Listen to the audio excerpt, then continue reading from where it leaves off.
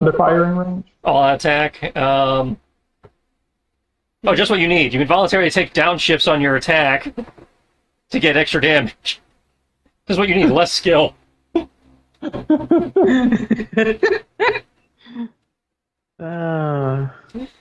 but I'll say, but upside, it increases my chances of fucking up, which makes you better. True. Not that we want to lean on that constantly. Hey, if it's gonna happen, you might as well lean into it. Oh, you're right. Sustained fire would potentially work for him. Because that makes bracing a free action. Exactly. So which one are we talking about? Number 7, gives you sustained fire, which says if you brace as a free action, you get another skill up. So that would be with the laser sight 3 skill ups. Okay. And all you have to do is, you have to make a DC 15 targeting or 20 technology. All right. I think I can manage that. Cool. I will try for that. The targeting. Would I roll D1D20? Plus whatever the die code is there next to your targeting. 1D6. Yeah. And if you aim, you can get it to a D8. I don't know if you can aim on this, but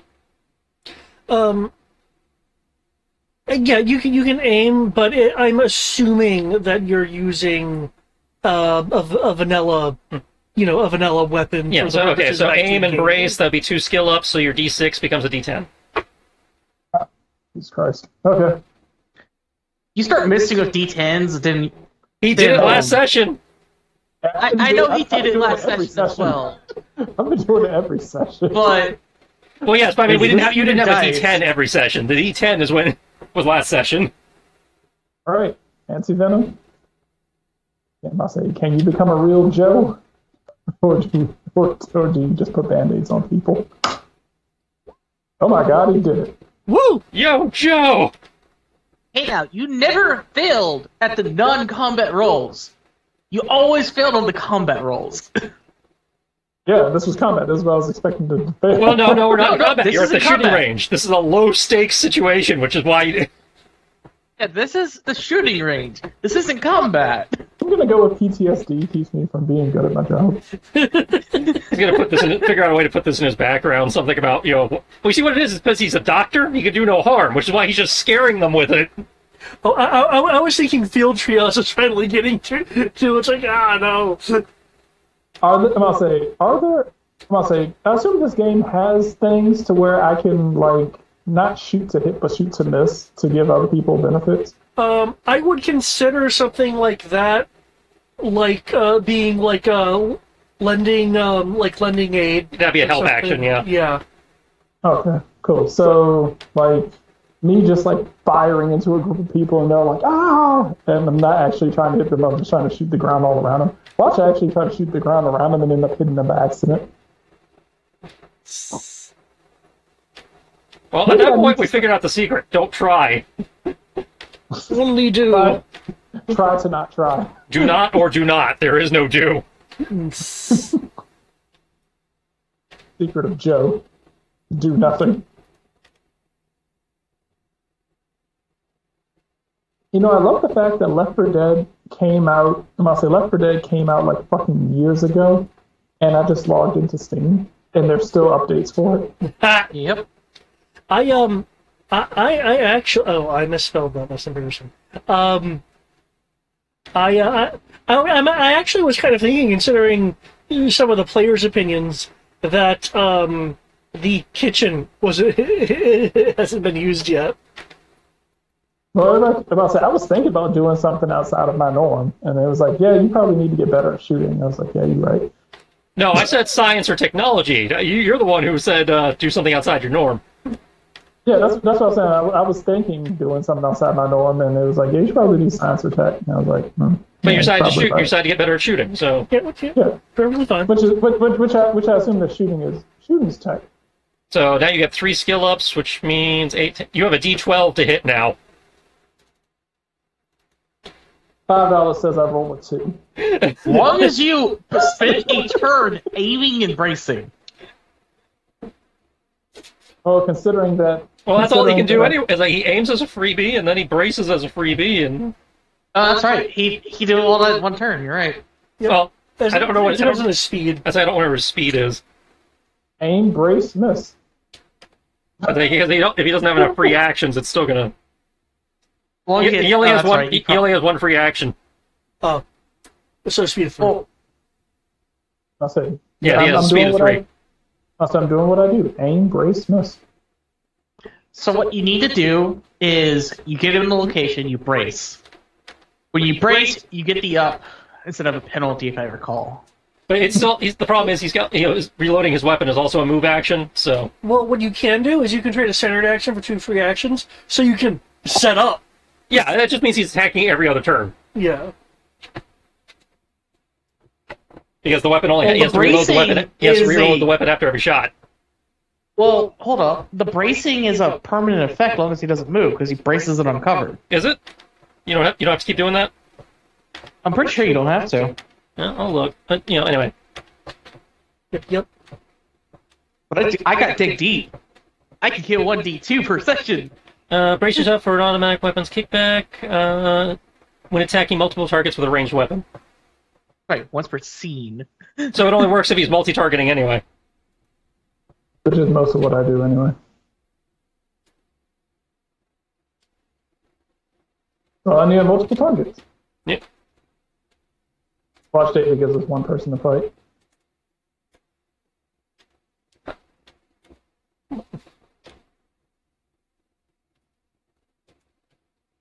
Alright. If we don't have our bennies. Okay.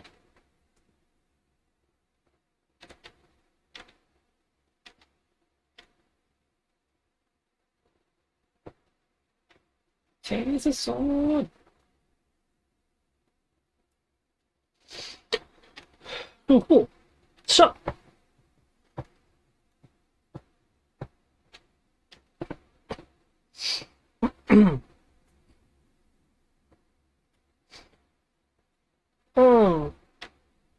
midday. The team is called in to the briefing room. One of many that the pit has.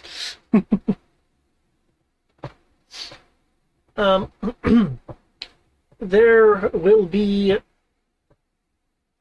once again, dial tone along with some support staff going around and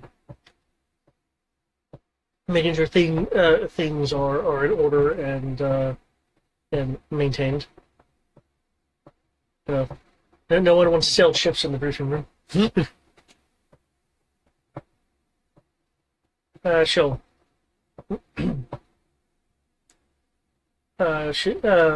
She'll note each of you as you when you come in.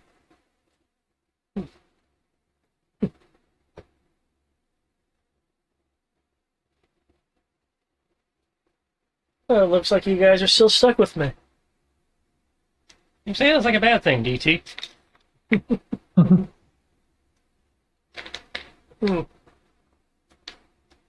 I have to say, so far it's been interesting. Especially with what we were able to find from the refrigeration truck and the talks that were had with the Cobra inside. Apparently, snakes can talk if you try hard enough.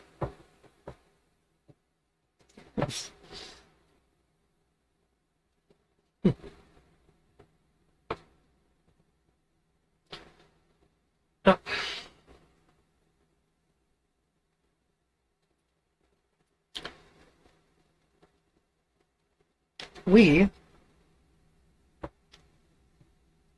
are going to be heading into enemy territory this time.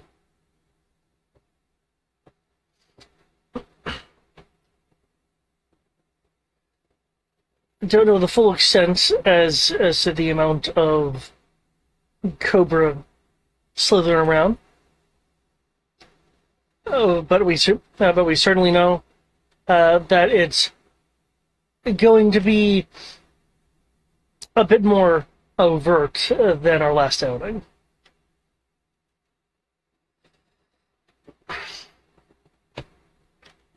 Unfortunately, Interesting. unfortunately, Treachery Bay, which actually has a bit of an interesting history to it. I imagine with a name like that. Yeah, I told you there was puzzles figured out from what we brought back, but I can get to that later. That sounds like some bull if I ever heard it. Oh, hey, let's just go all to Treachery Bay. Sounds great. I'll say, are we gonna take Betrayal Highway while we go there? Get us some. The highway to betrayal. Yeah, I'll say stop at the Insurgency Inn. No, but we may encounter a barnacled blade. That sounds fancy. You ain't selling me on none of this shit. You're just letting me- We can get into the background on on the way there. But from what information that we were able to gather from the that logistics viper that we got, we know that Treachery Bay has been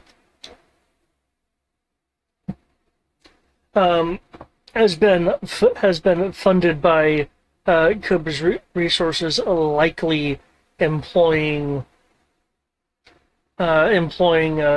civilians to aid in their construction and logistics effort. That being said, knowing Cobra, some of their own some of their supervisors are likely Vipers or troops. So we're going to need to keep an eye out for that. But we do know that their little impromptu base is large enough to house a reasonably sized den, as it were. And given the out of the way nature of it, they probably aren't even hiding their identities.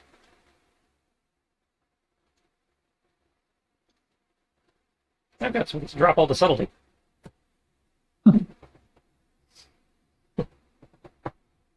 Yeah, it was really be a nice change there.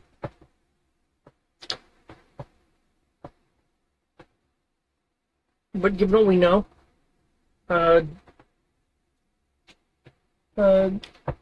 General Hawk has decided to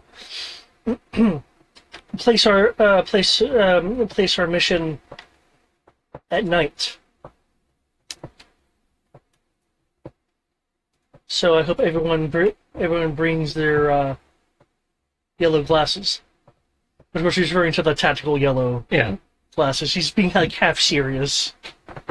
Way ahead of you. Flicks out like the Vash the Stampede glasses. Some reason in the background you just hear, yeah. So, we're gonna have a interesting insertion. I hope that, well, some of you have. Person wants to respond to that, but I can't because he will totally get sent to HR. I hope that some of you have some aerial experience, because when I say we're going in at night, it's going to be via a high-speed drop. A few clicks inland of Treachery Bay, so the base itself can't easily see us, and we'll go by foot foot in to do a little bit of recon to corroborate what the captured Cobra had told us.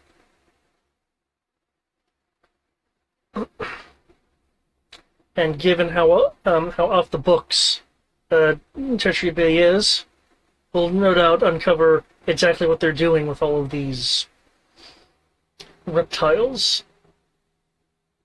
Because I don't know about you, but I don't want small alligators suddenly coming into the drains. That's not the alligator you gotta worry about, it's the fucking compies. And those weird things with the glowing eyeballs. I'm more concerned about cassowaries, the Jurassic rejects.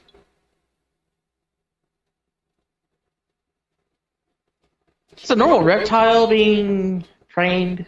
Okay, it's already a dangerous animal to begin with.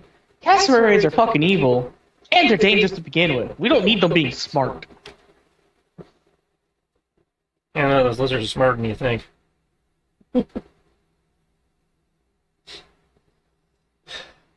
I mean, have you seen Jurassic Park? Cassowaries are the next best thing to velociraptors. Ambiguous ... waiting for book to come out. Well, the possible resurrection of globe-trotting dinosaurs aside,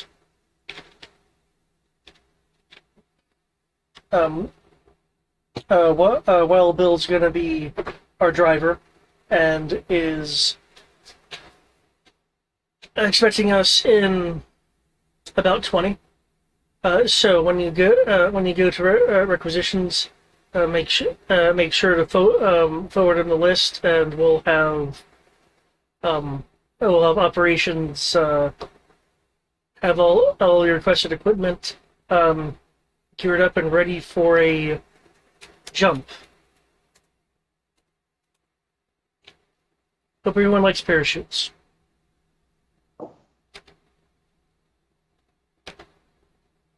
I prefer wingsuits, but parachutes are all we got. Oh, maybe, I'm gonna need a harness. maybe I'll be able to scrounge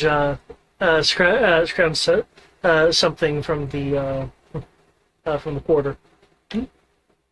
What was that, a harness? But you need a jump buddy? Oh, he's got his dog. I'm just gonna point at my dog. Ah. No, yeah, we have Sabaka in mind. Don't worry.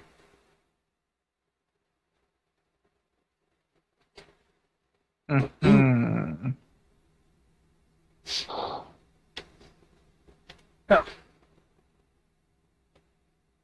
Before we go off to prepare ourselves.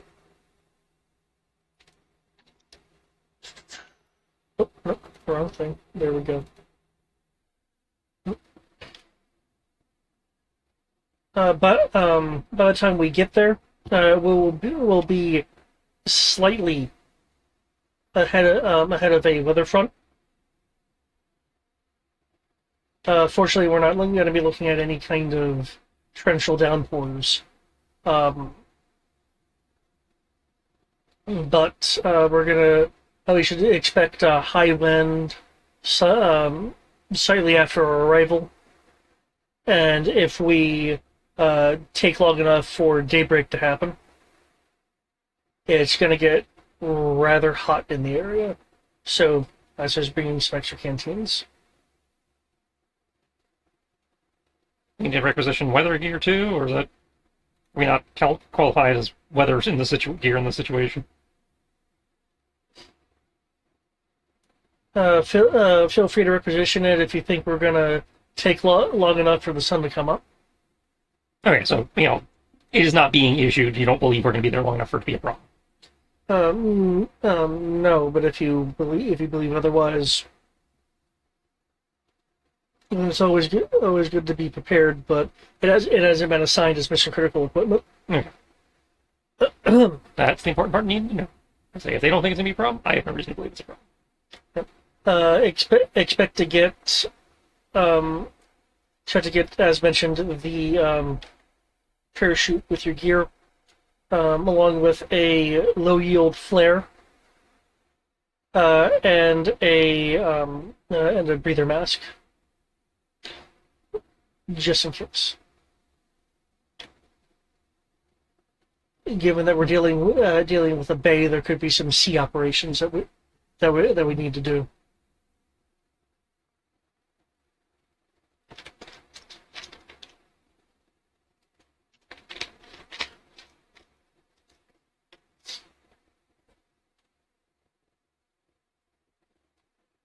Any questions? Nope. I don't have any further questions for the time being. Seems legit. Okay. In that case, I'll be heading with you to requisitions to see if anything extra catches my eye. Let's get set up for this and not keep Bill waiting. Righto. Okay. As mentioned, guys, single-use parachute, low-yield emergency flare, and the goggles/oxygen breather mask are mission assigned equipment.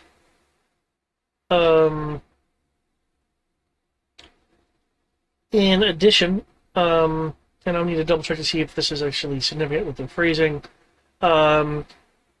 Each of you are allotted two special equipment requisition temps.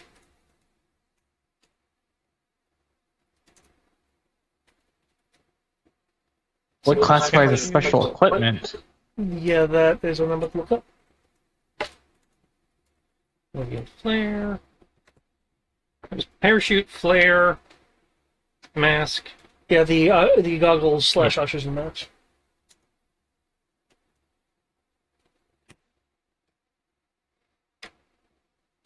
And then 2 shots at something. Okay. I guess, and it was just being. Excuse me. Are you saying that they're adding 2? They're just telling us you only get 2 attempts this time instead of 3, maybe? Yeah, that because I just did a quick search for special equipment, and I can actually. Okay. Yeah. Though keep in mind, if you got any pit things that assigned you extra freebies, account. I'm not dismissing those. So. No, it just means I have to drop something because I normally operate. Again, the sheet assumes I've got the 3. Yeah, our sheets assume they have 3. So. Which again, they said that's the norm, not necessarily the always. So that is fine. Hey. And you get the standard stuff regardless. That doesn't count. So yeah, you get your standard battle dress. Yeah. And your grenades and everything that they give you by default, you get those.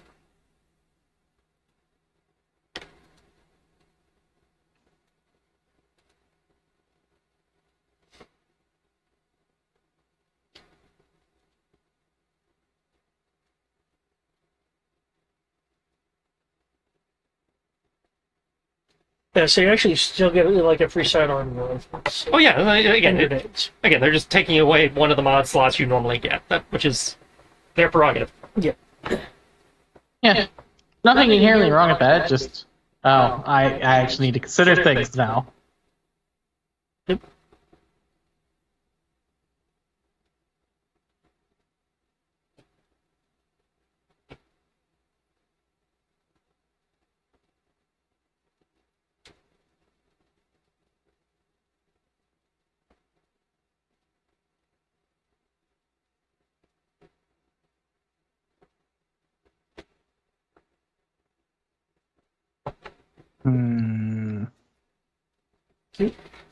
Ryan's drowning in mod slots thanks to his class. So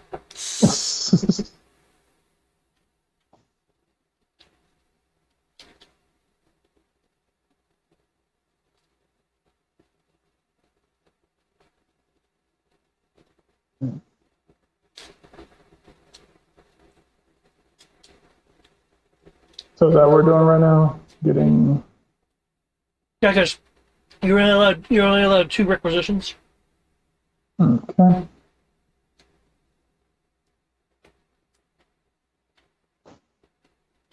Let me check the requisition list. Also, keep in mind, guys, this doesn't have video game physics, so if you down an enemy, you can take their gun right as not broken. Just as a reminder. Wait, where are the regs? I must say, where are the requisitions? Looking for 'em. Vehicle weapon traits. Nope. Is it in the Joe regs? Because it's still not letting me open that for some reason. Let me make sure that, because it should have, yeah, accessible to everyone. If you open up equipment under quartermaster, it Let's see. it should give you a list of options. If it doesn't, we can fix that. It's in GI Joe contacts. No, there should under quartermaster there should be a link for equipment if you're wanting to look at I'm not seeing. I have everything open except for vehicles. Hold on. I'm pretty sure it's on the vehicles. Handout, conditions, contacts, GI Joe contacts, anti-venom personal identities, vehicle weapon traits, PDS, general perks, class roles, conditions, essence and skills, time exploration, disease. Do you see where it says wealth tests? No. That's weird. Maybe I need to let me reload. I recall seeing that, but what is even the purpose of the wealth test? It's from the Cobra Codex. It more applies to the Cobra than G.I. Joe, but in case I ever needed to call for one, I have the information there. Let's see. The Joe regs. Let's see. Here, Quartermaster. Okay. All right. You guys are good? The Joe regs wasn't opening. Sorry. Okay. All right. Let's see. Equipment. As Equipment. Cobra doesn't exactly have government funding, so No, they have evil corporation funding, which is arguably better. arguably. All right. Nothing's in the GI Joe equipment. Huh? Oh, there it is. Hold on. Okay. Okay, now it's loading. Okay. That's like what's the problem? The equipment thing wasn't loading. I think he wants to look and see what mods and stuff he can. Oh, well, the easiest one for you would be is drop the enhanced explosive ammo. Downgrade it back to normal explosive ammo. Okay. They only have a 10-foot radius instead of a 20. Oh no. Okay. I don't even know which page that would be on.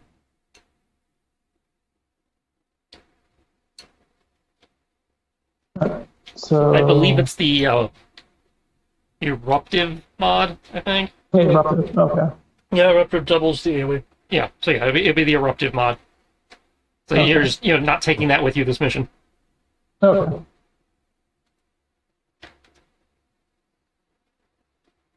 Hopefully next mission you'll get to have it back. Because, but kind of the meme is the gun that shoots fireballs. We need to have the gun that shoots fireballs. Okay. Cool.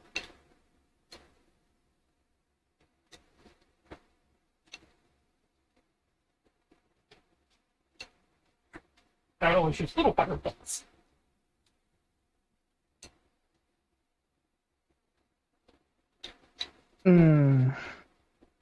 Well, conveniently enough, I have purposely set myself up with 2-3 slots to choose what I want per mission, on top of the normal 3. So I get only one choice now.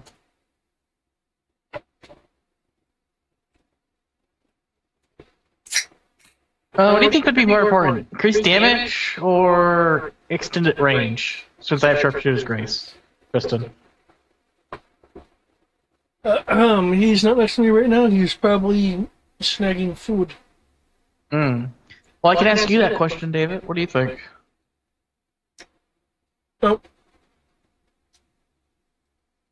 saying your range would, depending on what's going on, like, actually make sniper shots in terms of ranges, like outside of retaliation.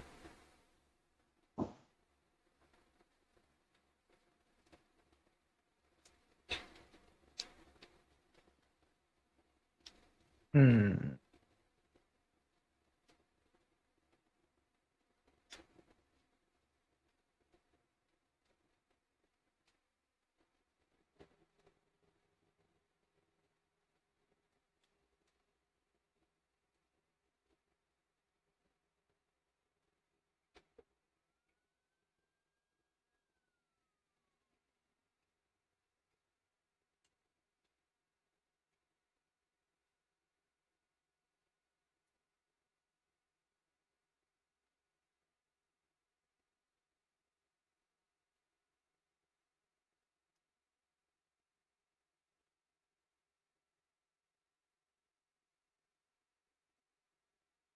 You know what? Sure.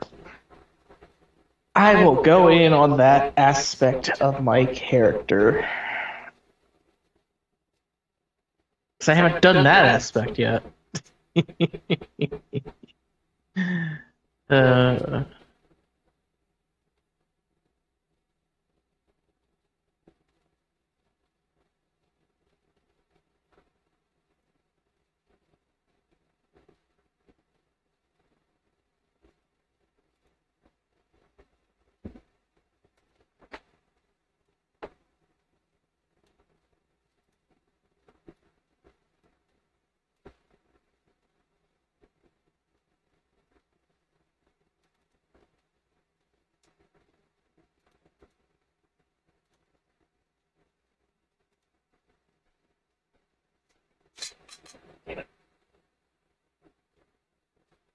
I had a question for you, Tristan, while you're back. And Brian, you're more than welcome to also add to it if you want to. As far as what? Double the range of my weapon that I choose to take in, or increase the damage of said weapon.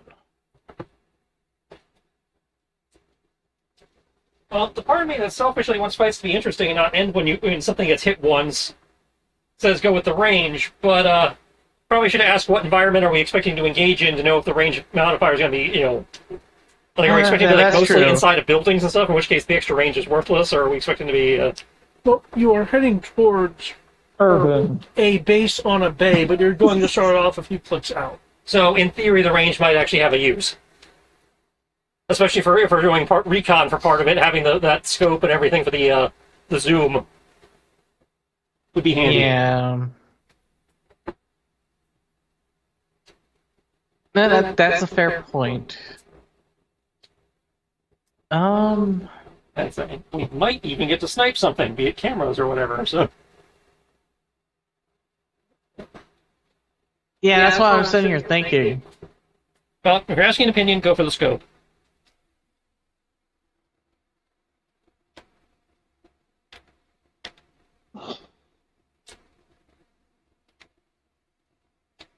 Might even want to go for the rifle instead of the assault rifle.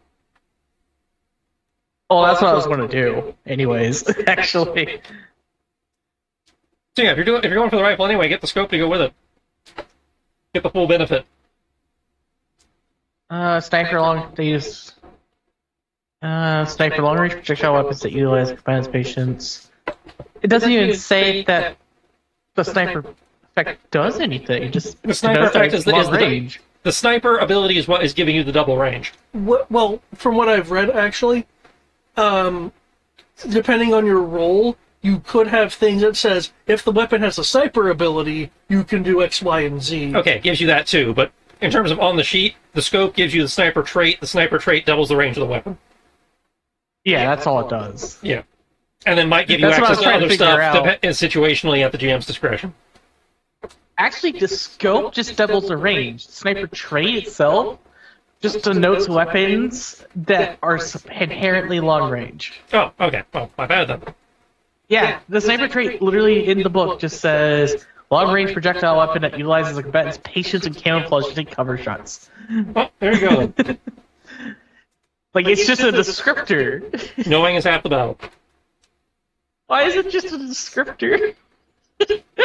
Everything in this game is a descriptor. As I mentioned, because I looked into Sniper myself and I was looking into stuff, there are some roles that straight up says, you know, if it has like silence, you can also do. Yeah, some classes have a thing. Yeah, some classes have specials. It's like if this weapon has the sniper trait, you can do stuff with it. And there's also things like this class will be like proficient in silent weapons and sniper weapons or something. So, Hold up. like Sierra didn't get standard weapons. She got like she's proficient in like finesse weapons, silent weapons, and something else. Sometimes they give you proficiency in the trait, which means you can use any weapon with that trait. Damn it! I don't have alertness at D6. I saw something I wanted, and I couldn't take it. Again, level 2.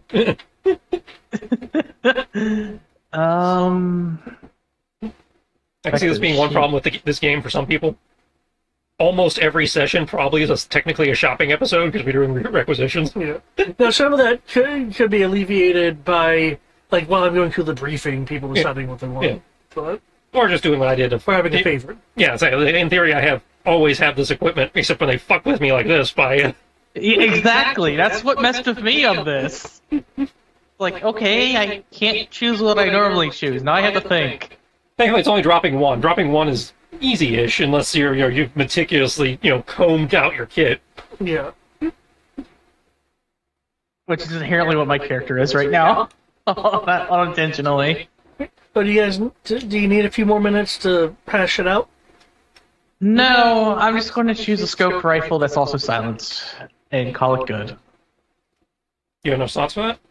I think so. And so you get the rifle automatic. Yeah, cause you get the rifle automatically, but so that doesn't count. So it'd be the scope and the silencer.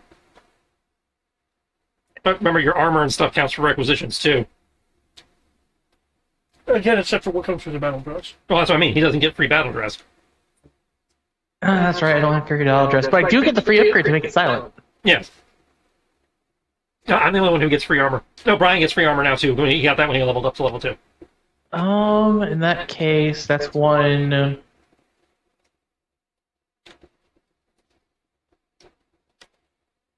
So I only have one actually out of the 3 by default. So I get the rifle for free.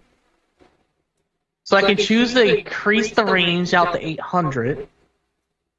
Or so it would be 200, 800. Or I can make it silent.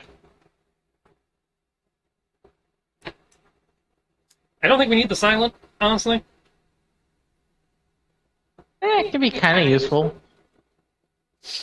Yeah, you're right. No, actually, I'm looking at your sheet here. It says you have 2 requisition slots remaining by default. Yeah, because we took the scope off by default, so yeah, it'd be... So you have 1. So yeah, you can take the scope, or you can take the silencer. Because by the time we start shooting, I don't think we're going to have a need to be quiet. Yeah, I'll take the rifle with the scope. Yep. Do you guys mind if I continue while you're kind of discussing? Well, we're good now. We're good. Okay. We're done now. I was just stuck on that debate because it's just like, oh, I have to actually choose. I can't just take everything I would take by default. You guys will see Wild Bill, which is a J. Joe with a cowboy hat and a bit of a stash. A bit, depending on which version you're dealing with. Yep. Behind him, you'll see a dragonfly, which is a helicopter.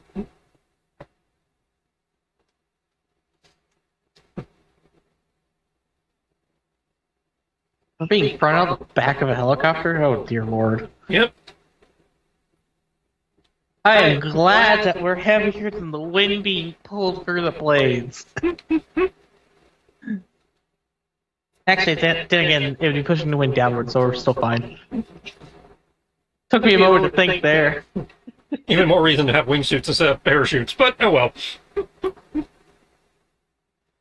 Oh, from from what I'm seeing here, the only person who's had the genuine distinction of being one of my passengers is Zalatone here. Rest of you should be new. Yep, we're the new blood. Oh, this is going to be fun. I hope I hope all you don't mind getting cozy. I might be able to rustle up another dragonfly and a pilot if you're wanting some space. I don't require space. What about you, old man? You got enough room in there for you and your, hips or whatever? Got a man spread for the gout? The only reason, and I know I don't have. Yeah, I guess the old man's fine. Yeah. And good, Pax. Let's go. Take us a bit of time to get there. Now, just having flashbacks to the, with me and the toys just cramming as many action figures as they could into the back and get the door shut.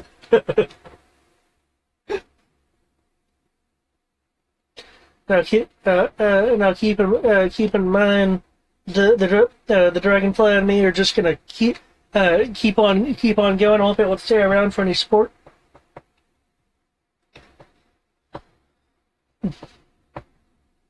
Also, you find some jerky in back if you want to snack on some during the flight. Ain't got no in-flight movies though.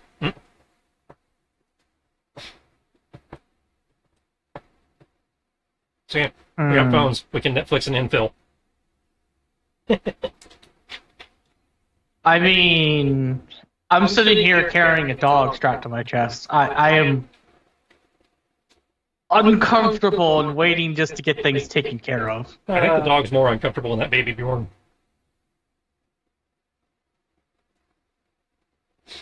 Dalton, remind me to rustle up some kibble next time I'm having to transport these folk. Dalton will just give a small smile.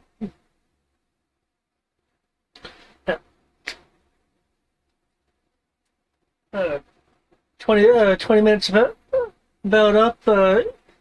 If you absolutely need some, I can wait for 10 more minutes, but I'd prefer not to. Like to have a cushion for arrival time. I'm good.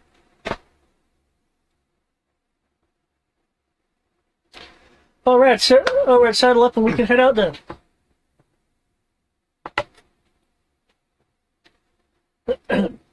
He'll hop into the pilot's cabin. Dalton will hop on as well, so hyperpack on some some extra tech gear.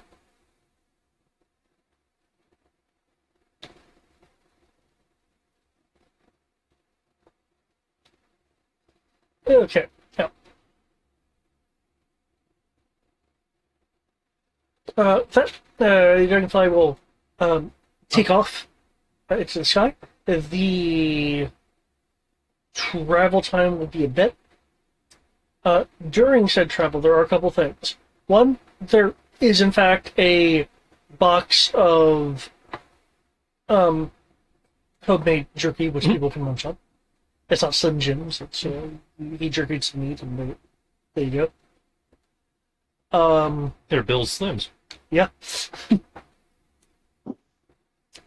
Other is it is kind of cramped because strictly speaking, the Dragonfly's passenger capacity is 3, but you're squeezing a few extra people in there.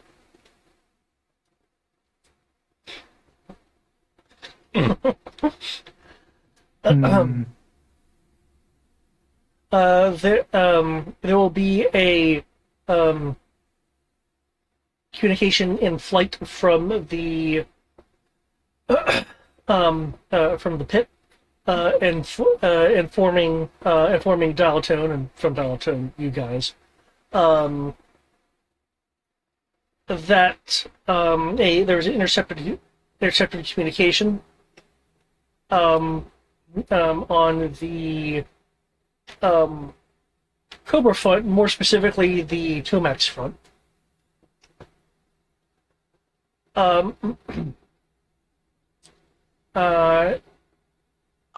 In that Tomax is going to be sending a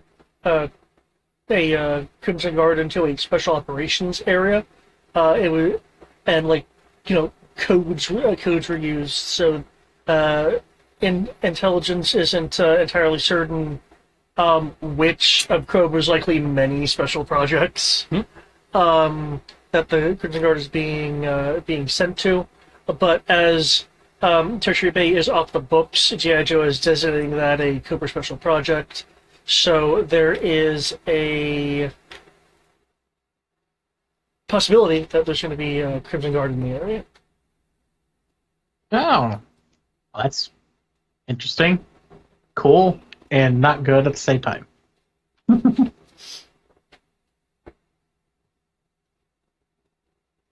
Think about it, red shirts are the easy ones, right? You don't know the Crimson Guard, then, do you? I've literally been on the job 9 days.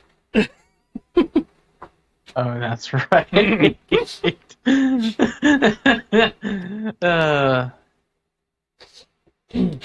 the snobby rich kids and elites, and they're at least elites compared to normal Cobra.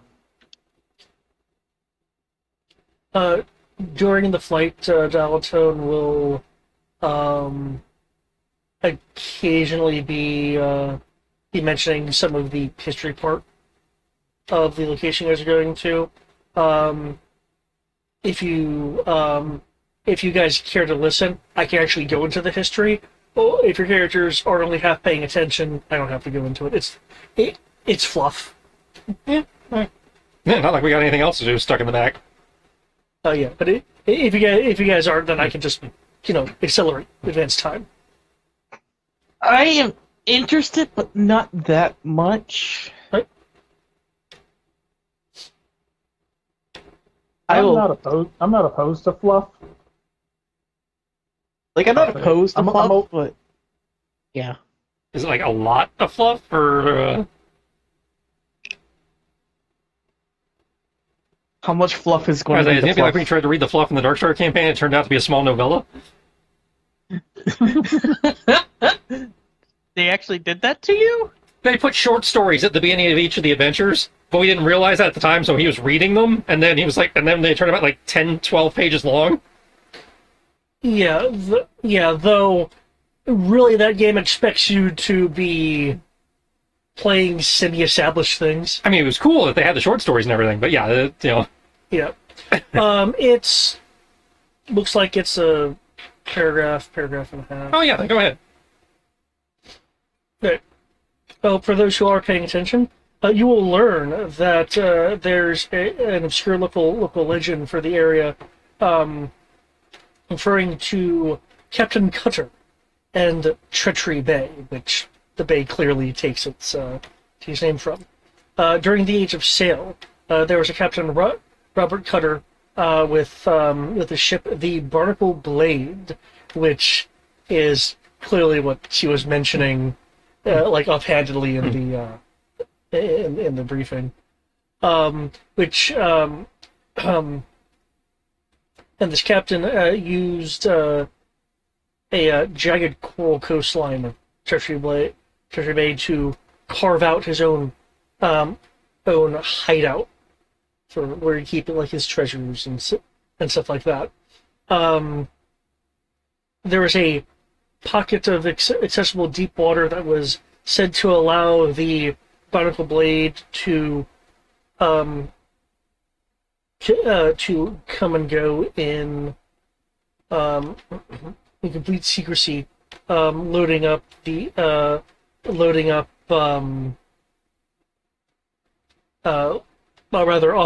uploading lackeys go to nearby settlements to sell what he wanted to depart with.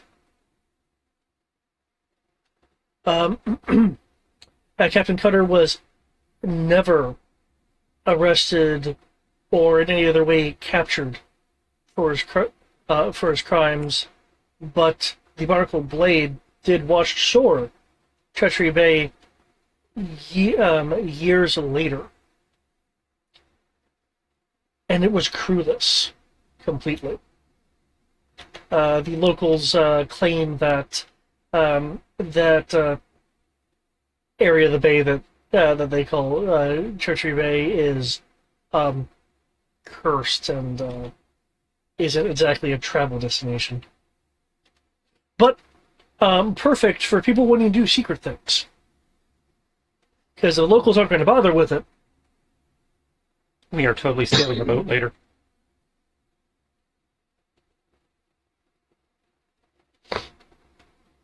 Okay. With that and time passing, day turns to night without a filter. Why is there blue plastic over the window?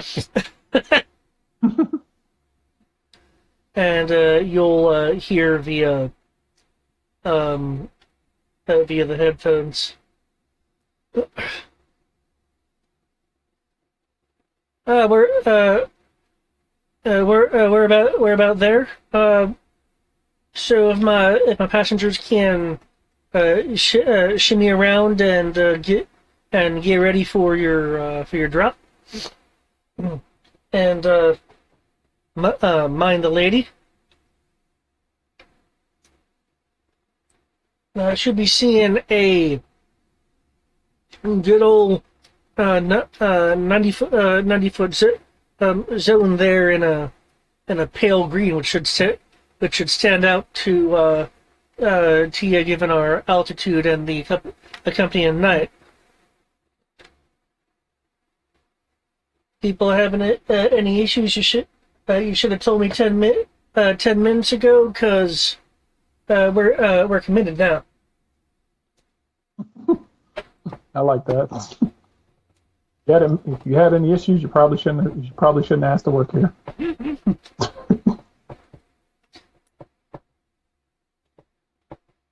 Yeah, no issues. That's great. Okay, I'm going to start at a 15 count, because a 10 count's overrated. And in a few moments, he'll begin his count.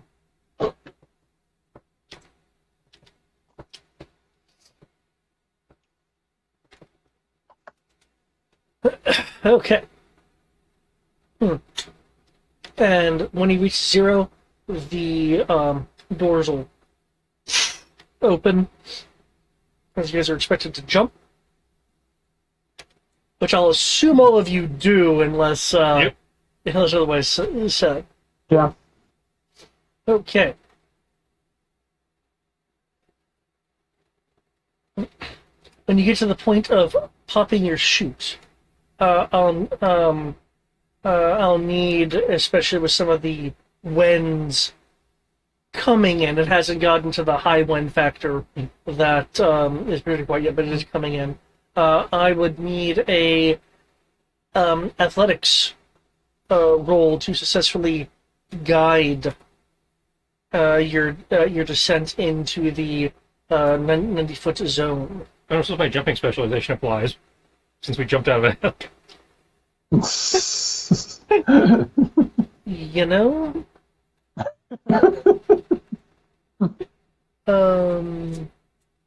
That's under acrobatics? That's under athletics. Athletics, okay. I see climbing. Jumping's there. Where's the spirit? There it was. If not, that's fine, because, stuff can be made up. But short answer is yes, you can apply your specialization. Oh, Okay, it's not one of their sample specializations, but if you actually read how athletics works, that's where I pulled it from. Okay. Because it says incorporating strength and stamina moves such as climbing, jumping, sprinting, Yeah. and that's why I included Yeah, it. that's fine. Yeah. But to answer your question, yes. Okay, well, I'm going to try and experiment. D6. D4. So, just to reiterate, everyone needs to make an athletics test to guide their shoot. Or Athletics, that's whatever it is fine. that freestyle's doing. Freestyle. 'Cause I'm free. Freestyle. And like you see him, everybody else jumps, and you see him like jump out. And he's got like a piece of cardboard he found somewhere in the back that he's using as a board. What? I'm literally just going to be the first one out, not even being concerned about it. The first No, one he out, said, he said being strength, right? completely professional. Athletics, Yes. yeah, it's athletics, which is under strength. If you don't have athletics, then it's just a D20 at disadvantage. Okay. With that crit, It's like nobody knows where he found a skyboard, but he made one. Just like duct tape and a cardboard box from the back of the plane.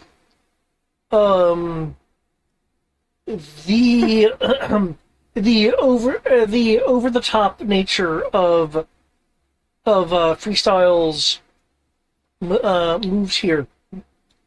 On top of looking possibly outrageous, depending on your point of view, it does definitely give another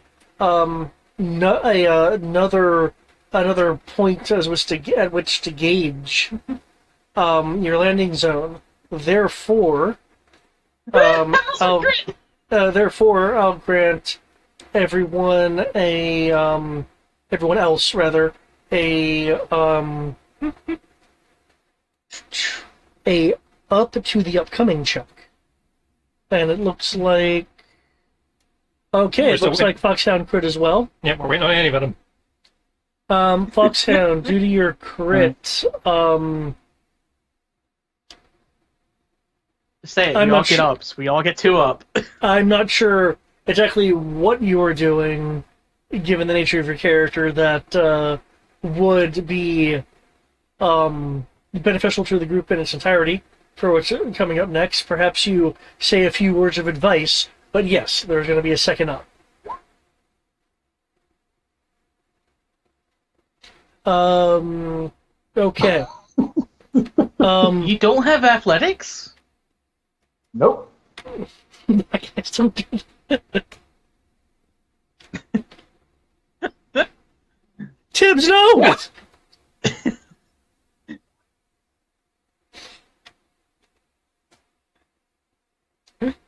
Again, only so many skill slots. I don't disagree, but oh That's my it. god. He's more of an intellectual. Yeah, he carries a big gun. That requires brawn, not athletics. He can lift like a boss. Okay, that's fair. Okay.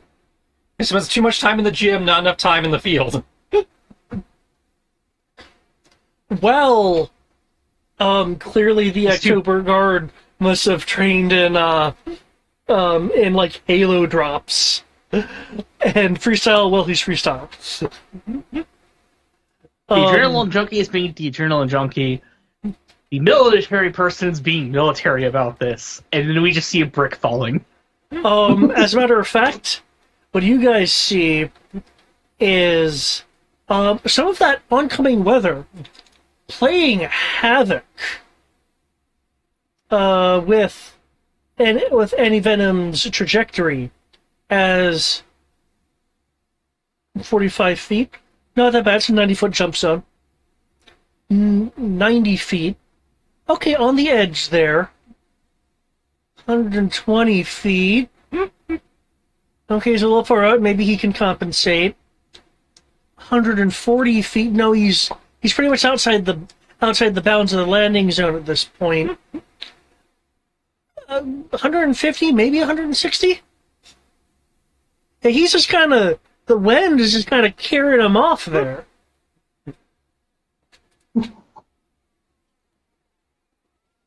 Yeah. Thought a dude that size would have, been burly enough to not get blown away. We don't have to do the brackets parentheses thing anymore, do we? No, you can just drop the link as long as it ends in .gif or .image. Yeah, that's about where I see you at right now.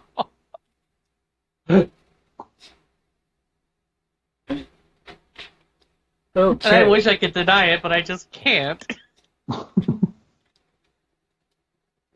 I ain't getting on no plane.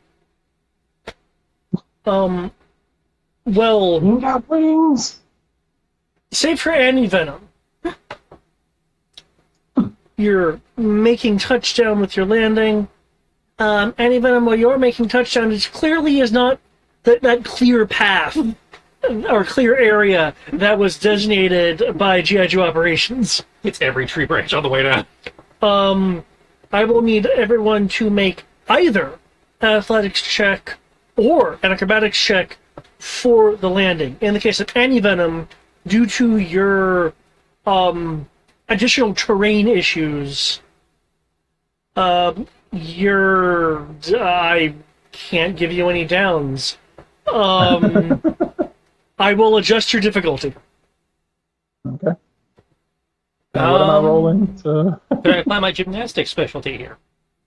That's right, tumbling and stuff. Graceful movements such as flips, cartwheels, parkour, presumably tumbling. Yes.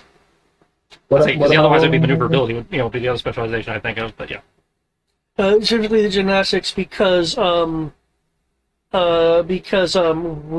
with the landing a bit is actually a part of some of the descriptions here. So, yep. What am I rolling? you're rolling either athletics or acrobatics, your choice. I am just adjusting your difficulty due to you being. And you said we got skill ups on this check. Yes. It was just the one.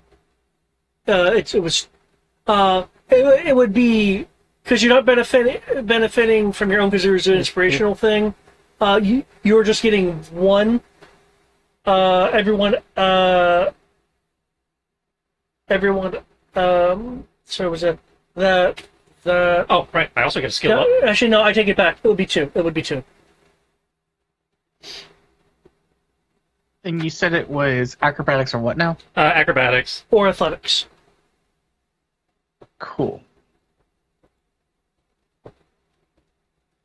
I'm not attempting the same check as what Brian just. Yeah, it was athletics. You so- said we get two and up, this- so D4 plus D6. Yeah, you get two ups. plus This D8. is for landing with the shoe. Yeah. That's the time using acrobatics on this check and not athletics like I was before. Yep. Let's see.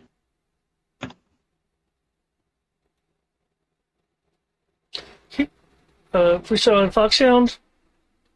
You guys land with it within the zone and land with a practiced or stylish ease. Yep. Replay. 1 second. Let's fuck this As up real quick. the GI Joe shooting. Just comes down like an explosion behind him. Yeah.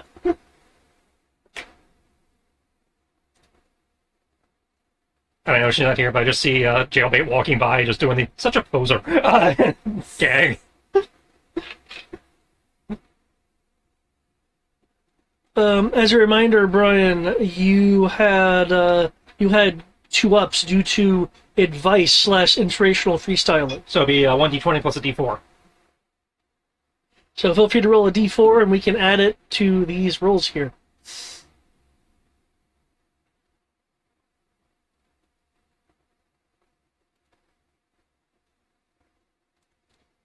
And you're using athletics. Okay.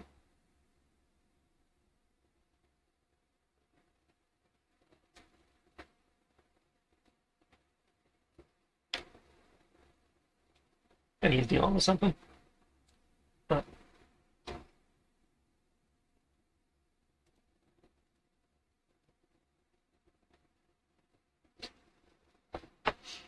Okay.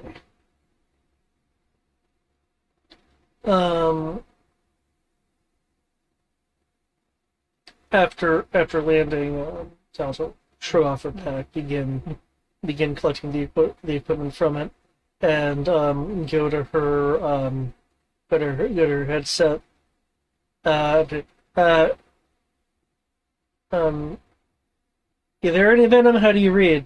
I know Brian isn't actually here, but she's going to be checking in on him.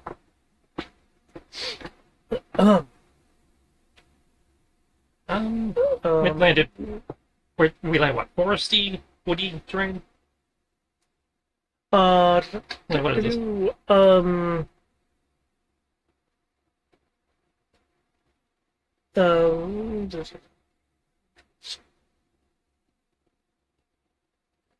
There's, there we go.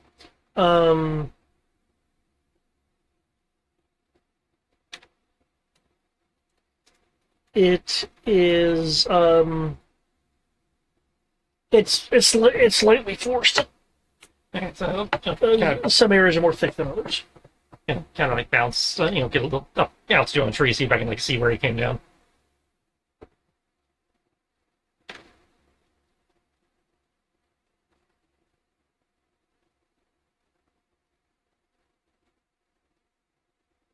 Yeah, that 90-foot area that was designated was an area that was, relatively clear.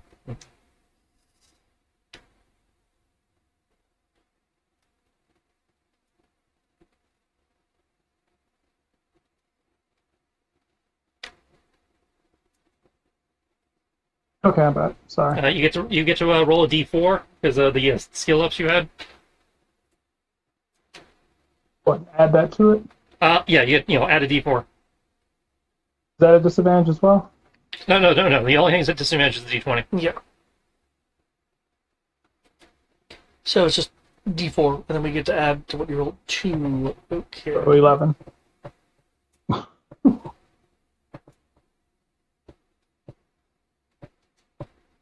Okay, as you land, you are smashing through some branches of trees. Some branches thicker than others. Some of your chute gets caught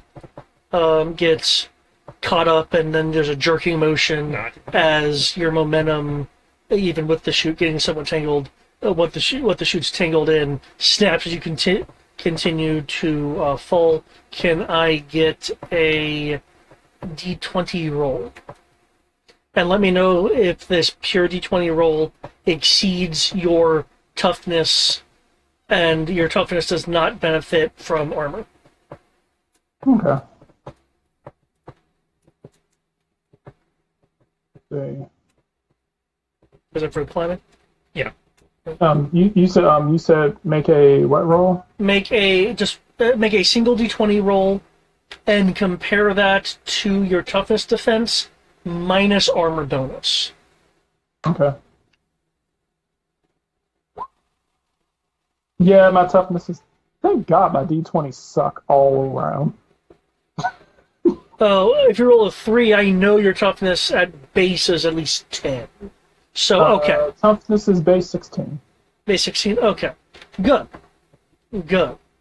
I'm glad my D20s can't roll for shit at any given point, whether it's good or bad. While you're of course feeling a bit banged up from hitting the branches. I can't even fall right. While you're a little banged up from that and bruised up from that, you do not feel like that you've pulled anything. There was a chance you could have suffered evasion damage. Oh, you have to do it with brackets. Okay. What? I was trying to compare how you rolled advantage with multiple die types. I was looking at how their formula did it. It's a bracket D2, D4, D6, bracket, KH. Yeah.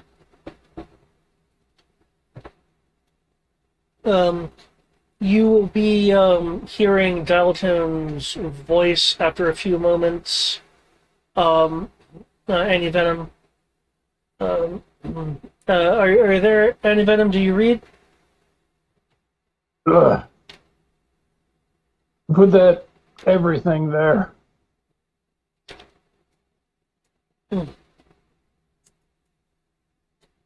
I would ask if you needed a medic, but you're the medic. Screw you guys. Wanna take some Motrin? No, I'm good. All I did was hit a tree. Make it worse. Well, with your build, the tree probably went.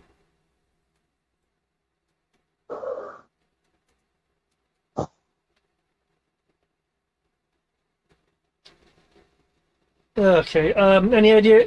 Any idea where the wind ultimately pushed you to? There's trees. I believe that's an alertness. Yes. Or survival. Well, in the case of yourself, he potentially is climbing up a tree and looking around. Oh, that's different then. I say we saw him go down that way. Doesn't mean shit, but natural 20.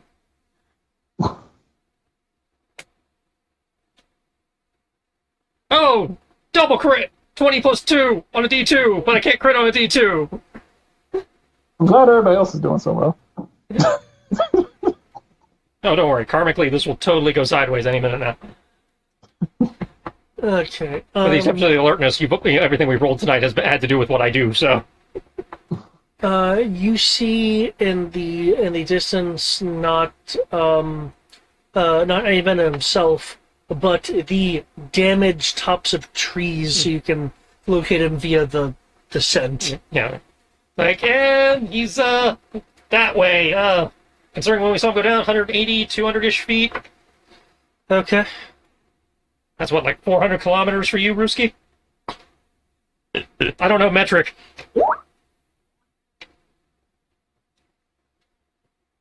I don't. I will do the math in my head and give me a moment. He said how many feet in It was like 180, 200.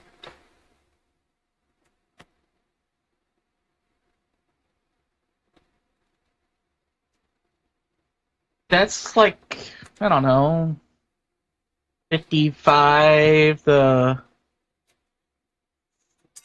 don't know. It's less than 100 meters. Well, clearly it's less than 100 meters. To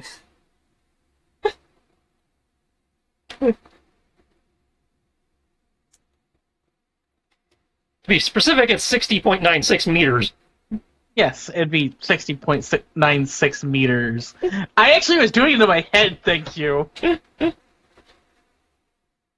Considering you guys got separated, Yeah. just so you guys know, emergency flares, how they work. Bounce down and start heading in that direction. Okay. That dog have to have search and rescue training to help?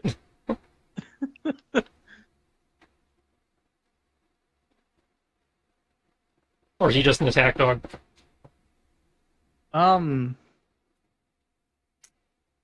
He's an attack dog through and through, but Well, I what don't do know. you use him to do? I was asking, does he have, like, search and rescue tracker training to help us zero in on his position? Unironically, because he has a Q Senses 3, and I assume that's alertness. Yeah. I presume that's alertness or survival. He very much does.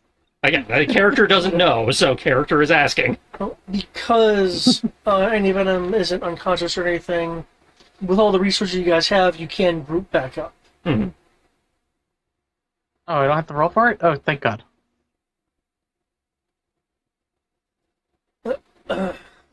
But yes, I would Yeah, technically... tracking would be survival. It would be survival. Yeah. That would be me then, not the dog. But he could give you the assist. Yes, he can assist me. Hey, this is character asking questions because character doesn't know. Trying to learn stuff No. about the team. No, it's, he could help me find Anti-Venom. He's not trained in search and rescue specifically. Well, as long as he can help point us in the right direction. He's like, I got a vector, but if he's going to be wandering in the woods and we're going to be wandering in the woods, we don't want to waste all night. I guess you should take point. Or you and Fido there? It's Sobaka. Yep. Yes. Oh, didn't you say that was Russian for dogs? I literally just said the same thing, but in English. No, because it would have been just dog. Fido is actually Just calling technically it a dog name. seems insulting. You do not give them names. That way they become attached. I mean, clearly he's attached. He jumped out of a helicopter with him. In a baby Bjorn. Hmm. Not quite. It's effectively a baby Bjorn. You put some extra webbing on it to hold magazines and stuff, fine, but it's still a baby Bjorn. Just because it's a fancy military camo baby Bjorn that holds bullets doesn't mean it's not a baby Bjorn. Dial tone will be kind of looking around.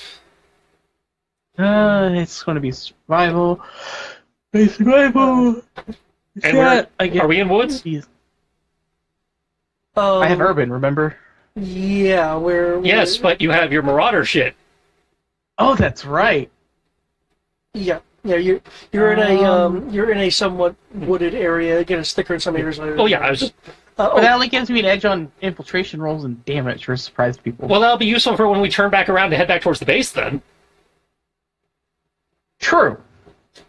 I do have a quick question that was brought up, Eric. I just want to make sure that kind of what we were thinking here. For your Marauder stuff, I was presuming that while the Marauder is technically from associated with Sergeant Slaughter, my presumption was it was representing special October Guard training, or are you actually wanting to have an association with Sergeant Slaughter instead of your Cobra Guard ties in terms of that? No, I would have just Sergeant Slaughter is just a Marine G.I. Joe. I would have joined them versus just the normal Joes. Well, It doesn't change my background. Well, he's asking where did you have the Marauder thing on your sheet? Did that Marauder thing come from the October Guard equivalent in your backstory, or does that mean you actually trained under Sergeant Slaughter? Oh no, I trained under Sergeant Slaughter. Okay. Okay. That Which is what I thought. that affects things from a future standpoint. So I wanted to know. Oh, so we're gonna run into Slaughter? Got it. I didn't necessarily say that. We could also run into the October Guard. That's it. We have numerous adventure books at this point. We can run into literally anybody. Either way, I'm still former October Guard. Yeah, it's like October Guard, joined came over here, became a Marauder. Now with us. So, you want to... Let's see. I have the assist for my dog. I assume I can't get multiple assists. What are you rolling for? Survival to, narrow in and zero in on track down on... Well, as I mentioned, you said we could do it without rolling. Yeah. Yeah. Isn't rolling allow us to do it faster, though? Not really. I mean, we have radios and, we're only about 200 feet away. I would say, okay. I would have asked for rolling if freestyle didn't go, oh, well, there's clearly oddly damaged trees over there. Let's head that direction. Gotcha. Not bad. Remember I said you saw the descent damage. Because, you rolled well.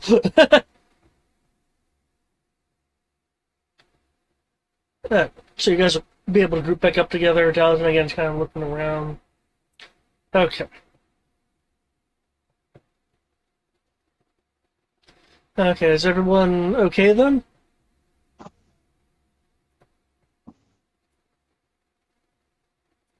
You in one piece there, LT?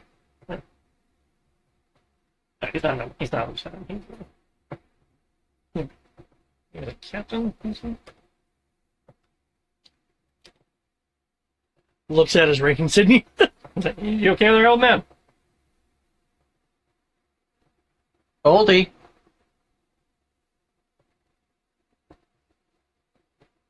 Mm.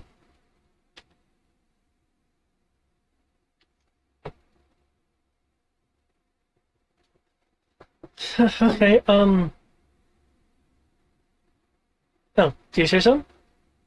No, guess he just laid it on his head. He seems to be AFK now. How did I not catch that? That's really the impression I was looking for. Hmm? Coastal woodlands. I was remembering like light forest, but saying woodlands gives me an idea of the density. Mm. Okay.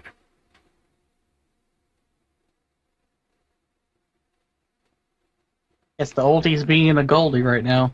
Well, let's just make sure that he is walking okay and doesn't have a concussion. We can head on deeper into Treachery Bay.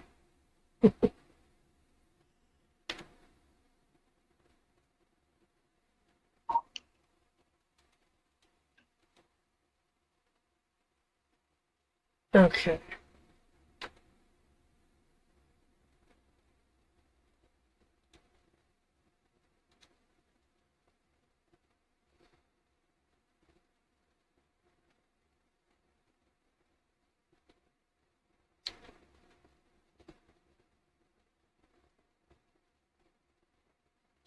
Okay.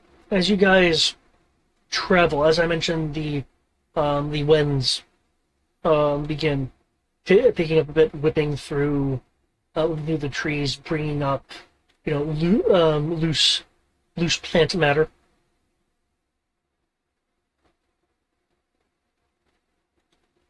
And it does feel like it's getting worse as time as night time is going on during the night.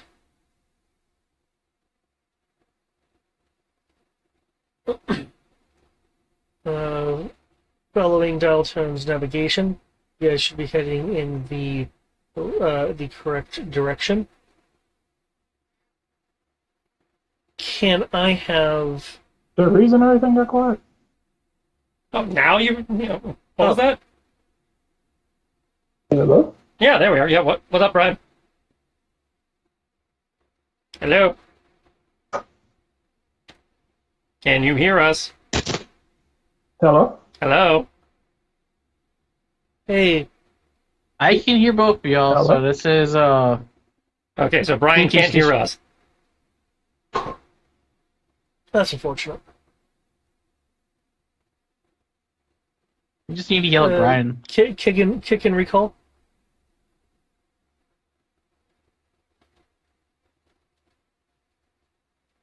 Okay. Not gonna recall that. Back try. Or he can just join back himself, which is what I Oh, figured he hello? would do. Can you hear us now? Test. Earth to Brian. What's going on? Earth to Brian. That's a no. He can't hear us. Hello? Hello? Can you hear us? Marco, testing, 1, 2.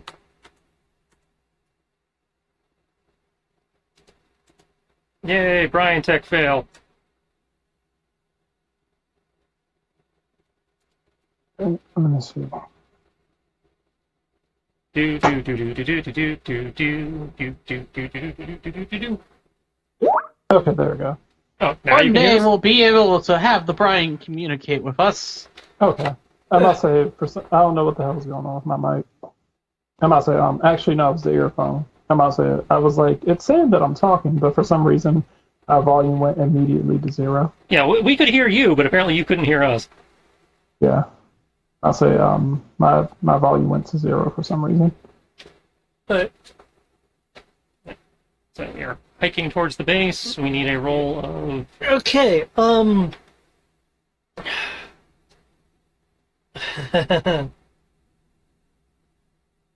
Okay. Due to the travel and the idea that you may need to avoid people and such. There's a couple things I'm gonna need to know. One, Infiltration? who is skilled in survival? Not me. Ranger. Okay. And The Ranger is. I don't think this version of Ranger can throw it out at the rest of us. Well, that's not what I'm asking at the moment. But No. okay. So it sounds like then one of you has proficiency or has skill levels in it, and any venom and freestyle does not. Freestyle does not. Let's see. You said in what again? Survival. Survival. Just Foxhound. Okay. Right. Mission depends on you. Also, wouldn't this technically be an infiltration role? Because they're trying to sneak past people? He's getting there. I haven't gotten that far yet. He was asking about multiple skills. Oh. Okay. It's getting complicated. Okay.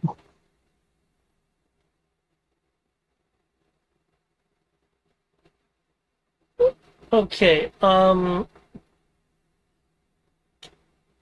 For the purposes of this, between freestyle and anti-venom, which one of you will want to make a infiltration stealth test? Probably me, since I actually have a rank in it. Between the two of you. Yeah. Okay.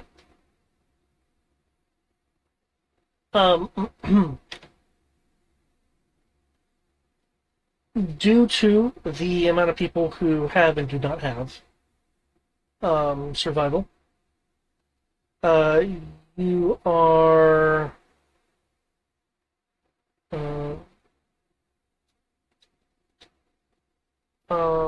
you're gonna be downshifted 2. Oof. Now, are there any abilities people have that may affect this? Well, I have an edge in infiltration, and the infiltration skill, and survival. I understand that, but I'm not asking you for the roll. Down to 2. So D2 becomes D20. So I'm effectively useless. So D2 goes down 1 to D20, goes down 2 to auto fail. Cool. Okay. You said what role is this? Why are you saying we rolled at disadvantage? It says, oh, that's with downshifting. Okay. Alright. Okay. Alright, we're trying to figure out some sort of way to offset this. Well, he was wondering if anybody thought they had something that would offset it. Yeah. Because I'm following specific guidance in this section of the mission, which is why I wasn't asking everyone to make an infiltration.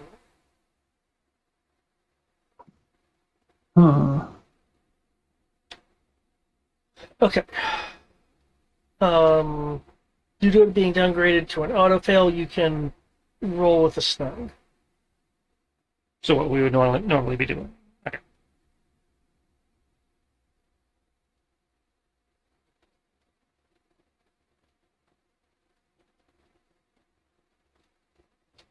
I wonder, how does a fumble work if we don't have the skill dice?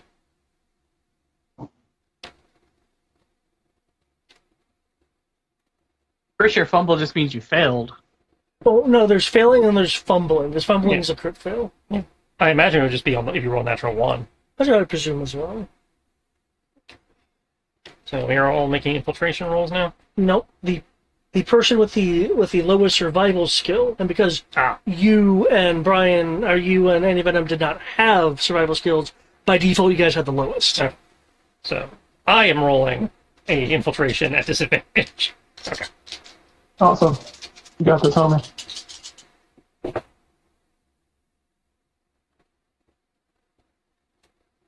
Right, upside, Cobra's blind, but I don't know if they're this blind. Now keep in mind, Not a 1. do you want to spend, before letting me know what it is, do you want to spend any story points? Oh, we don't have any by default. No, we Yeah. have story points equal to the number of players who showed up, and then he gave us a couple bonus ones also. Yeah. Ah. So we are currently at 6. Oh, since we can almost never recover them, I would say no. No, it's not that we almost never recover I them. don't We just know. don't get them back as instantaneously. Yeah. We get them back for being smart and cool, as opposed to just spawning them.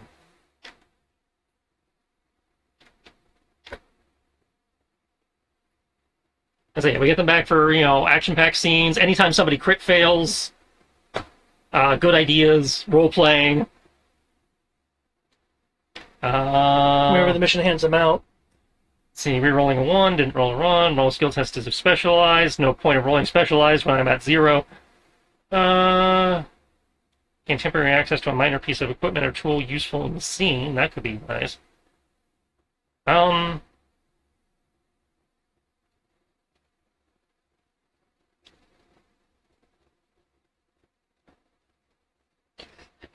You want to suddenly have a survival kit?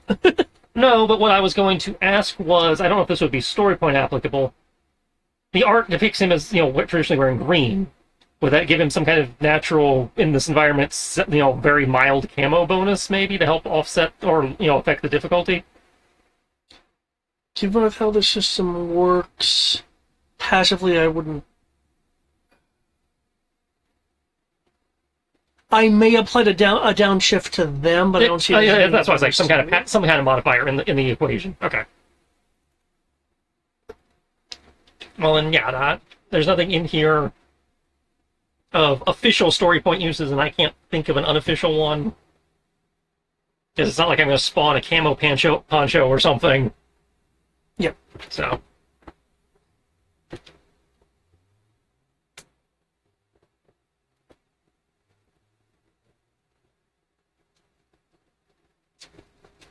We knew this was going to be a problem because, we have people in the group that are not great at sneaking anyway, so somebody was going to have this problem.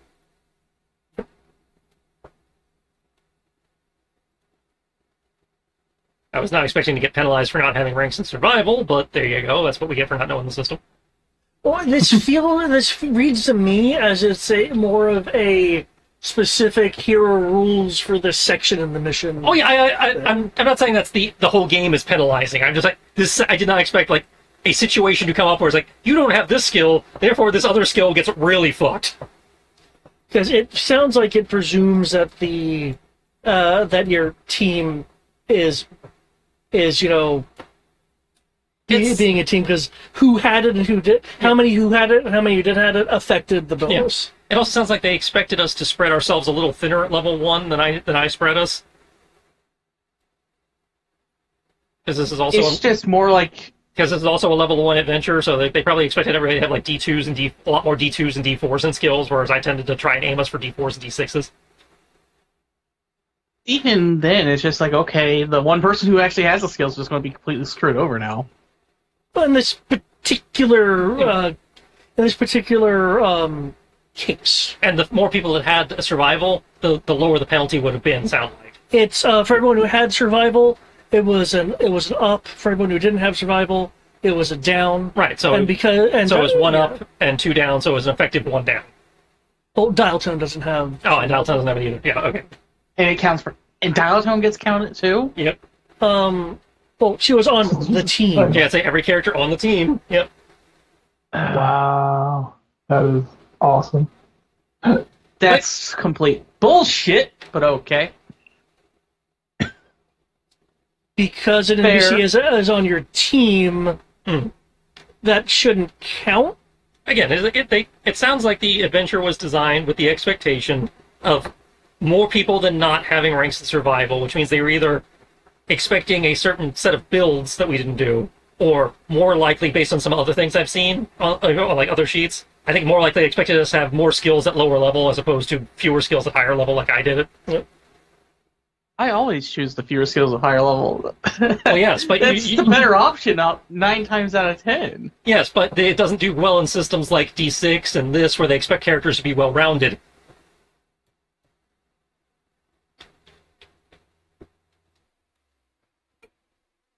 Like GURPS and D6, like, yeah, you're really good at that one thing, but you're going to take ridiculous penalties to everything else in life because you didn't round out the character. I would like to remind that It's just it's a different design philosophy. That's all. Well, even more Yeah, it's basic. not that big of a deal. Even It's more just basic than annoying. that. Not everyone. Not everyone's gonna be super skilled at all times. Oh yeah, nobody's disputing that. Okay, because I'm just saying. All I said was with the situation they presented there. It sounds like they were expecting a certain set of builds, or in the sense that they were probably expecting more people than not to have survival, so that the penalty would not be that bad. That is the extent of the thesis. Alright. And from what I've seen on like other NPC sheets, it seems like at our level they expect more people to have like D2s and D4s, i.e., more skills at lower level, as opposed to fewer skills at higher level. That's all. That's all. It's odd, though, that the person who actually has a chance at, even with those penalties, even having a chance at the roll isn't allowed to even make the roll, though. Well, again, it's a group challenge, and in situations where they do group challenges, there's two philosophies to that. One philosophy is everybody gets to roll, and the numbers of successes and failures affects. If you have more success than failure, you clear the check. The other way I've seen group checks done is look at everybody's sheet, and whoever's got the worst die is the one that rolls for the group. That's what they did here. It's kind of the concept of you're only as strong as your weakest link. Exactly, which is again a part of the So G.I. that Joe team effectively philosophy. negates like half of what my character is by default. And group checks, yes. In group checks, specifically group checks done like this, because they have other styles of group checks in here too. They have an entire section in the skill area for group checks. Yeah. And for something like infiltration, it does make sense because if you have one loud person, it technically doesn't matter how good you are. Yeah, it's like definitely for something like sneaking, you are only as stealthy as your weakest guy. So technically, Like I said, there's no difference between doing it this way, and doing the idea of everybody rolls and one person fucked up, therefore everybody is spotted. It's the same idea. It's just annoying. Like I said, I don't mind it. It's whatever. It's a different philosophy. But that's just irritating just to have that be just dumped with such a massive penalty on top of it. But it be what it be. Things happen. Yeah. We'll live. Mainly because we can't die.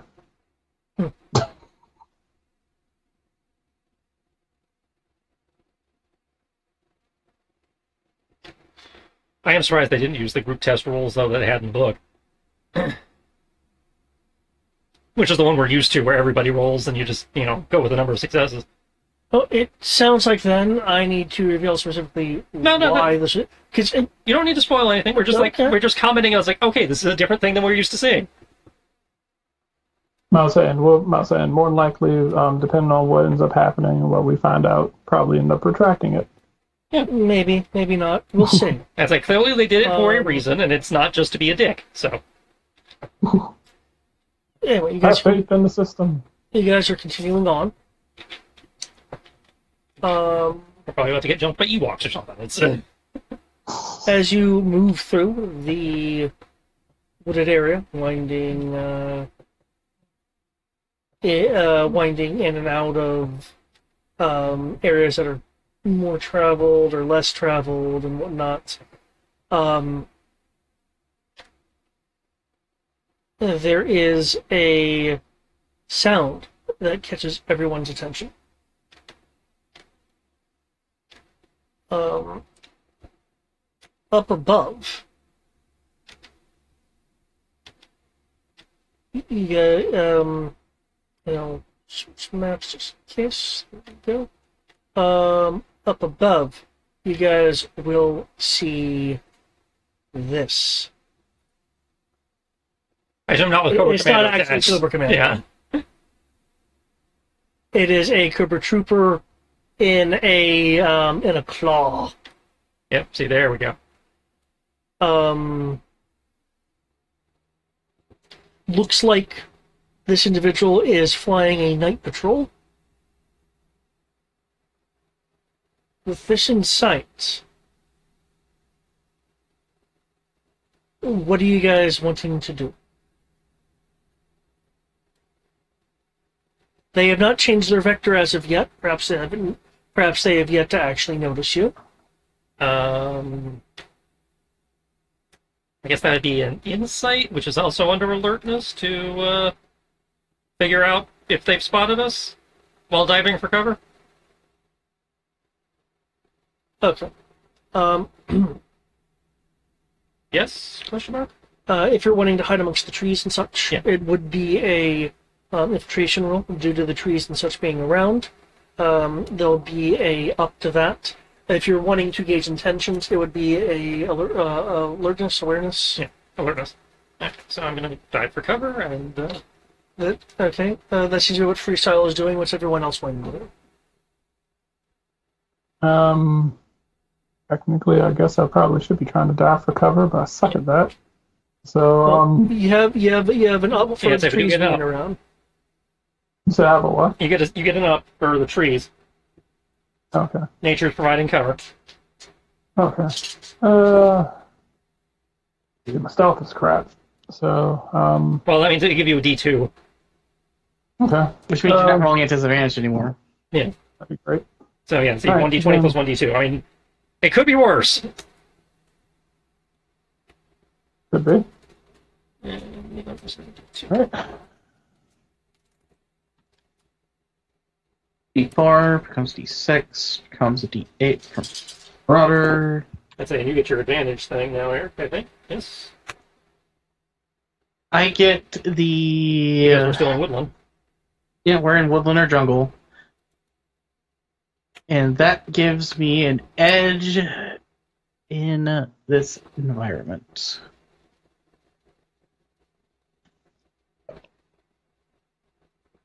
That puts me at D6.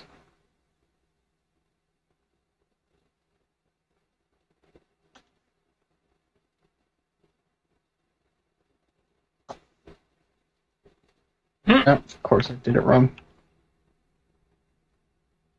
A rush. I keep forgetting I probably should roll last. Why? What? If I roll last, then if somebody screws up, I get the up. You know, like anti-venom. Yeah. But I rolled first, so oh well. Gotta get into that habit. So yeah, I'll take cover. Even if everyone else has spotted, if I have not spotted, I can take advantage of that. Okay. In terms of taking cover, feel free to move anywhere within dashing range. Yeah. I know that's really loaded for you. Anywhere within dashing range. That there's like trees around.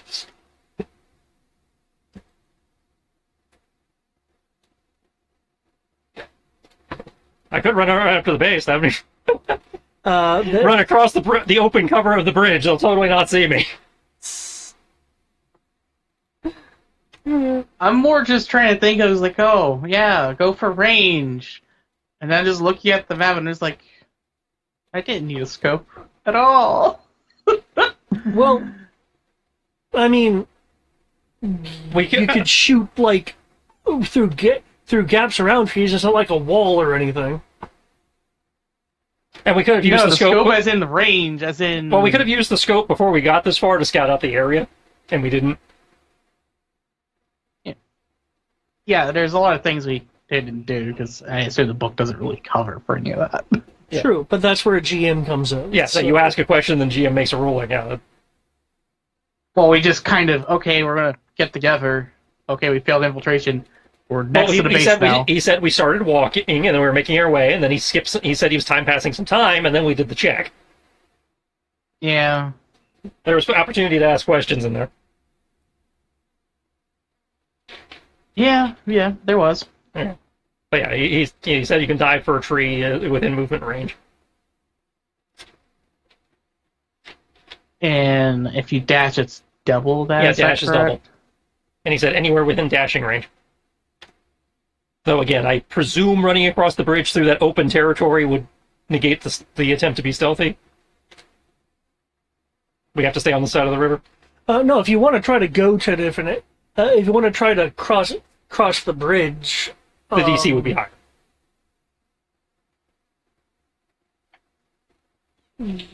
you can you can do it. The only thing that I'm going to be changing the Claw Pilot's alertness roll for is for the idea that it's an aerial unit. I'm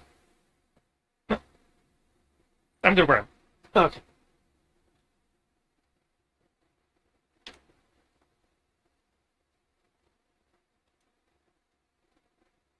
You want to try and move into cover there, Brian, or Yeah. Or Delta? That's what the.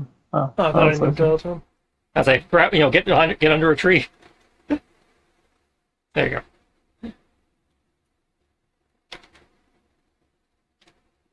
Oh, that's not accurate. What is saying? Three? I don't. Easily fixed.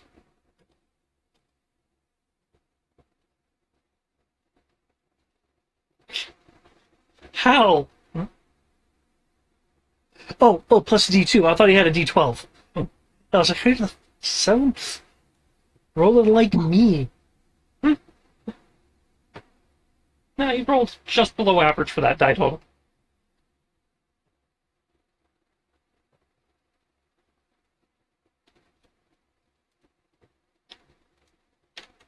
I cannot for engaging fuckers with jetpacks. Ah!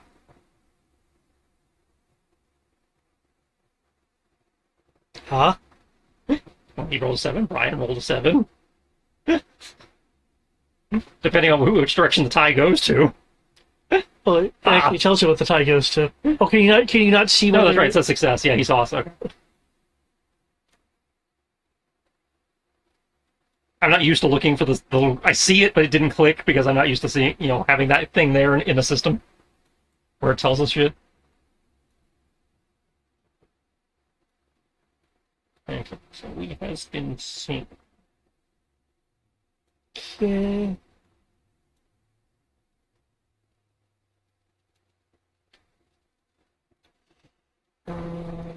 It says claw. Claw's comments. So.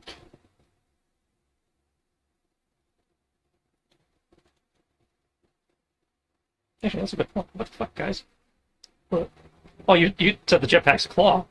Yeah. I have a claw trooper. Why didn't he come with a fucking jetpack? Oh, that's a good question. What the fuck, guy? What the fuck?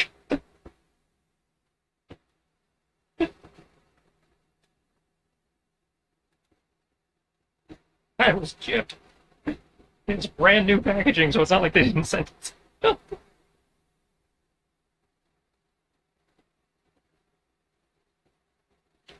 Okay.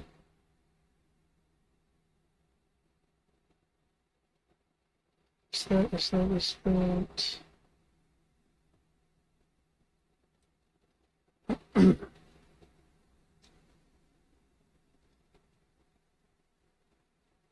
Shit's about to get real, yo.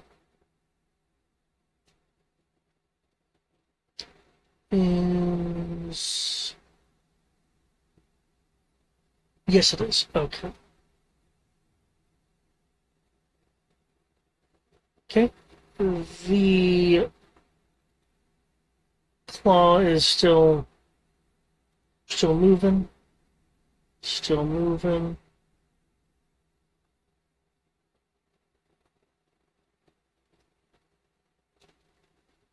Da.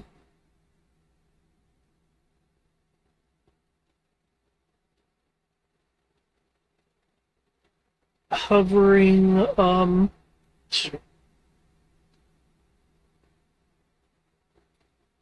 I will put the elevation in the tooltip.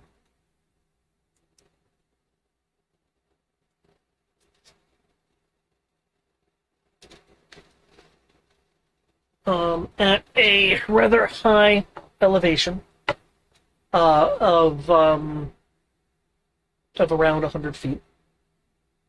For if you guys use our combat, it's 100 feet. Mm-hmm. But I don't know if any of you have a laser rangefinder finder we can actually give you the precise information. I don't think laser sight does that. So. But that being said, there is a tinny voice. Sounds like it's coming from a from a megaphone.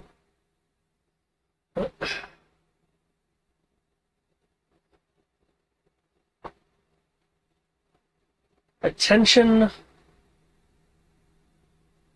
worker. You are clearly outside of your designated work zone. Yes, I did see you. Feel free to come out from behind that tree, and I am certain nothing has to get unpleasant.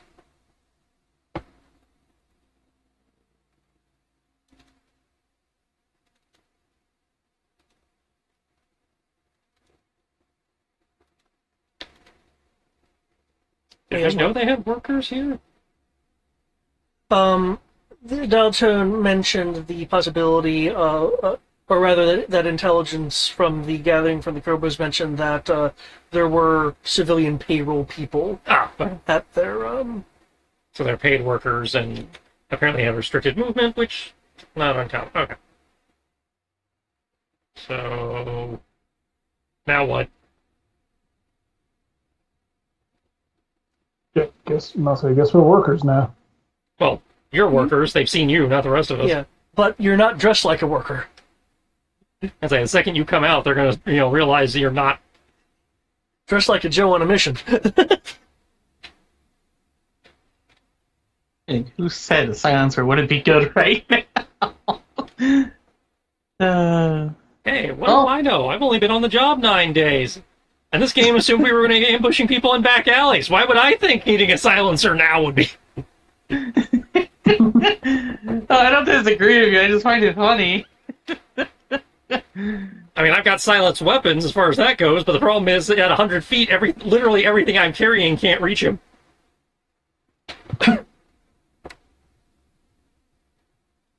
Oh, man. My longest range is 80 feet.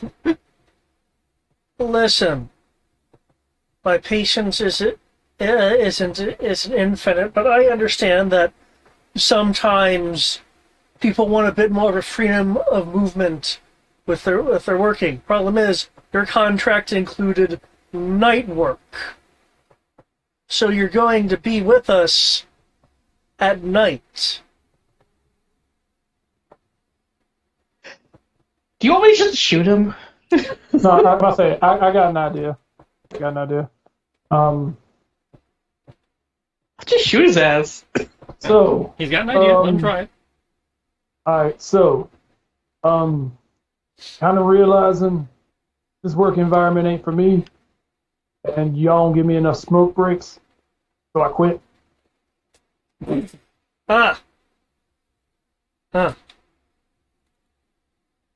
I completely understand that smoke breaks are very important.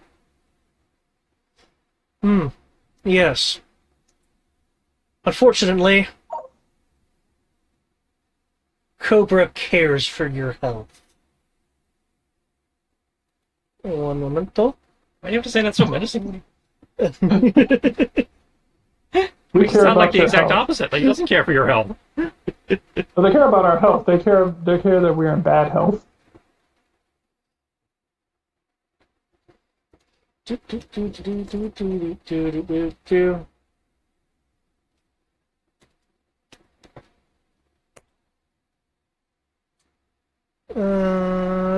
Okay. One moment, I need to look up what that effect is.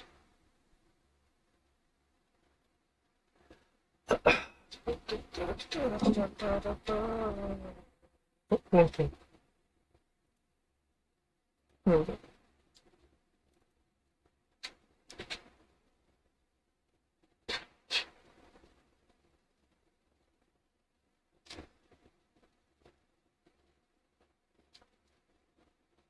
Oh, because it was already doing. Really good. Oh, that's it? Okay, that wasn't too bad. Okay.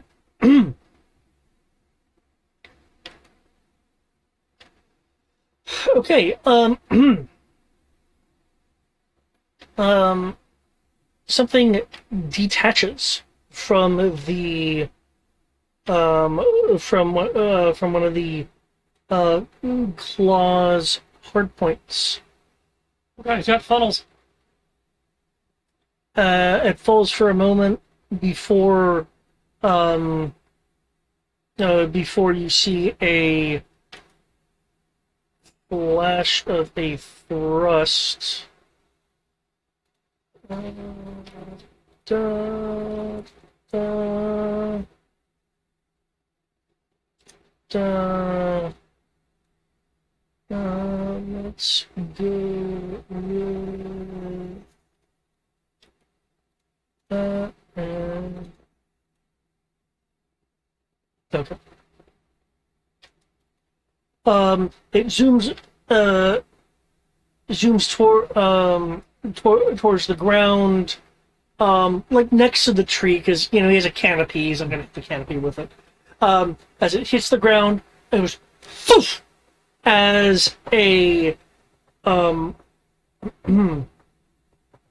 bright flash of flame covers covers that area. People can feel free to compare that 18 to either toughness or evasion, whichever you guys want to use. I'm going to Okay. evade that. Just I'm got good spin to with put the tree in the toughness. way. I'm good with toughness. Okay.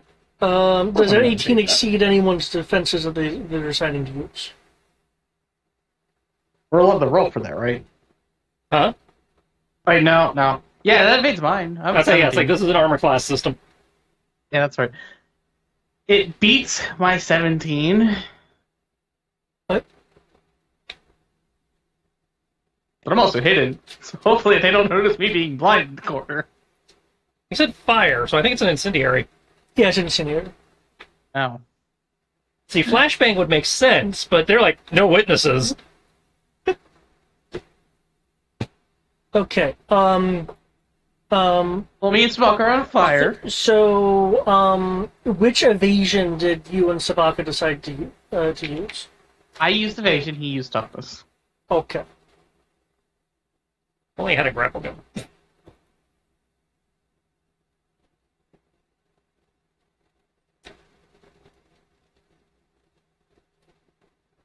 Okay. I need to make it a little bit more distinct for me. Okay. For those who defended with evasion and did get hit by the 18, you'll be taking 2 damage. Oh, look! I'm already dead! Unconscious. You are defeated. I know. It's defeated. Yeah. Fire weapons deal 1 extra fire damage when they hit a target who defended with evasion. Rugel has been defeated. And what about toughness? I read what I read. If it's toughness, then that's only going to be 1 point of damage. Oh, that's just fucking rude. Yeah.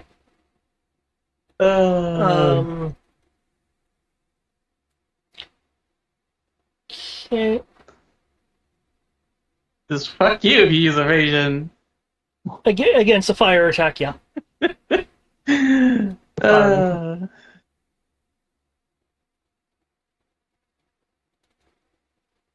Mm, Well, technically, I could say screw you too, because this doesn't take an action, it just says once per scene. I'm going to use Dig Deep. And just heal myself 1d2 real quick. This once per scene. And you can do that now? I mean, it doesn't. Dig Deep doesn't have an action economy. I didn't know. I was asking. I'm trying to learn. Sorry. You have a deep reserve of fighting willpower gained to falling Once benefits. per scene, you ignore 1 damage, take damage by taking a snag on all skill tests until the end of your turn, and once per scene, you can heal 1d2 damage by forfeiting your entire turn. Okay. So I will reduce that damage and To reduce that Yeah, damage, I'll not just- to go down, and then get back your other hit point by giving up your turn. well, I might not do that one yet because I don't need to. Now, do you understand that smoking is indeed bad for your health? Dude, I probably just killed. I'm gonna keep quiet, pretend I'm dead. Must have got him. 1,000 pesos.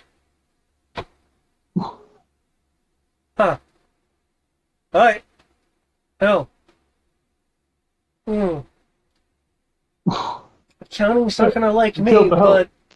but loose lips sing silence. The person in the claw will resume the patrol pattern and accelerate out of the area. Now that I am singed, I'm just going to stare at Anti-Venom with this death glare. Hey man, shit, you alright? Do I look all right? I can give you some. I can get you some Tiger Balm. I could use some of that. Oh, Yeah, shit, now we got two even cages. worse. Also, fun fact, Sierra didn't know what the fuck Tiger Balm was. Interesting. That I- almost sounds like heresy. I would have expected that not to be the case. Yeah, I had to explain it to her. And considering that she uses glue to patch holes in her, then not surprised.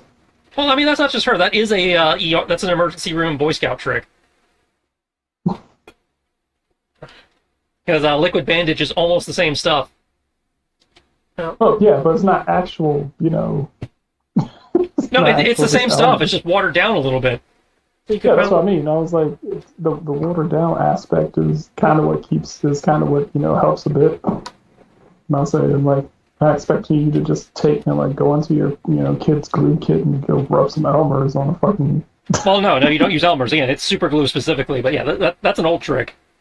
Okay, given that that claw just resumed its patrol, if we need to stay here and patch up, we can. It's not likely that anyone is coming directly behind, unless we start to move in closer. If we're gonna take a minute to patch up, might I suggest we at least get across the bridge first, so we can take cover on the other side, and not have to worry about it when this guy sweeps back.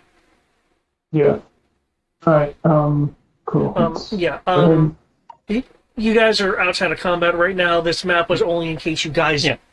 had a combat. This is one of those chance encounter things you were complaining about earlier. Yeah. Okay. So you don't have to actually move on this map. Okay. So yeah, so shimmy Okay. across the bridge, take cover in the shrubbery, and let Anti-Venom and whoever else needs first aid to get first aided.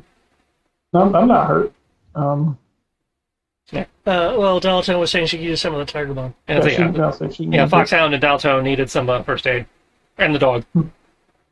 Oh, the dog too. Oh, poor doggo. All right. And I guess I'll Feel shimmy bad a bit about for you to that. keep an eye out for more jet troopers while they're doing that. All right. Healing. Let's see. I don't know what I roll for healing. You roll science. You are specialized. And you also get other shit. Yeah, so it's your science. You have a specialty. 1d6, 1d4, and 1d2, right? Yep. And you also are rolling at advantage because you're a doctor.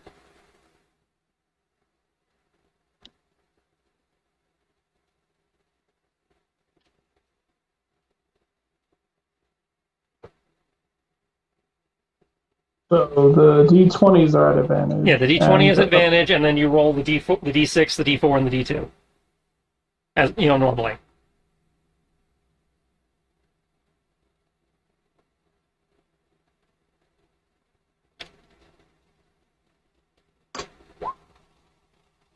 Jesus Christ, I'm glad that. And you restore double the amount that your roll would indicate. Okay. I guess the highest As roll if you had would be, as if you had critically succeeded, and if you had critically succeeded, it would be even more. But okay. So that would be a 21 to heal for one of them, and then So I heal the one. 19 plus 22 to heal. To heal. To heal up. Sorry. Oh wait, that's we right. need a total of people 3. and the dog. Yeah. And D4 can crit. Yep. So that's a critical on that last one, which means you gain even more bennies on top of the normal ridiculous amount of bennies. Yay. Because your normal success on medicine is as if you had crit, and if you crit on a medicine, then it's even more. They just say it's even more. All right. Who was that crit on? That was That was on I healed I healed Foxhound, then I healed Dialtone, then I healed the dog. so the dog the got dog. the benefit of 2 additional benefits. Okay, so the dog got the critical. Yeah, dog got the crit. Sounds like. Okay. Here are your options. You can choose these more than once. The target of a healing gains one temporary health. They can gain a an up on a strength or smart skill. Their their choice. Or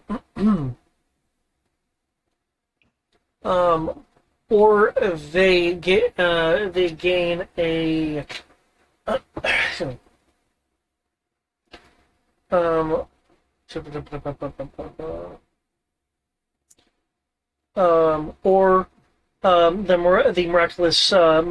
the miraculous medical proficiencies of Antivenom can grant a story point.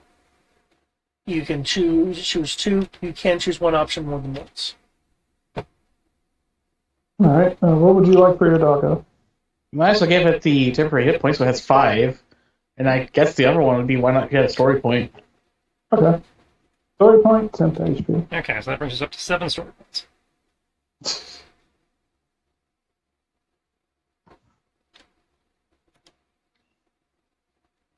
Okay.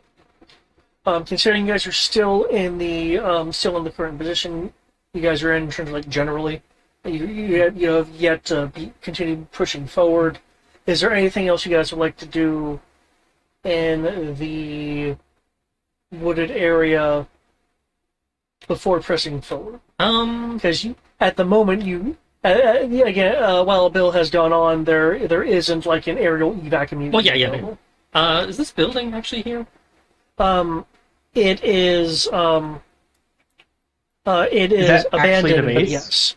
It is what? But it's an abandoned. Yeah, okay. Well, that's fine. But just like to pop in there, see if we can find like a blanket, tarp, something, that's roughly brownish, terrainy colored. Right.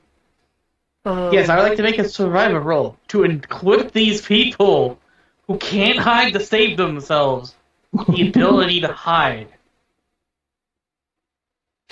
I was thinking just making some, camo ponchos, but yeah, if you want to get a little fancier, that's Okay, so with your survival That's roll, effectively what I'm doing. I'm just okay. So do so it.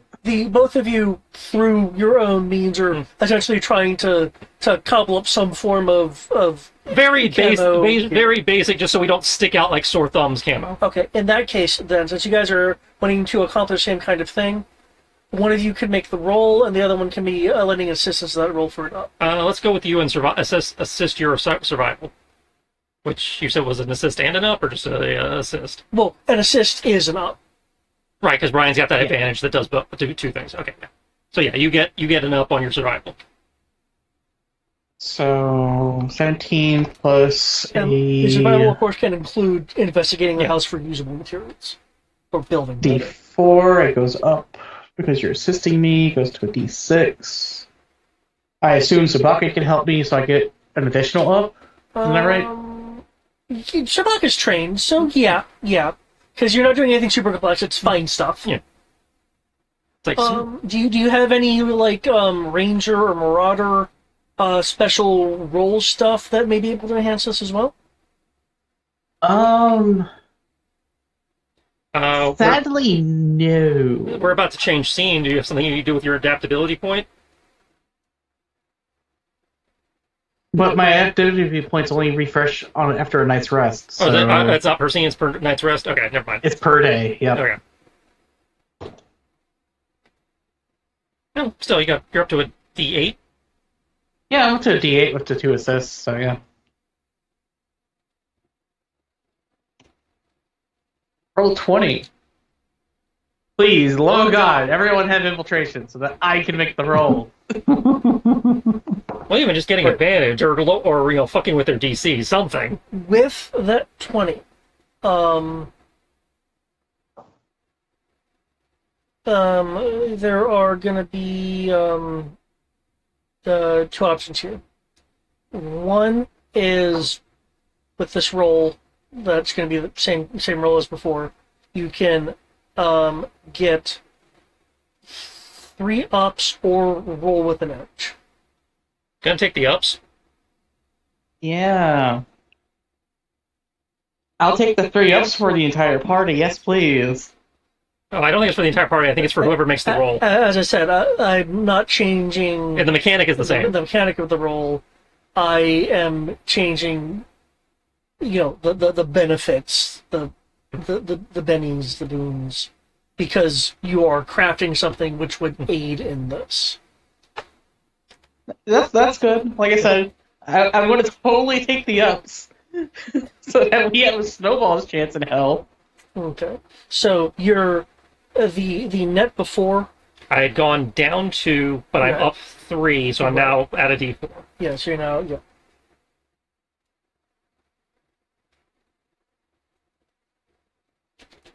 Also, just so you guys are aware, I do know what happens when a roll gets more than 1 edge. Oh, Yep. Really? You can save more than 1 edge now. cool. Thank you, FAQs. So what does it do? If you have 2 edges, basically for every edge after the first, not only do you have an edge, but you have an up. Sweet. So if you have 3 edges, you would have the edge and 2 ups if you had 3 edges on something. That means Brian's advantage gets a lot more useful, Yeah. since he can throw both an edge and an up. Okay. Freestyle, now with, camo, improvised blanket, poncho, camo action. Alright, basically just got a blanket he rolled around and it's got some leaves stuck to it and dirt and shit. May have just crit. 20. Okay.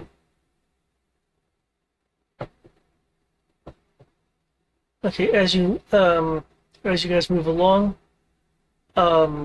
you are able to avoid a number of patrols that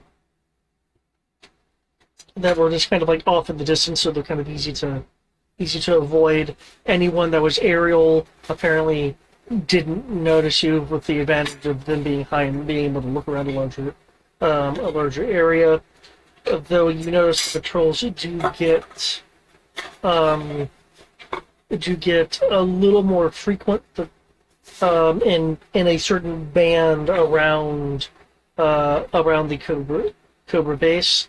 That being said, Are we in scope scouting range at this point? not quite yet, with the amount of things in front of you. However, with the maneuvers that you guys were able to pull, of avoiding, generals not getting more of a sense of their patterns, I will need to roll again. This one will have an edge and maintain the previous bonuses. So my D4 and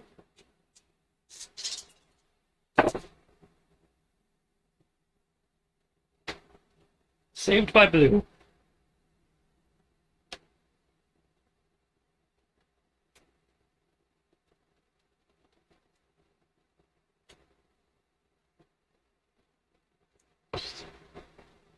Okay.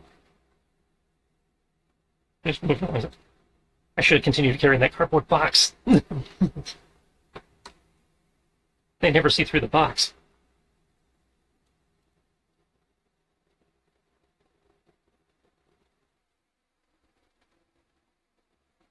Okay.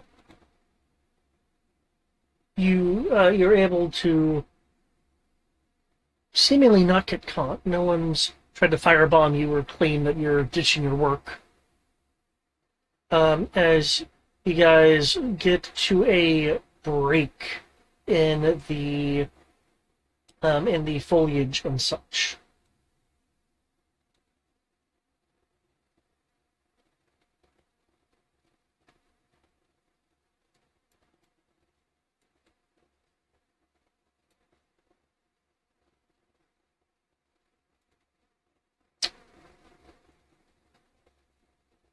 You guys now have a overview of what's going on here. I left the warehouses and stuff unveiled because they're obviously warehouses. Yeah. All right, time for that scope. You see anything? I don't know. It's all within.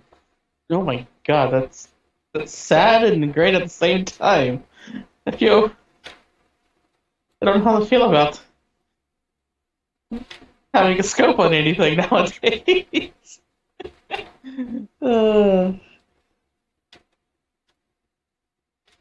But yes, I would like to make the alertness roll to identify the things. Okay. If you're And taking I time, assume if you're taking time and using your scope, you can roll with an edge. There you go. The scope did something.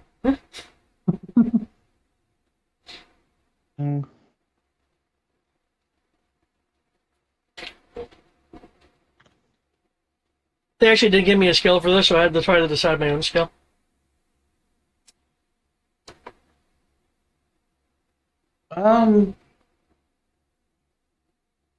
I mean, if we're gonna go with like real scale, these buildings would be hundreds of feet across. Yep, good point.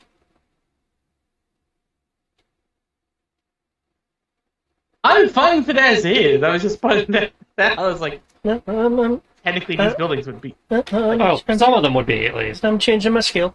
There you go. Yeah, like some of these would be like 300-400 feet across. Which you just did.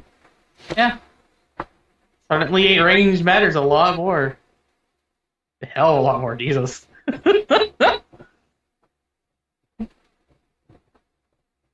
Clearly, this was not intended to be a combat map. Clearly, yeah. Let's see. I have a D4. Rocka can't help me with this, technically.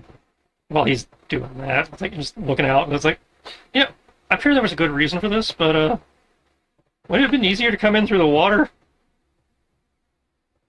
I think so. They- And, are we at the edge of the woods or jungle still? Presumably, if we're trying to hide. yeah, you'd be at the tree line before it goes into this sandy Urban clearing environment? area. Because trees, edge of a tree line could be considered part of the urban environment. Let me see what your environments actually qualify as environments for you. Well, in his case, he's urban. That's his Well, specialty. Yes, but I figure they give you options. Yeah, woodland, Which- jungle, Arctic, mountain, urban. Underwater. Okay. Rules, The air quote traditional D&D ones. Ranger. I think this And is what the, it does is it allows me to ignore the penalties of rough terrain, allows me to have an edge in non-combat skill tests and expertise, and have my attacks be considered specialized. Okay. That still does not help me for what I'm wanting to look at. There we go. And so he's probably trying to look up something to decide what the scout says.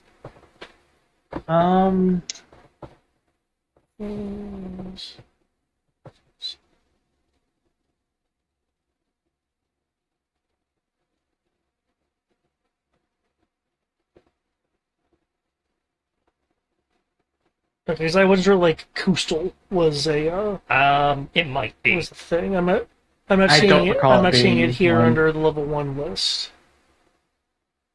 Yeah, that would be the entire list. Okay. Yes, I don't think they add like advanced terrains later. Right. Okay.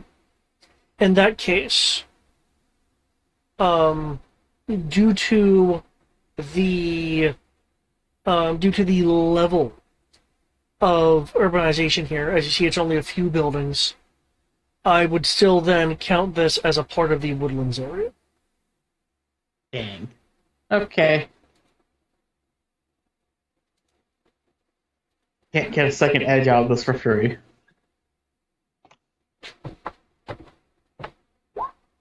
I'm going to take the 20, which is a critical success.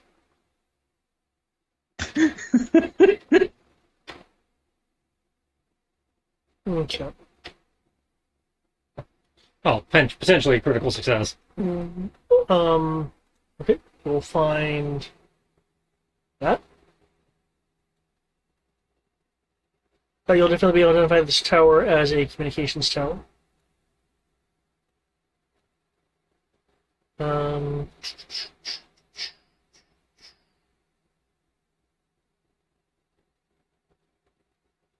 uh,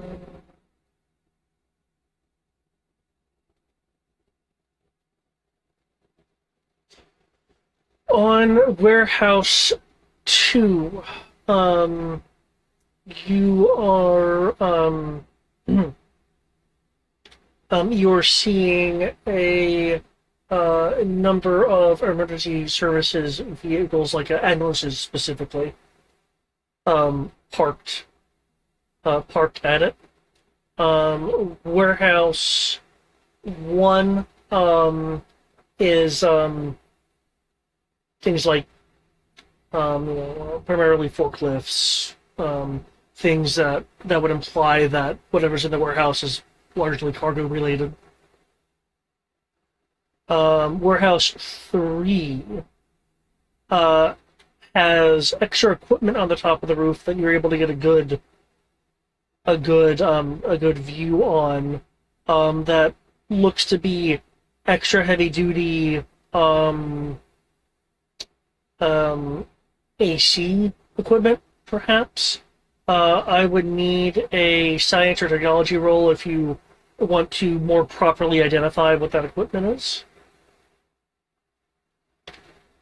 I'm cool saying it's some type of refrigeration HVAC unit.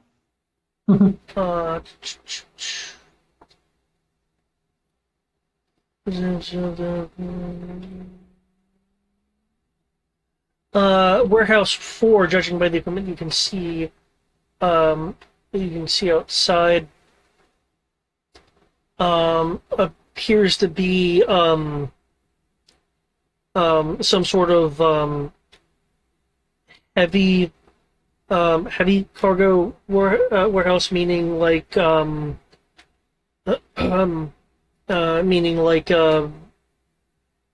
something more closer to storing, like, say, large boat parts or other large mechanical apparatus, metal, like, heavier things rather than the standard box stuff of Warehouse 1.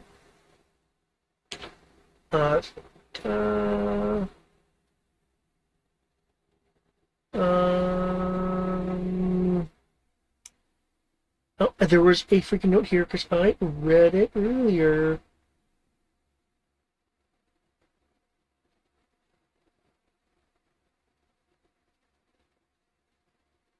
Okay. You will notice that each of the warehouses has a external patrol of 2 Cobra troopers. You said each of the warehouses? Yeah, each of the warehouses, Foxhound was able to identify a pair of troopers on perimeter patrol of the warehouses. Yeah. Let's see. Correct me if I'm wrong, but based on what we know thus far. Presumably, the warehouse with the extra refrigeration equipment is probably the one we want, since that's where the refrigeration equipment indicate that's where they're storing the lizards. Seems about right. Okay. Modest amount of ground, considering I made this now 50 feet, that makes a bit more sense. There are the occasional workers and clearly Cobra person walking around the grounds, but they don't seem to be patrolling so much as they're out on the outside because they're tallying something or they're heading to somewhere else to do something. They're not actively patrolling, but there is like the occasional person. You guys would figure there'd be a lot more activity during the day, and this is just like the low quantity of night people that one would that one would expect. Let's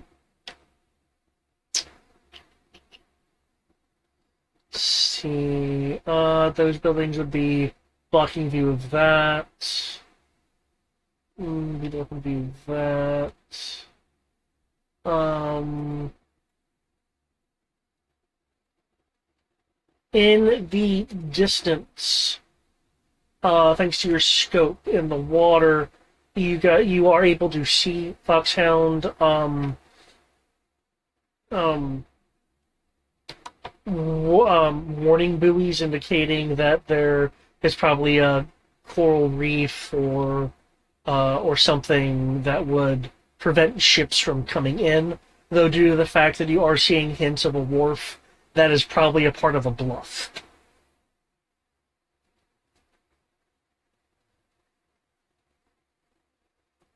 Okay.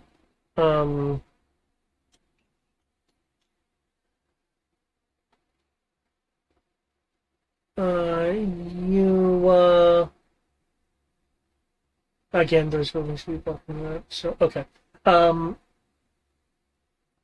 tone will comment. Okay.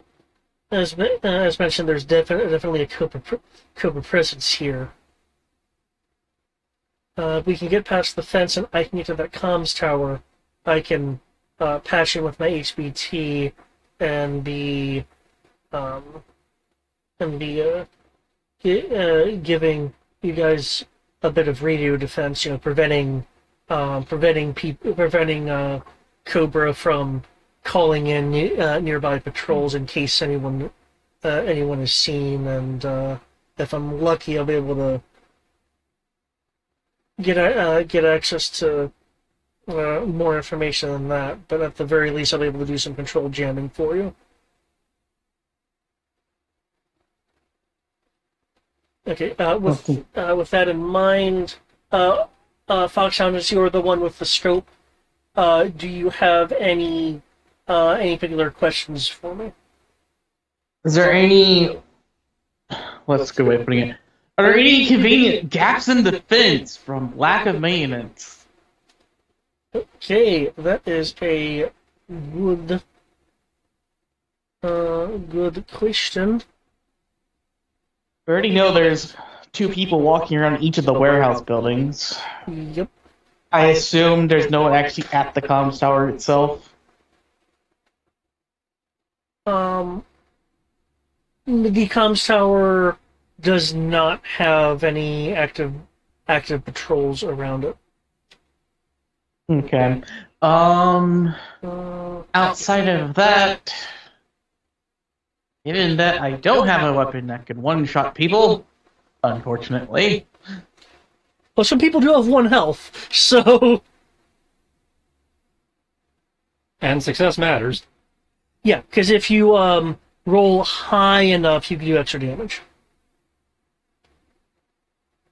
True. And you said we're in Woodland, which means me shooting at people from long range counts as surprise, which means I do extra damage as well. Yep.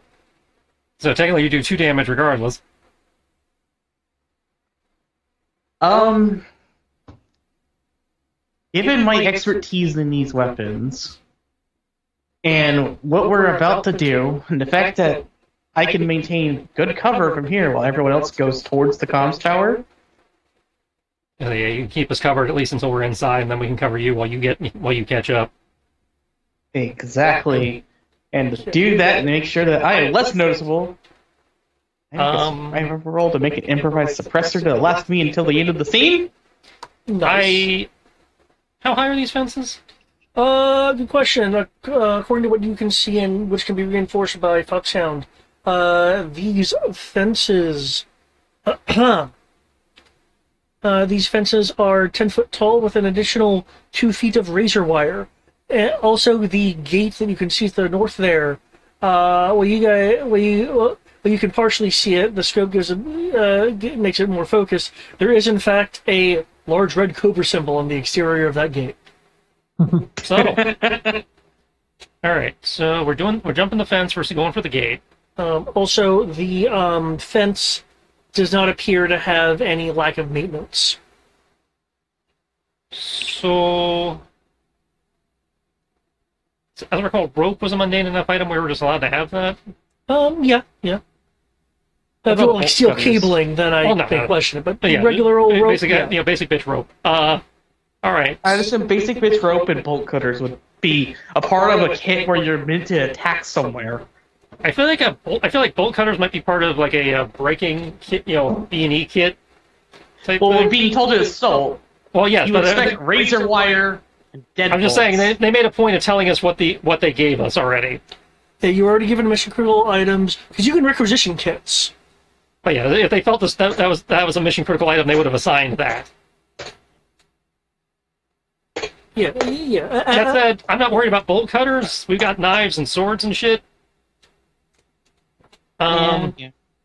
But what I was going to say was, if you can keep me covered, I think I can get up enough speed to probably jump the fence. And then if I put the poncho over the razor wire with the rope, we should be able to climb over. Does that sound plausible? Yes, actually. That's And that is something that people would do in real life as well, is to just move the wire out of the way. Yeah. It's very easy to move wire with an object. Might even be able to slice the wire on my way up through. Dial tone will her eyes will widen a little bit at your proclamation that you can just jump that. 10-foot fence, running start. I'm not saying it's going to be easy, but that's technically in my skill set. Also, 2 feet of razor wire. Yeah, so 12 feet total, but I am less worried about the razor wire than I am clearing the fence. Because I can figure out what to do about the razor wire. I've got options on the razor wire. Okay, so I'm trying to do a running high jump, 10 feet, difficulty 13. For 10 feet of high jump is difficulty 13. Okay. If I'm reading this That chart doesn't correctly. answer my question, though. Or at least I didn't hear it. That was, there's not any poorly maintained areas where it just has convenient gap? He already said there wasn't. Yeah. Okay. Okay, so got the poncho, got the rope, hook the rope to the belt, take the poncho off so he can drop it as he's going over. All right. Gets the runner's stance. That's it. Let me know when I'm clear. Well, before that, let me set myself up in a position where I stay hidden. Oh, yeah. You know, also give myself the means of suppressing this weapon, albeit for this scene only. Take one of the other ponchos.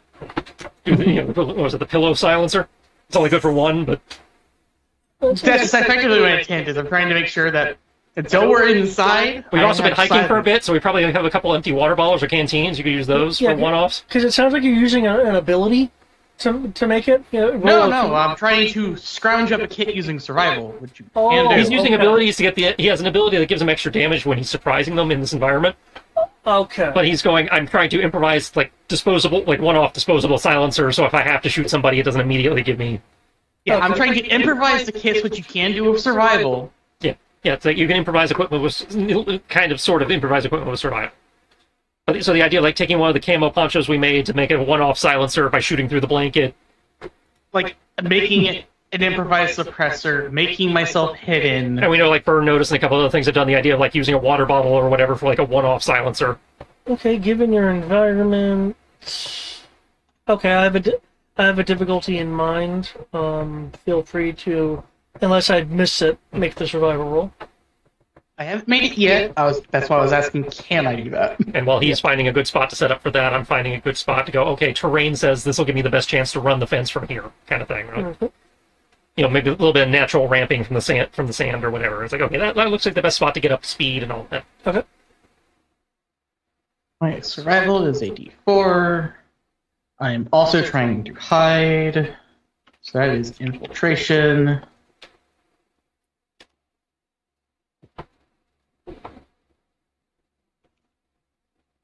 I have edge in infiltration because of marauder training.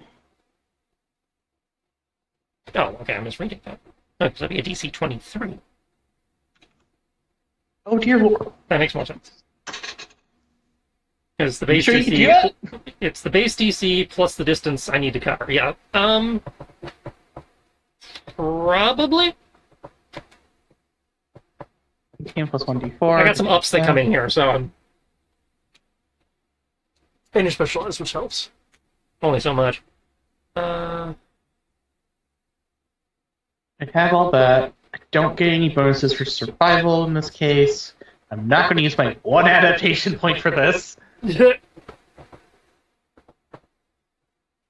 So in fact, I'm covering more distance than 10 feet. Doesn't really matter. There you go. And I criticaled my survival.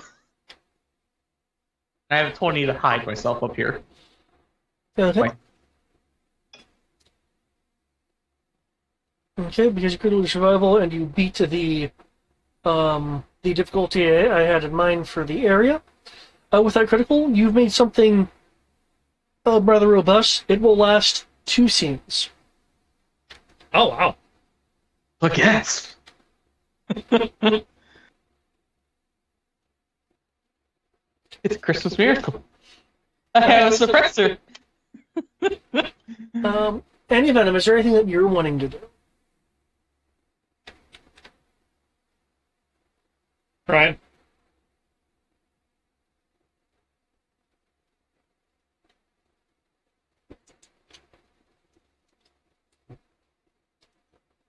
And then silence begins. Bueller. Okay. He's currently muted if he is trying to speak. Just let you know, Brian, you are muted.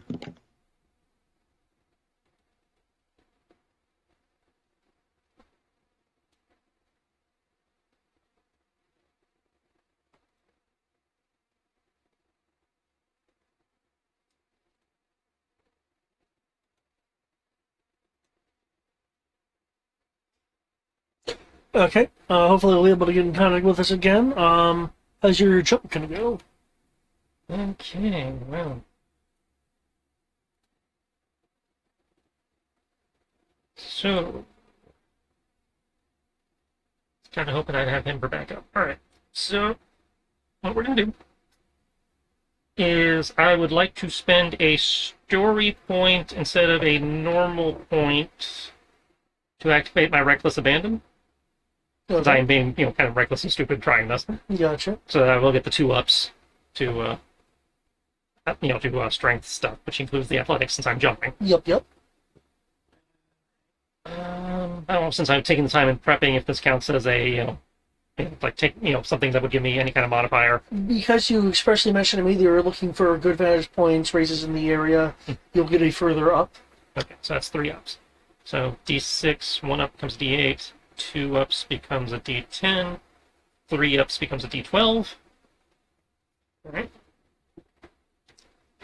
And we're specialized.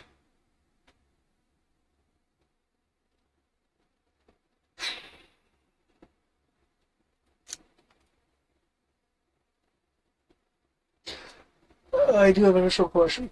Mm-hmm. Since I believe it mentioned that story points can be used for essentially item write-ins, is there any item that you think that could be feasibly story pointed in that can help you? A jump pack would be a bit much. Yeah, I was about to say, that's,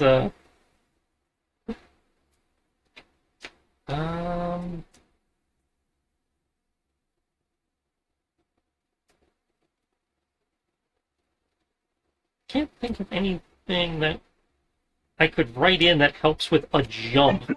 Okay. Whoa. I guess we have Brian back with TV. Yeah. Did you want anyone to try to help you in some way? It sounded like you did. You said something about wanting. Well, I was hoping wanting he could give an assist, for the idea of like helping to find a good location and that kind of thing. But I don't know if he's actually back to do that or not. Yes, sorry. Okay, so if he's assisting me with that, then I get both an advantage and another up, which means I need to figure out what the hell happens after a D12. Yeah, there's a chart for that. I know there's a chart for that. The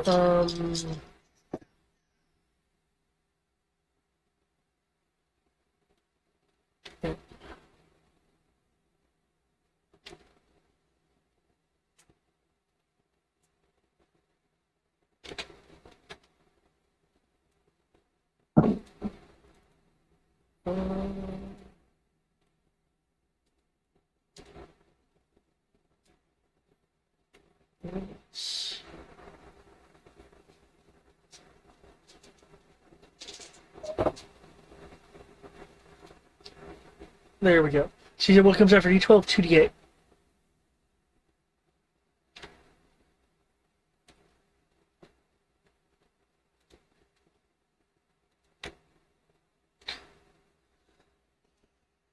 Assuming I got that back right.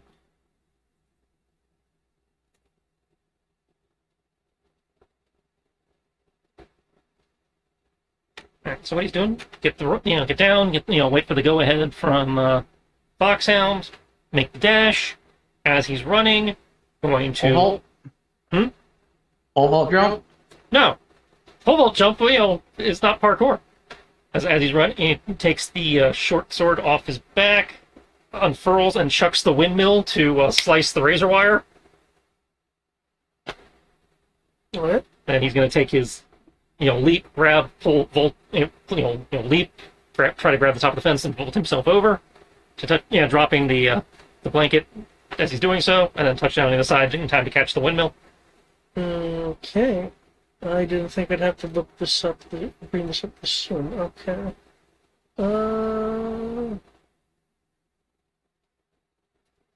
Says you're wanting to actively damage the razor wire. Well, either damage or just knock it enough out of alignment that the blanket will be able to do its job. He's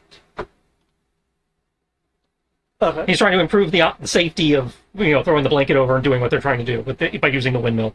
In that case, can you make me a to hit roll with the windmill? Which I was intending. I figured I'd have to do that anyway. Okay. So, got all those ups. Here.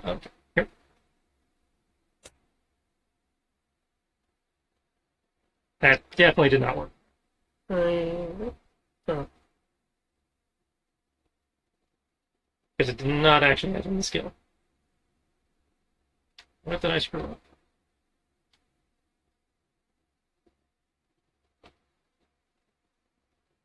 Oh, I used the wrong kind of bracket. Thing.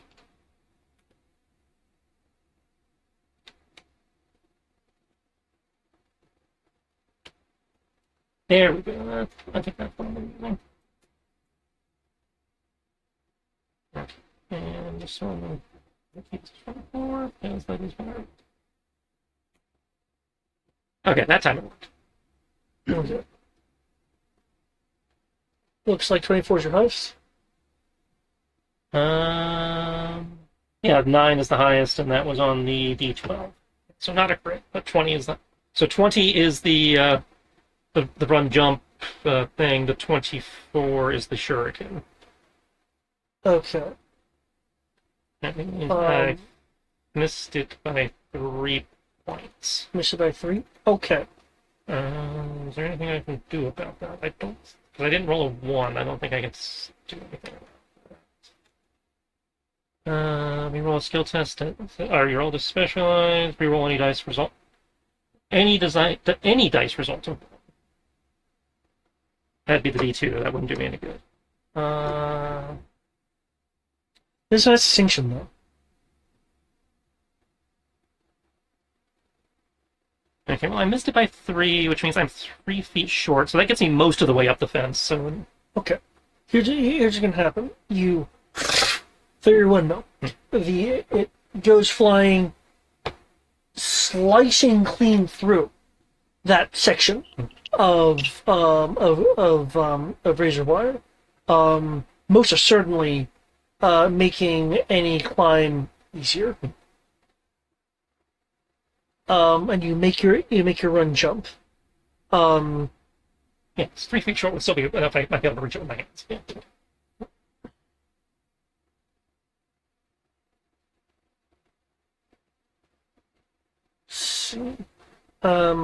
You see that you're going to miss it, so you grab the more pull yourself over. While it is not enough force to like have you go wild or anything, you do feel your ankle clip the now non-razor wired solid bar part of the fence that was holding the razor wire. It doesn't cause you any health points of damage, but it does cause you a point of speed essence damage. Oh shit! As you have like this bruise forming on your ankle. But you were still able to if you want to roll as a part of your landing, you can do that. It's not like your leg flied out. So my speed is reduced by 1 for until treated. Your speed essence, yes. Yeah. But as you're aware, would affect things like number of free actions and stuff like that. My skills don't get dropped. I just lose a free action, and my defense goes down a little bit. Okay. Yeah. Okay. So I'm over. Janked my ankle a little bit, but so I'm not quite as agile as I normally would be, but otherwise I'm good. I wasn't sure if I was going to admit that because I was trying to make clear that wasn't obvious. But okay.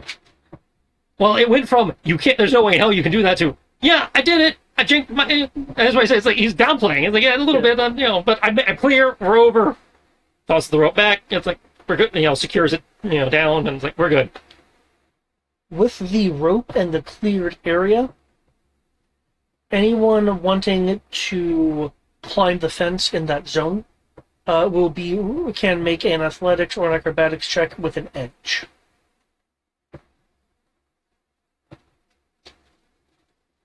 Okay.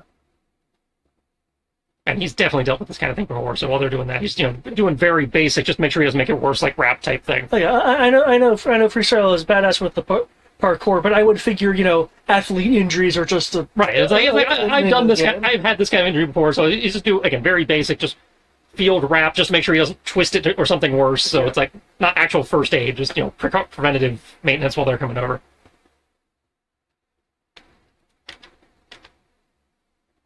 Like tear a strip off the kind of strip off the blanket and just tie it off.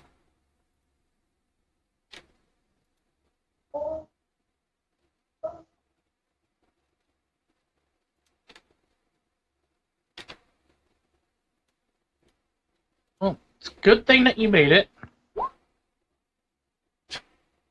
I will stay in my little hidey hole. Well, you're gonna have to come out and once everyone else is over. And keep in mind, with your sniper scope and everything, I mean, I'm not sure what your range is now, but 800. 800? Okay, so yeah, it looks like you could... I can cover most of the base. I can cover anything that's in our immediate area. Yeah. Okay. So you can cover the close half of the base. Okay. He can certainly keep her covered until she gets the comm towers up, and then he can come over once she gets the comm tower rigged. Which is my intent, so that way y'all can stay hidden. Yeah. And I can just take surprise shots at people and probably kill them. Okay. She'll use the rope and climb over without touching the fringes of the razor wire that are outside he'll the be on the gap. outside to basically spot her on the way down if she needs it. Yeah. Same thing for Anti-Venom, given what we've seen of his athletic ability today. Okay. Okay. I'm in.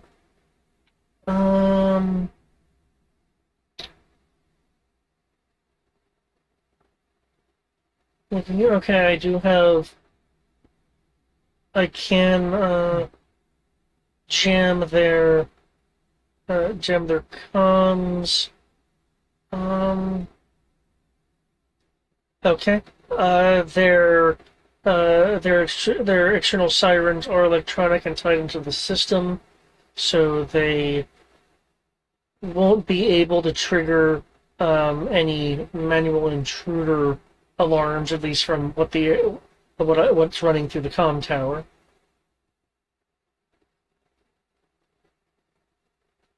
Okay. Okay. I'm good. Tower all set. Make your way over, Foxhound.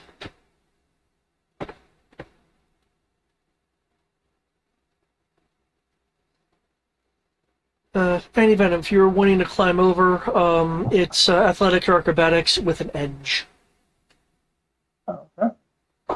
And if I'm spotting, I don't know if that's another edge on top of that. Unless you have something that grants an edge with assistance, then you would be granting an up. Okay. So you do get an upshift with freestyle spotting for you. Okay. So advantage and an Yes.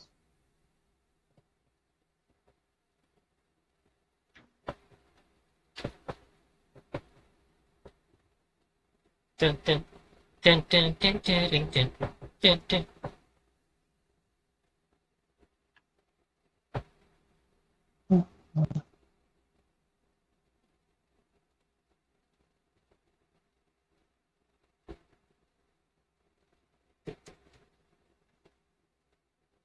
Wow. Okay. Sorry. Hold up. Oh, I see what happened.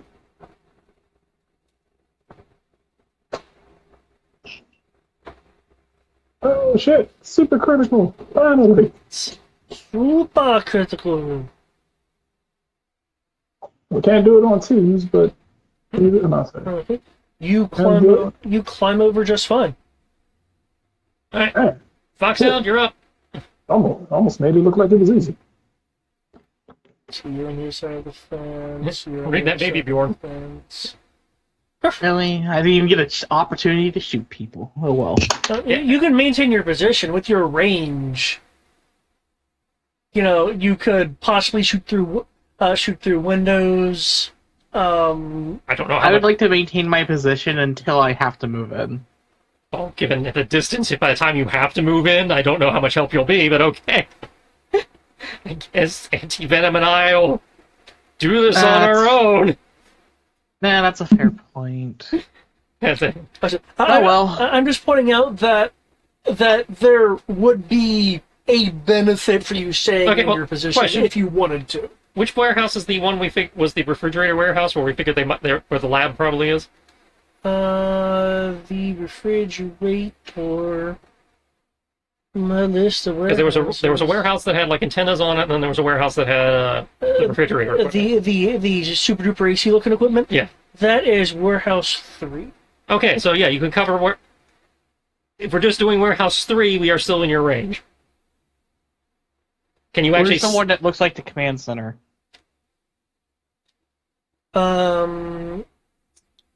Warehouse 2 is the one with the ambulances parked outside. So that's probably either the rec center or the medical tent. Warehouse 1 looks to be crate moving like freight crate. So the actual warehouse. Warehouse 4 looks like it's dealing with heavy duty things like boat engines, sheets of metal. Not specifically that grade of that grade of stuff.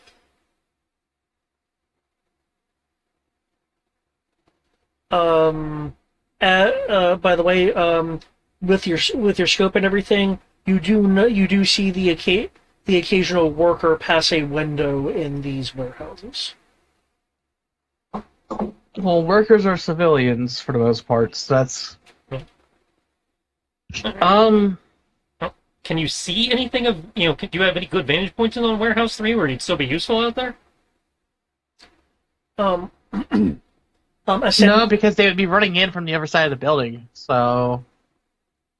What I would be doing if you wanted to maintain a sniper position is I would be giving like cover and other kinds of down or up ships as the case may be for shooting through opportune windows and stuff like that if you feel rather confident in your marksmanship abilities. In terms of, like, if they were to get into combat within the Warehouse 3. I mean, I have a D6. And you can't give me snags. Which your choose Grace because of range. Right. And you can aim.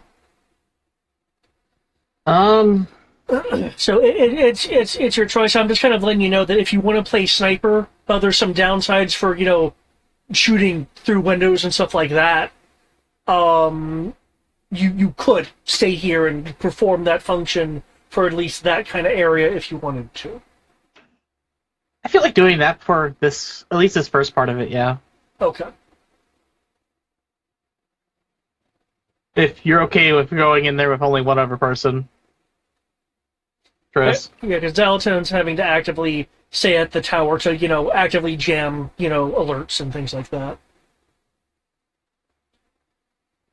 So I'd also prefer to, keep dial tone secure. Since she's literally out in the open.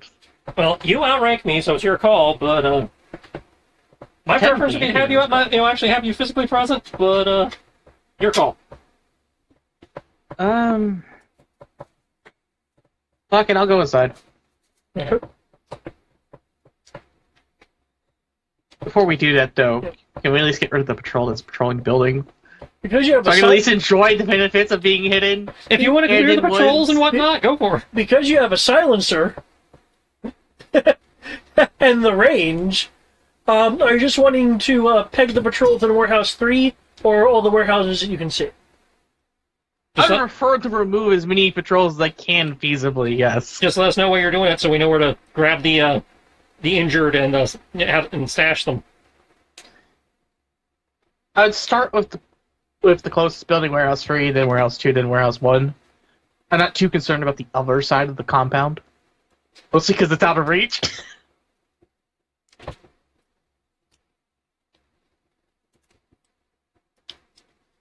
I'm guessing hiding the bodies is an infiltration. Hiding the bodies would be an infiltration. One moment, let me look at this thing real quick.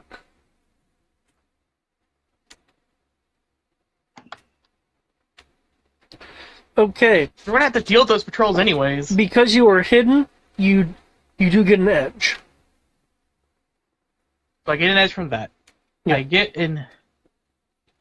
You also get an edge for being in woodlands? No. Okay. He gets extra damage. I get extra damage. I say he gets extra damage if he surprises them while he's in the woodlands.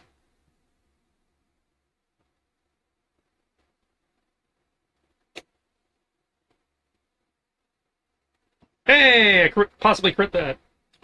Okay, and okay, you're going towards Warehouse 3. This Okay. almost sounds like it might be worth it if I can get rid of a good number of the guards. Okay. Assuming they don't have a basement full of like an entire army of robots, yeah. Because these guards are operating in pairs, I'll need two to hit rolls. That works for me. You know what? This sounds like it's worth it, because I'll be getting rid of a good number of guards. I'll actually spend my adaptation point. I'm now specialized. Nice.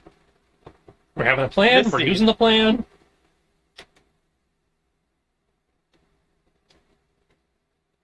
Plus 1d6.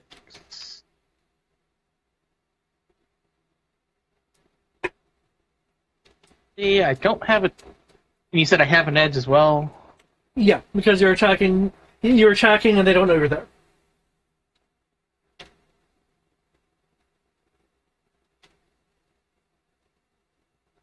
And just because it's the 3 buildings, you said there's 2 per building, right? Yeah, there are two pairs of Cobra troopers per building patrolling the outside perimeter. We'll just do it in pairs then. Let me roll the edge real quick. Okay, I guess that first guy's just going to be fucked no matter what.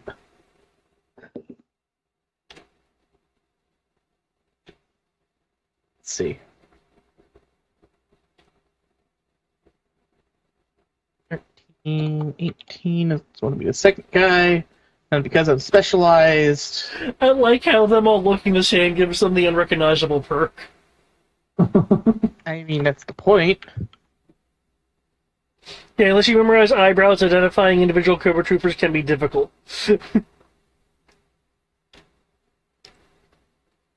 I just realized how annoying this is to be specialized right about now. That's why I learned the macro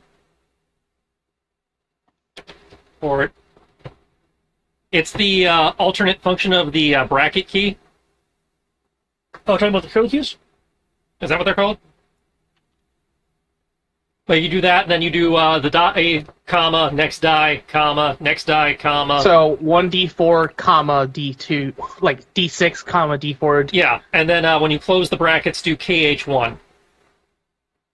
1d4, comma, d4. 1d6, comma, d4, comma, d2. And then KH1. After closing the bracket, yeah. KH1 is outside of the curly Q bracket. Outside of the brackets. Gotcha. Yeah, so it'd be bracket, curly Q, dice, close curly Q, KH1, bracket. Okay, so it'd be 20 plus curly bracket, 1d6, comma, d4, comma, d2. H1. Close bracket.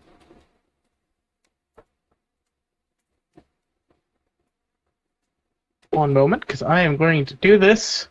It will be magnifico.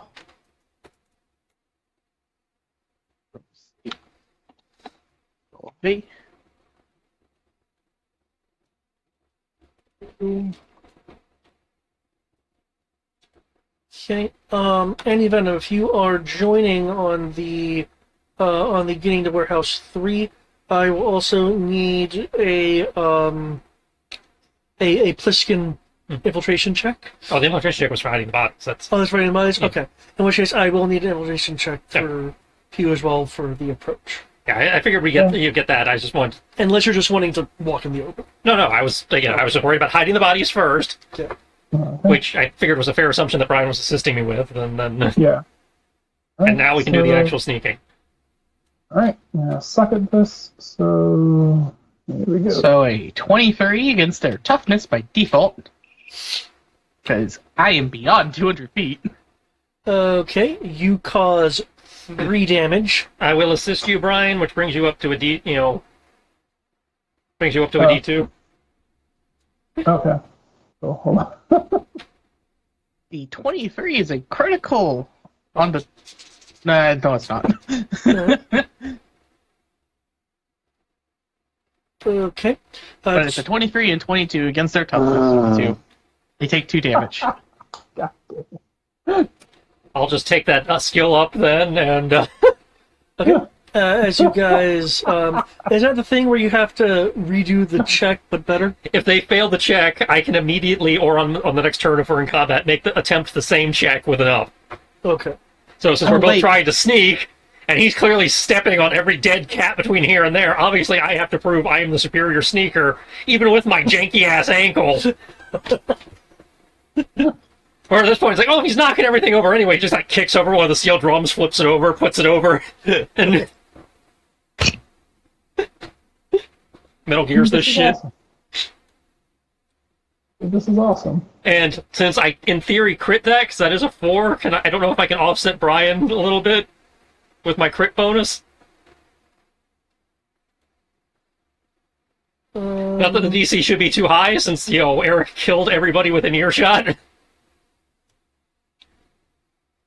7 and I mean, 1. I don't know if they're dead He or rolled not. 7 and then plus 1 for the for his D2. Okay. So he rolled a total of an 8. Total of 8. But since I possibly crit that, since I rolled a max on my D4, I don't know if I can do something with that crit to offset that a little bit. Again, especially since Eric killed everybody in earshot.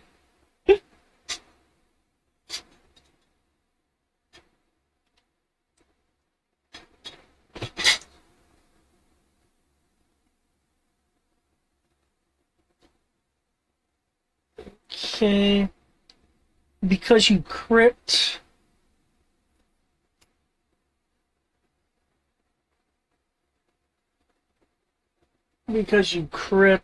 I'll effectively be affecting the DC, Awesome. which brings that to that. Okay. To be fair, he is the medic and the heavy. Neither one of which are roles that one expects to be stealthy.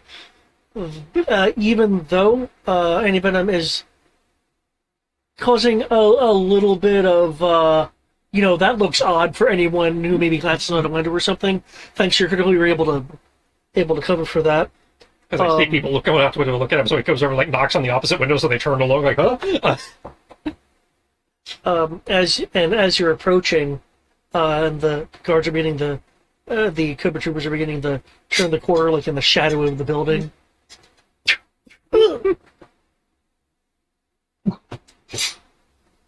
Stuff those in some dumpsters. Okay, so you just grabbing the Cobra troopers, putting them in dumpsters. Okay. Or whatever convenient hiding place is nearby where we are. That's true. You're hiding. Yeah. Okay. Which again was the 18 up there at the top, which was also possibly a crit. Okay.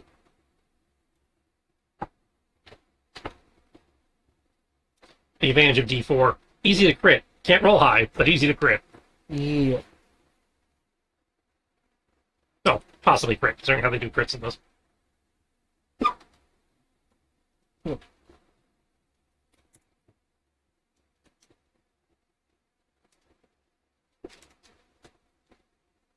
Okay.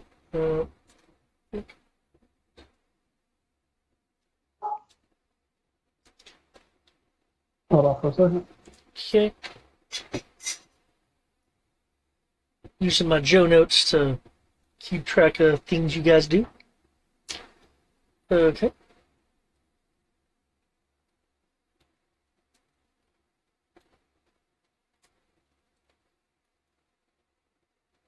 And some science, man.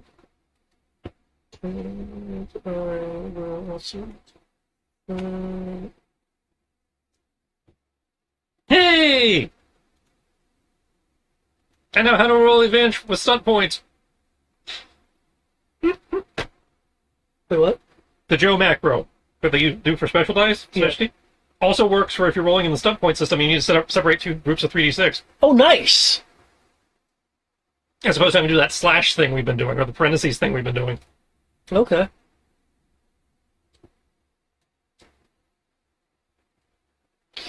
This is the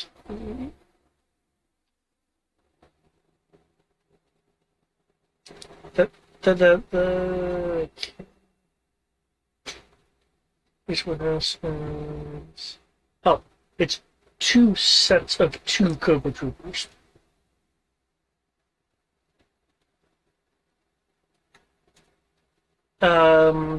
Feel free to give me 2 more sniping rolls. Because I misread that. It's 2 sets of 2.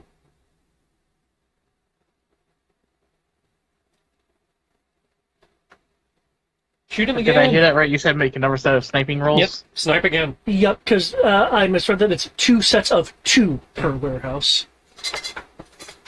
Oh, 2 sets of 2 per warehouse. Gotcha. Yeah. They're trying to be smart about it. That way they basically have 2 sides covered at any given time. It's harder to sneak through. But they don't expect a fucking sniper. Well, to be Fox. fair, this is G.I. Joe. We don't have snipers. And when we do, we don't use them as smartly, as you saw with that one mission card I showed you. Yeah. Using spy troops gear. Say, how does G.I. Joe use sniper? Well, apparently we just shoot out their Wi-Fi boxes so they can't connect to their satellites, and then they just give up. Versus just replacing the box. So I'm here. Wi-Fi sound. Cobra, retreat! We need IT! Shoot out 2 or 3 antennas and they just give up.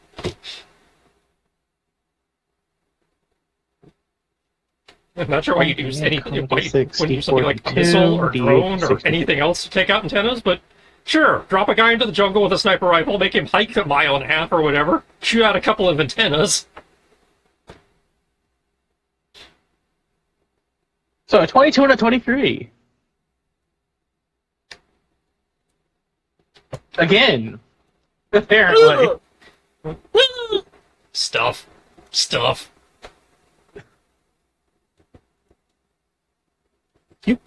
You sniping? You're doing what you do.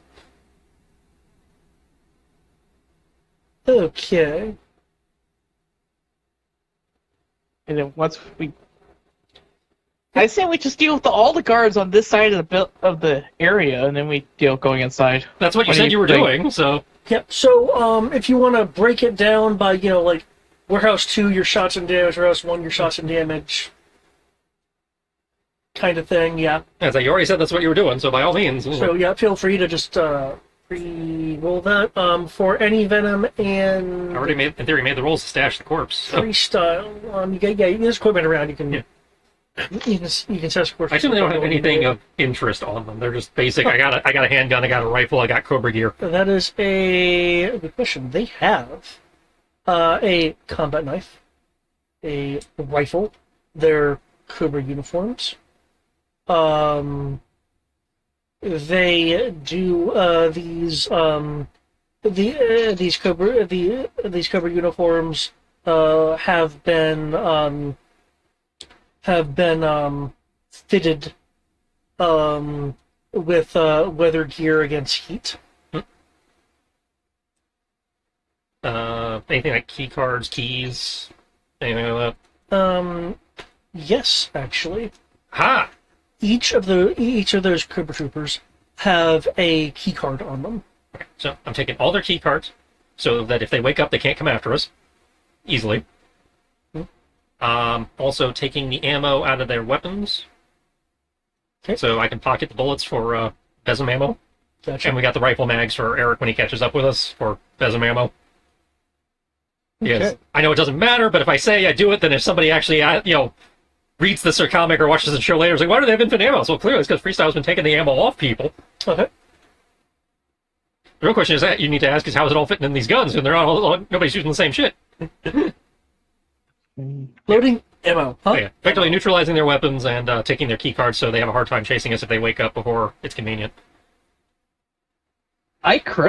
Well, it took the 5, but the 22 was, I assume, is enough for a critical success. For Warehouse 2. What I miss? What was that, Brian? It's all. No, I was And asking, Warehouse what's 1 coming will back? What be did I do? coming up shortly. Sorry, I can't hear you over Eric. What was that? No, I was just asking. I was like, I just got back. Did I miss anything? No, we're just cleaning up the last of the guys outside before heading inside. Gotcha. We've been doing a lot of stuffing people into barrels. We've been doing the Metal Gears. Yep, I've been metal gearing. With your help. I am silent.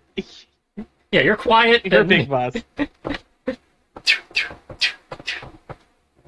My shittiness is making you a better Joe. Well, yeah, I mean, he's quiet. I'm Snake, you're punished. Together we make Punished Snake.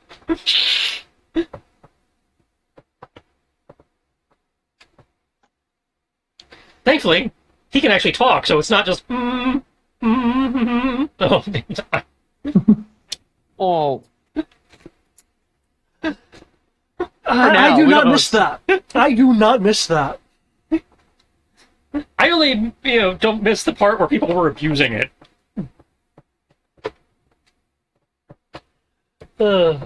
Okay. Approaching the warehouse. There are Holy shit! I can't reach Warehouse 4, thank you. I don't know, at 196 you might. you do Oh. 18 damage. It's 18 a damage. 19. Oh, that exceeds your. Yeah, that exceeds my range. oh. I can't do anything to Warehouse 4. Jesus Christ. 196. Well, you shoot through Warehouse 4. There's a Warehouse 5 somewhere, you hit that. I accidentally hit a 3. That's a 19, thank you. Okay, all these other people are down as. Well, we'll worry about Warehouse 4 when we get there. No, I mean, if you want to deal with Warehouse 4, you probably could just move to a different vantage point and take them down. if you're I wanting mean, to, you want me to? if you're wanting to move to a different position, I will need an infiltration roll to make sure you're not seen moving along the perimeter. You're the specialist. You're called.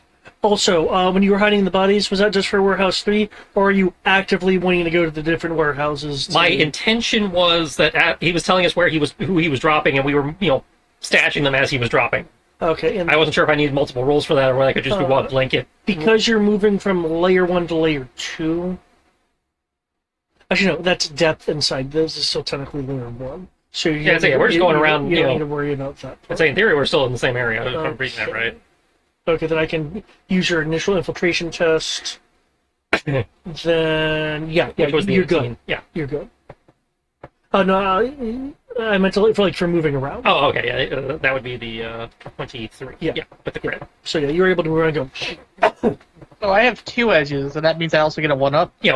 That second edge becomes a 1. So, okay, so let me put the... Okay, good, because if you had just left them out, it would have been possible for, anyone taking a smoke break to maybe see a... No. See a down soldier. Again, the intention was to stuff all of them and, again, neutralize their ability to be a threat. Okay, in Which that probably means I now look, starting to look like Snake Eyes here with all these knives and shit sticking out of it. in that case, then That I know I can't carry because you're only allowed so many hands of weapons, so I probably have to stash those somewhere. That being said, you do now have 12 pass cards. And looking at them, they're all the same, like clearance level or a color code or whatever. Yeah, they all appear to be of the same, for lack of a better term, Type. ranking, type, security level. Either way, I've made it harder for them to come after us because they have to, Okay, back at Warehouse 3. And it sounded like he was moving to engage Warehouse 4. Okay, you'll see a couple doors. On on a single side, and there is a card reader on each of the doors, as looks like it's a part of the locking mechanism. Like single reader, not like have to do like 2 people at the same time. No, you just have to swipe the card. Well, again, waiting for Foxhound to catch up before proceeding. Okay. In theory, we have another 4 bodies to hide. You'll hear you and any Venom will hear some muffled sounds. Does anyone have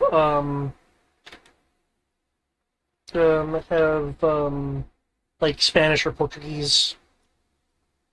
French. French. Okay. Korean, No. Russian. Okay. If Sierra was the linguist. if you have dice in was there actually a linguistics skill? Nope. I think that goes into culture. Okay. If you have dice in culture, you can give a roll to maybe piece some things together, if you cared to. I had Spanish until I changed my origin. Okay. Oh, hence the... Okay, that explains your look. Yeah. Okay. I was Spanish at one time. Okay. In which case, it sounds like 2 workers near a window that are talking in the indigenous language. I kind of like hold up the HTB. It's like, hey, Dalton, you happen to speak Spanish? Let me look at Dalton's languages. Dalton has a number of languages, including Spanish. It's like basically kind of holding the Omni tool up to the window like a directional mic. And like, I will give you guys an extra story point. That was a great idea.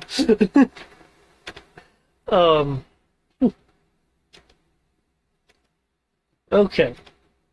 playing too much Metal Gear. Lee May, you have any idea what the fuck they're saying?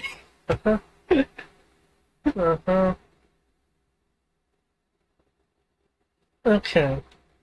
Guns of the Patriots? Yeah, That yeah. would make sense as something that Dial Tone would have. That's like, yeah, as the comms operator, you would think she would also have language skills, which she does, thank God. I just need to put people in contact now and actually have to talk to them. They're talking about...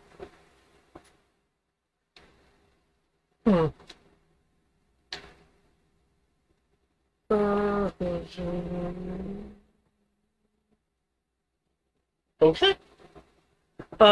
They're talking about,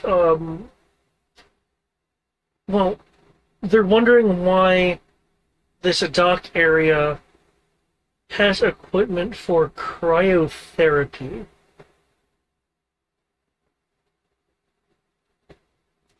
Chiller gear. And they're concerned about puncturing a tank. One of them is joking that the other may turn into an icicle if that happens. I assume they're talking about the actual warehouse, not the wharf down here when you say the dock area. Yeah, well, they're wondering why an area with this dock this dock would have. Again, that was me confirming because Yeah. it's like, are we at the wrong building? It's like, no, we're okay. We're still at the right building. Yeah. Yeah, it's like they just find it odd. It's like, why? Why is this a part of this campus? But we're being paid, so.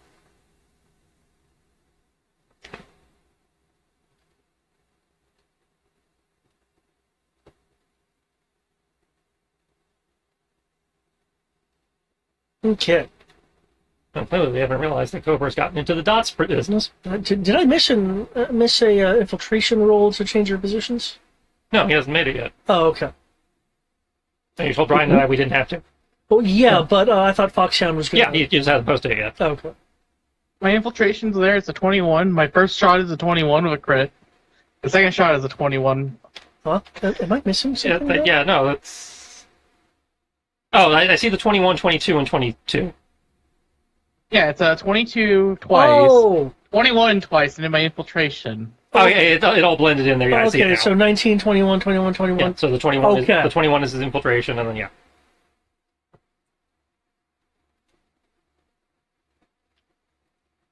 Dear me, I have become one with the woods apparently to David. Oh, all your texts kind of ran together, so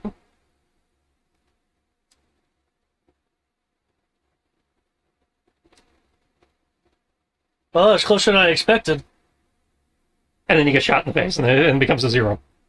So, with that, what's going to happen is You almost crit on that too. That was a 6. there's going to be a yellow exclamation point, and then uh,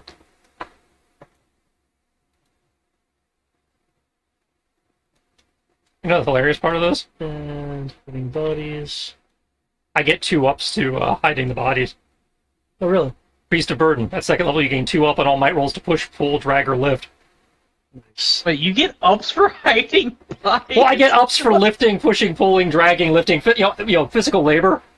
So picking the guys up and moving them to whatever hiding spot, I in theory get 2 up because that's physical labor. Okay. In that case, you now have The actual hiding part, I don't get the ups to. I only get the ups to the moving them. you now have acquired 4 more passkeys. Royal Flush. Oh boy. So we got some to put in the microwave. We have some to put in the freezer. We have some to just keep for lulls, and Okay. we have all the keys. Nobody else does. Unfortunately, now I look like Hal Jordan, except with keys instead of rings. But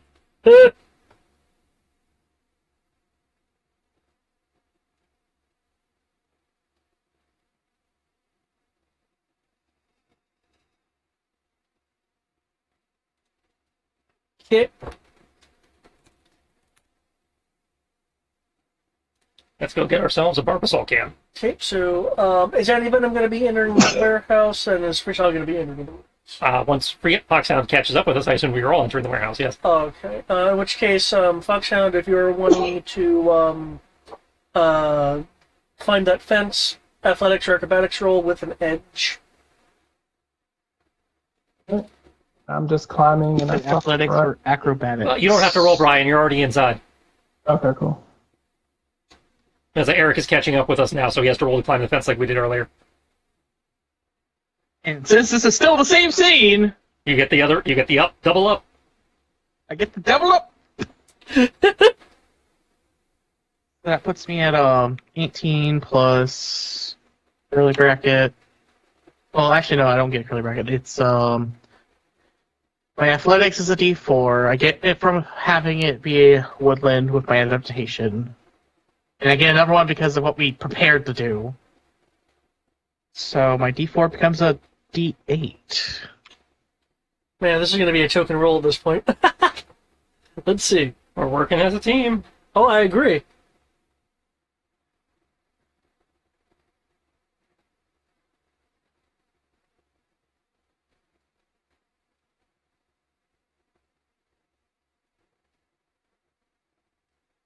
I mean, 15 plus a D8.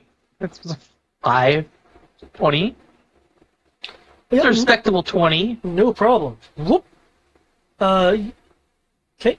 If you're wanting to not be seen by like incidental people on a smoke break or anything like that, I'll need an infiltration roll. This is why I'm glad I spent the adaptation point.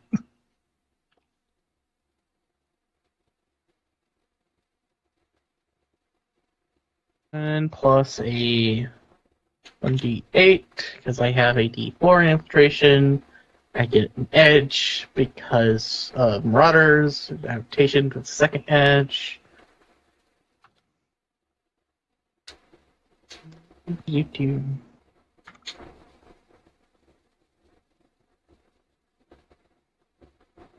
And this is why I'm glad I spent the adaptation point. Oof. Okay, feel free to move yourself over to warehouse 3.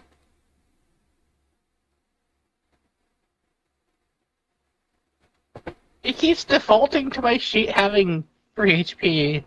Why must you do this to me?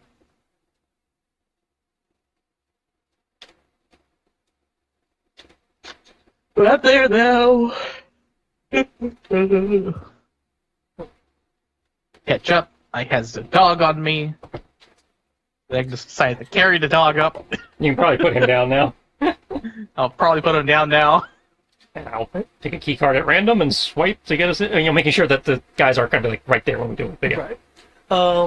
Red light will go green, and you can open the door. Yeah. Hold it open for my seniors and after you. Okay.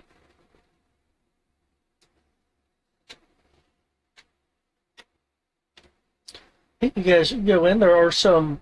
No one immediately notices you. Some are kind of off to the corner slacking.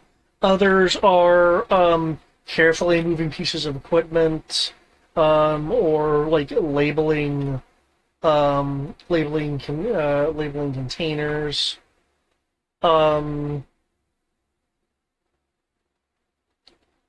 It's a open floor kind of warehouse with dozens of various kinds of containers here and there. Many of the ones look similar to the herpetology trade show containers, like the ones in the one in the refrige truck, as for instance, like similar to those. While Dalton was able to translate the two talking about like cryptotherapy or turning into an icicle, at a casual look, you're not seeing evidence of this. So it's probably something they realize because they've been extensively working with stuff in the warehouse.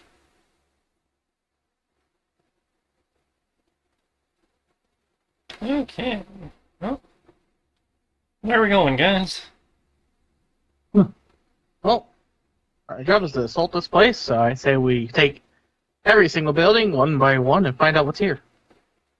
And if it's in a cage, you can stay in a cage for now. If you're wanting to try to find anything that again isn't just like at a glance level, you can feel free to make an alertness investigation roll. Keep in mind if you're wanting less of a chance, because rolls can be shitty, to be seen by the workers, it'll be an infiltration roll to just kind of move around the warehouse, dodging the workers doing their thing. Unless you think you can just go, yeah, I don't look at this, but I'm here for a reason. You could try to, social. We probably should have stolen some stormtrooper helmets.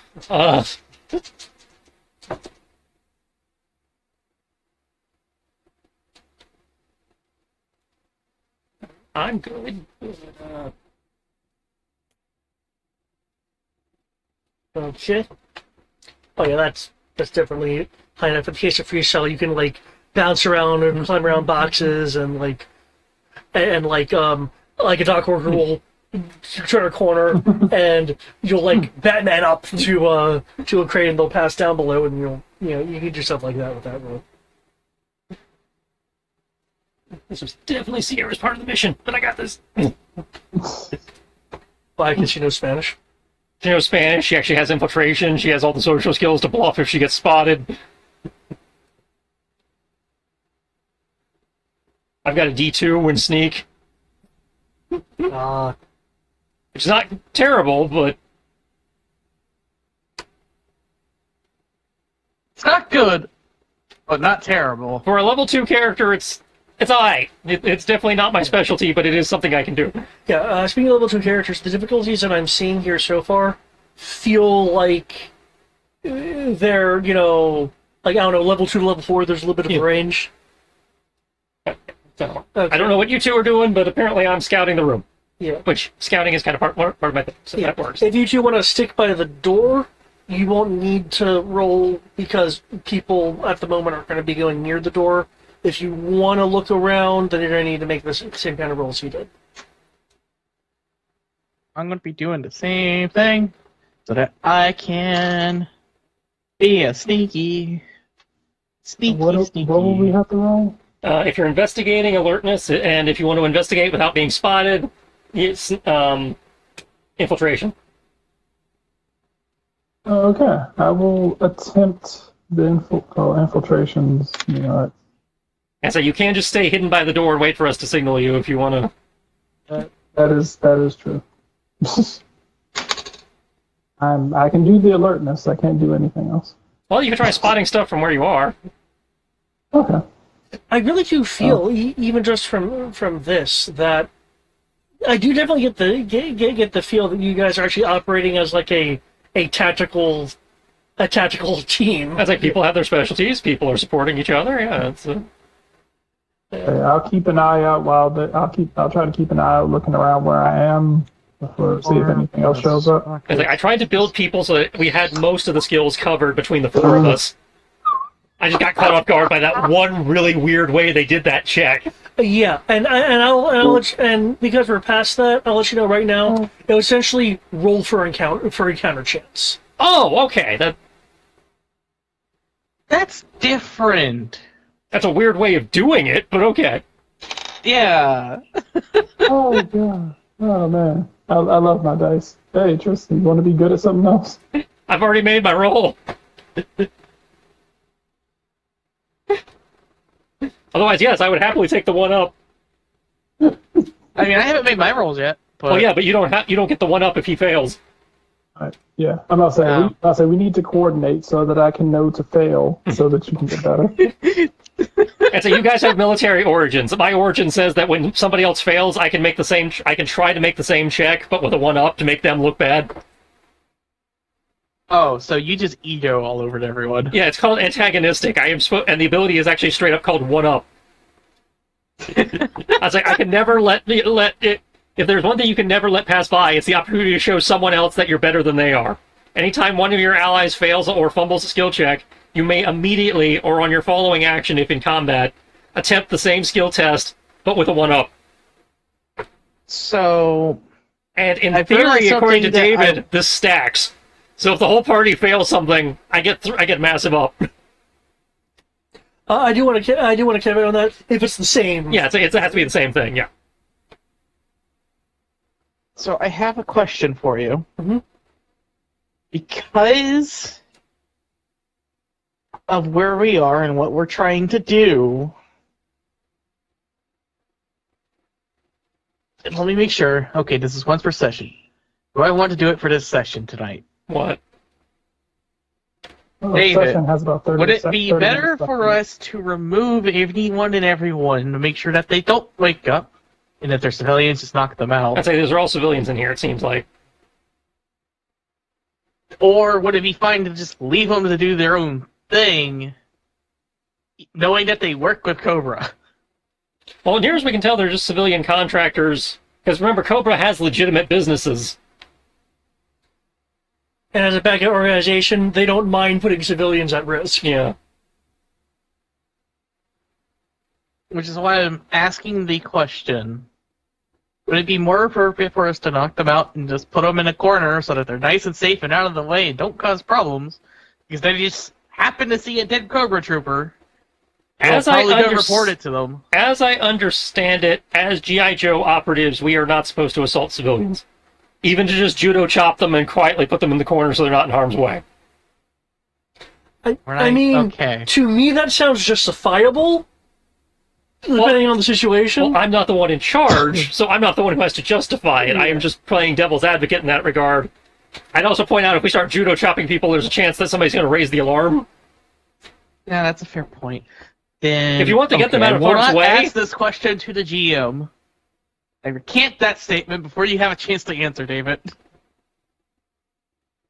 That's it. If we are wanting to get them out of harm's way, we could find the secret entrance to the evil basement and then just pull the fire alarm and have them leave that way.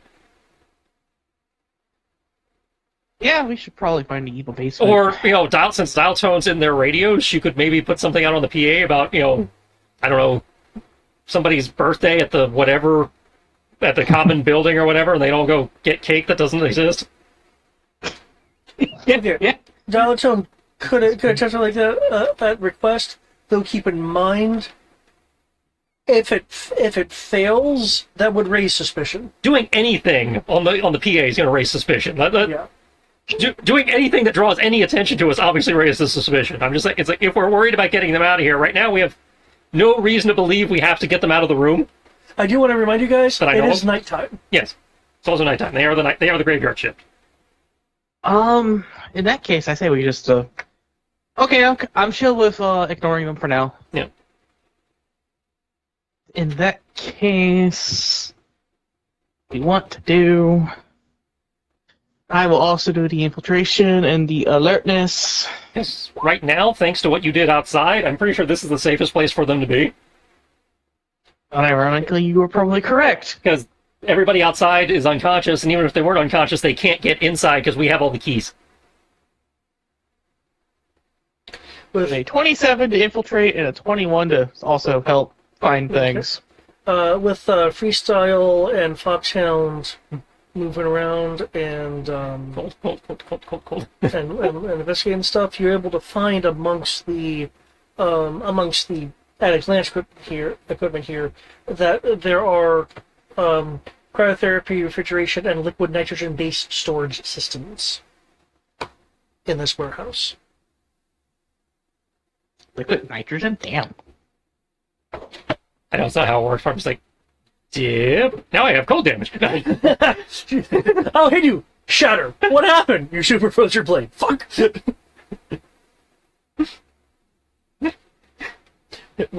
But upside, you do 1 sharp and 1 blunt damage for that 1 attack. Yep. Actually, it'd be 1 sharp, 1 cold. But we know what room to come back in if we have to fight the Cobra Nigga. This is definitely unusual equipment for being a part of like a herpetology thing and such. That should be clear. So it is suspicious normally stuff that Dial Tone is documenting because you found it. Yeah, normally you don't want to keep the lizards on ice. Okay, this will be a good 20 minutes of the two of you guys looking around, and that's the most unusual stuff that you find in this warehouse, outside of a person that has a serious smoking issue because there's an ashtray full of 50 partially smoking cigarettes. Just in this one area next to the office.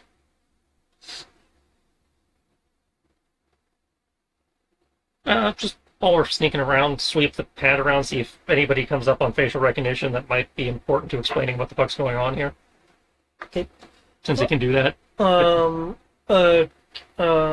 According to G.I. Joe operations, these people in here are indigenous and live in a nearby village, so they would have commuted to here a little bit. So no, famous cryoonicists or anything. Okay. Not of the workers here. Again, with it being day shift, night shift. Yeah. You're at least in this place. Oh, it was a good call. I'm fumbling for clues here. Yeah. Dalton will comment. Maybe the other warehouses also have oddities to them. Yeah, I mean, I was kind of hoping that, given what we saw earlier, the cryo one would be the main one, but yeah, it looks like this is just where they're storing all the cold shit. Yeah. Any recommendations based on chatter?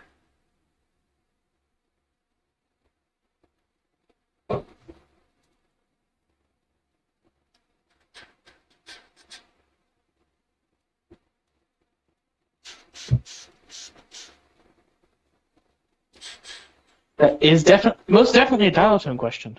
That nailed it. Well, I made that difficult too. I guess more specifically. CT got my back. Specifically, yeah, no, the difficulty is 20. Okay, I did make it difficult. Okay.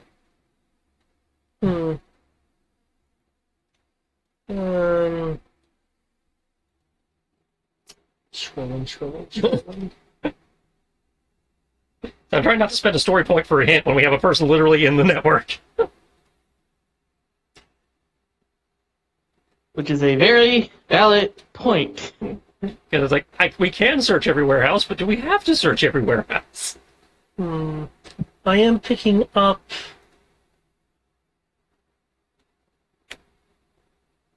Looks like they have a processing lab. Picking up some Viper chatter. That's the one attached to the building with the ambulances and everything? Or adjacent to? Warehouse 2 was the one that had the ambulances and everything. Yeah, Right? Warehouse 2 is my ambulance. And then the processing lab is where the Meta Vipers are. Yeah. I'm getting chatter about some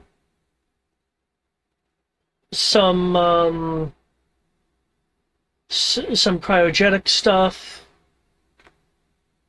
Yeah, so right idea, wrong building. You probably have to go to layer 2. Realistically. Layer what now? Layer 2 of the map. The office buildings. I thought those were rocks. Yeah, Those two things between the wharfs and, yeah, I thought layer 2 and 3 were like cliff face. I thought layer 2 was those two large office buildings on the other side of the warehouses. Layer 2 does consist of the two office buildings. Okay, so we know one of the office buildings now is the processing lab. We did get that bit of information. That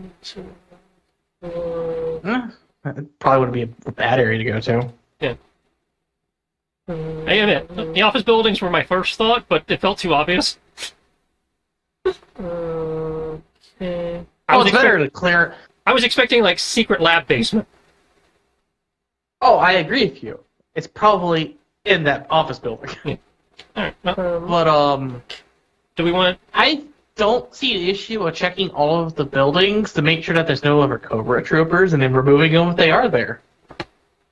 Well, from what we've seen from your earlier scouting, the workers are in the warehouses and the troopers were patrolling the outside. Yeah. To make sure they didn't leave.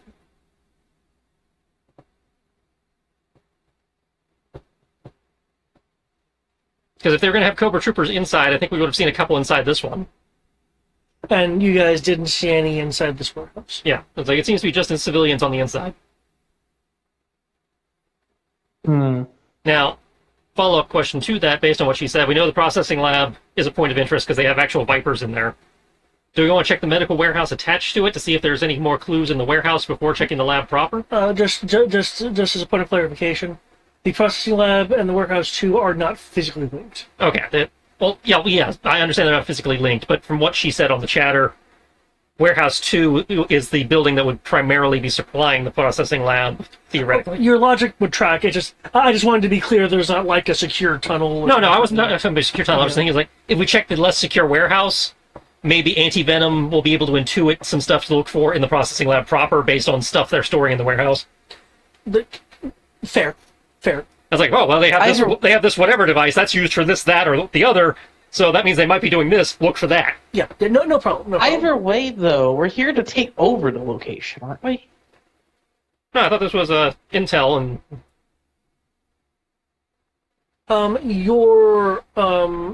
You've you're reconning the location to figure out precisely what's going on, and GI Joe was unaware if this in fact was like, a base to be struck. If it is, you of course can strike it. Yeah, this is recon to find out what it is, and then let them know so they can just tell us what to do about it. Because if it actually requires a strike, they will probably send in reinforcements to help us. Of course, you guys can also do things on your own. Well, yes, I'm just saying, I mean, if we just kill everyone on the outside before we find out that, we actually need to do something, it's like, we got rid of everyone already in the process of recon. Well, we know there's going to be at least one Crimson on site. That's, means possibly more. We'll have a better idea once we figure out where the actual relevant, important stuff is.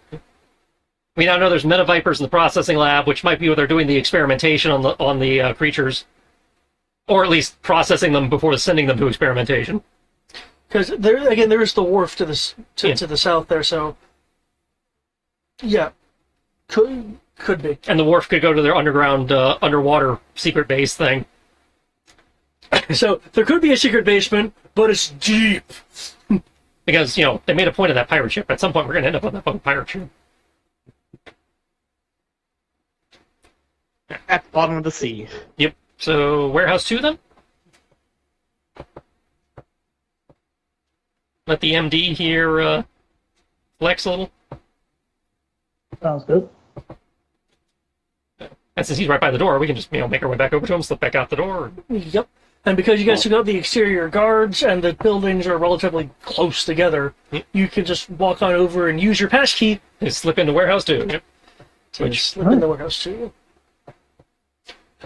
Much like Warehouse 3, on the surface, it appears to be a regular old warehouse. But, I mean, this is Cobra, so very likely they want everything to look perfectly fine. It must all be purged. There's about 20 workers in here. There's a few chatting about. All right, let everybody else make the alertness and/or sneak rolls first. I'll stay outside this time. What? You staying with him, Antivenom? Well, this is the place where anyone is supposed to flex. So Yeah. He's supposed to go with you, isn't he? I say Antivenom's got to come inside then. Yeah. You said make an alertness check. Alertness and infiltration if you're wanting to avoid sight of the workers. Okay. Alertness. So you stick to alertness and stay hidden by the door. I'll use the HTTP pad to send you the different send you up live stream of the different things, so you don't have to. If I live stream him the boxes, in theory, that'll. That would work. I don't even know how, man. I mean, I obviously know how, but I don't even know. This is just a meme at this point. I'll take that one up, though. Ooh, that alertness though. Yeah, I didn't know. Right? Oh, I don't know if he counts as an assist for this, since he's well, because you actually made a roll. Then no. Then Okay. no. Yeah. You sneaking around. Again, these guys are super paying attention, so yeah, you're able to sneak around. You did show me up, so. Yep. I did show him up. Looking around though, you're seeing a lot of normal things. So either you're missing something, or this is just This really is just the medical storage. It could just be a medical storage. It's up to you if you want to take some extra time to go. I must be missing something. I'm gonna make another pass. Yeah. Okay. I believe my You one up make doesn't stick another around. pass. I'm just re-rolling the alertness. I don't need to re-roll the stealth. You don't need to reroll the stealth in this case because the status of the workers are still, we're just doing our thing. They're not like alerted to anything or nothing unusual's going on to change I did double the base roll. thing. So, given Right. Possibly a that we crit. haven't come No, it's back, D2. I can't crit on a D2. I'm going to take. Sorry, go ahead. I was just I going was to Oh, shut up. Versus Skype. First Skype. Speak, David. Okay. Given he's doing another pass, Anti-Venom, you can lend assistance if you would like. Fuck's out.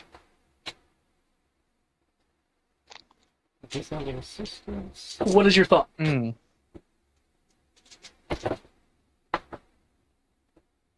Given that he's doing a second pass and nothing was noted beforehand, I would like to take the time to lean on Anti-Venom's shoulder, look at the HTB pad, see what Freestyle sees, and make the alertness roll. Okay. Fuck, I should have waited to roll. Okay. Because you have the limited perspective of the HBT TB. HTB HTB. pad. The pad. You're gonna be at a I'll say a 1 downshift. Okay. Definitely should have waited to roll. Could have taken that one up.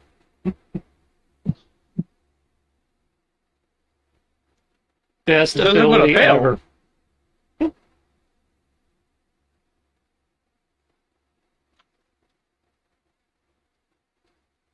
Like, get downshift it to a D2, but we're in my environment because the machine has not changed. Yep. Woo!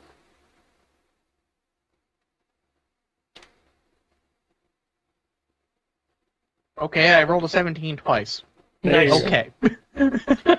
Okay. I get downshifted. I can't have Sabaka feasibly help me. Yeah, I don't think he can help you with an iPad. Yeah. It's just, Anything that was assisting you technically. Yeah. So 19, that's respectable. Okay. Both Foxhound and Freestyle were able to note that there were some boxes under some of the boxes you can suddenly shift to get the HTTP pad. You know, good looking at some of these.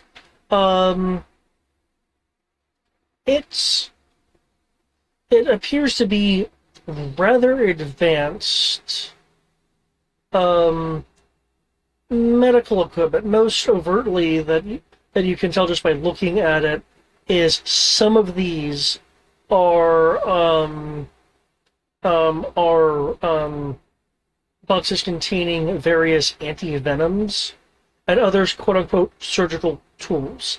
Now, because you have the pad giving the imagery, Anti-Venom, if you would like, you could make a science medicine roll to identify the nature of some of the less overt equipment and labeling. And if you happen to see any anti-venoms you recommend I grab in case one of us gets bit during this stupid op, let me know.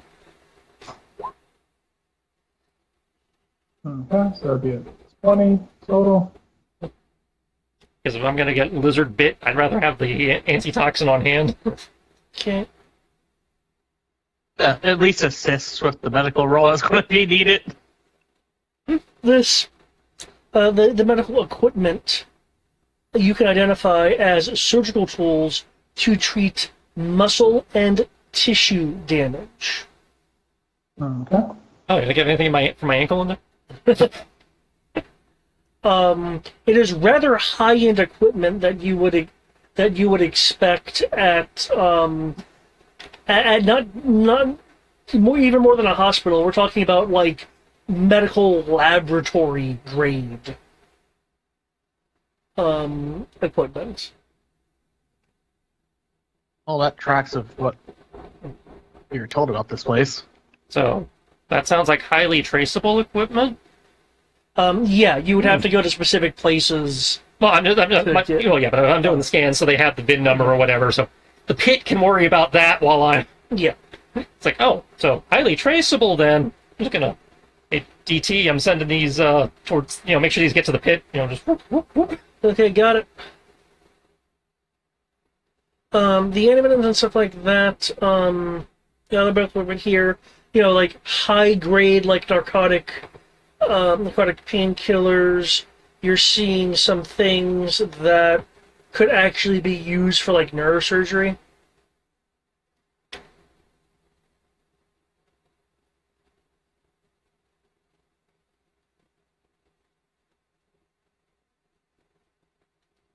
far more than a veterinarian has any need for. All right. I can grab a couple anti-venom vials at his recommendation, and Okay. Since you're pulling, or antidote, whatever you call them, antitoxin. okay. With these antitoxins on hand, you'll have a pool of 3 ups for the purposes of science medicine rolls against, poisons, venoms, that kind of thing. No, yeah. Look it up. Each up is representing like using a Yeah. vial. Cool, cool. And then I will slip back out, and I guess we'll start making our way to the processing lab. Awesome. Yeah, because you're moving between layer 1 and 2, everyone individually can make a infiltration stealth test. Against nobody? Well, remember, as I said, there are like the occasional person going between buildings. Listen, before you go, I'm gonna roll. I'm waiting. I'm waiting for you and Eric. Wow. Do what now? We gotta make a new stealth roll. No. I'm sorry. No, it's cool. I see a 19 and a 17. Right, he rolled it. Okay. He's apologizing because he actually rolled good. I would rather have you roll good. I don't want my entire character to be built around you sucking. I know. That's the. I have no problem with that. So- If anything, it's hilarious to me. So I have no problem with that. As long as it's consistent. You are not your horrible Andromeda monkey engineer that's supposed to be better than a droid, but the droid does everything for you. Well, that's exactly what it is. He's the engineer. I'm the droid. And I'll say That's the relationship we apparently have. I'll say this is on pace because every character that I have that starts out in the game, it sucks. So they start off terrible and they roll for shit. Then eventually they become something that Tristan hates. But right now, they suck. I am glad that you have like an edge. Foxhound. That's 7 though. You have a D8 in infiltration? Fuck.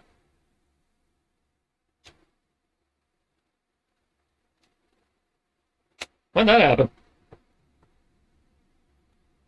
Okay.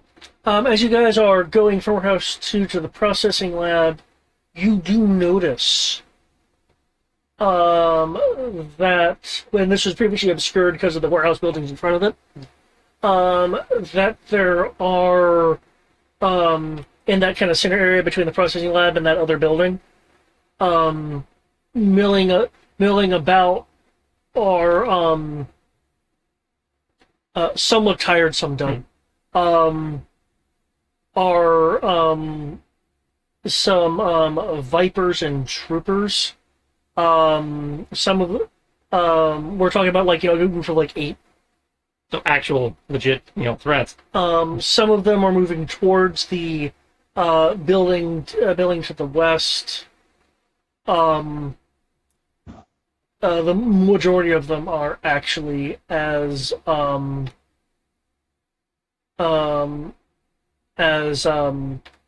3 are heading towards warehouse 4. It looks like they may be providing relief to whoever was on guard over there.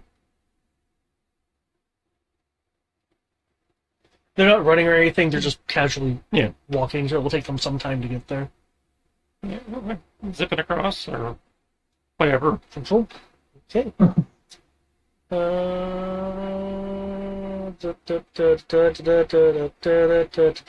we go.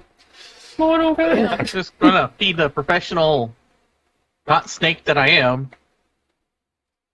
The processing lab is a smaller building compared to the rest, despite the scaling on the map. Now that you have good eyes on it, it's definitely recognizable as like a bit of a tech building, but given that it's a processing lab, that makes sense. You're seeing some extra equipment attached to the side of the building, which looks to be, like pressurized coolant systems and things of that nature.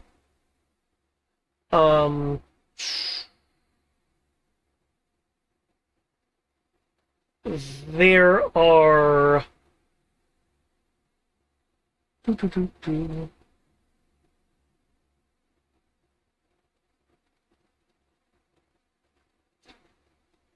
Hmm.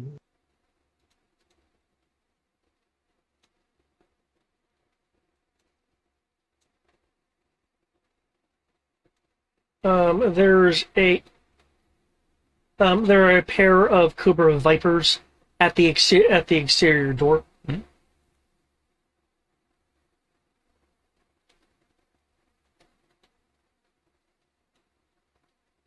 I mean, if you want to give me like, I have to say, Few isn't this your department? They're very clearly standing guard. There is a key card reader behind them, attached to the lab door. The lab's a 40 by 40 building.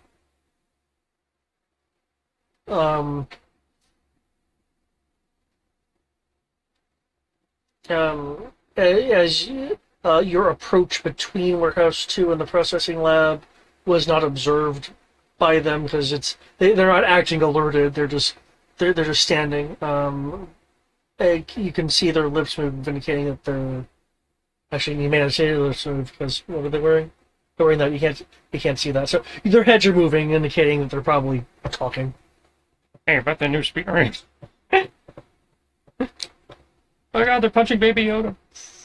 For defense, I don't know how words. Okay. You guys are on approach, not like right next to them or anything.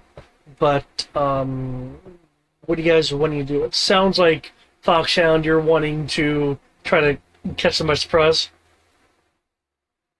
yeah, I'll try to take them out quietly. I don't think I'm going to succeed at that. So you want to give me a minute to slip around a little bit so I can, quick stash once they drop. Yeah, I'll wait for that. And So be he prepared so for kind of that. like takes the long, takes the long way around to slip, kind of come around the building from the other side so he can sneak Okay. up on him. Because you're doing that, I want to get a new infiltration roll.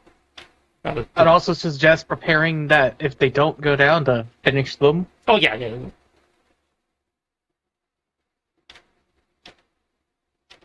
Still suck.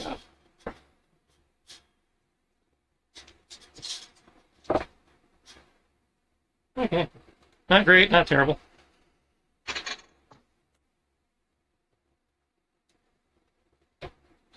I 15. don't have any upshifts right now. Wait, no, I have 2 edges, so I still get an upshift. But it's only 1 in this case.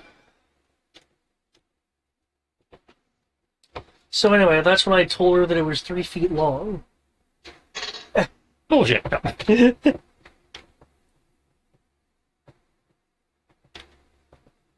Yeah, they don't know you. They're just chatting away.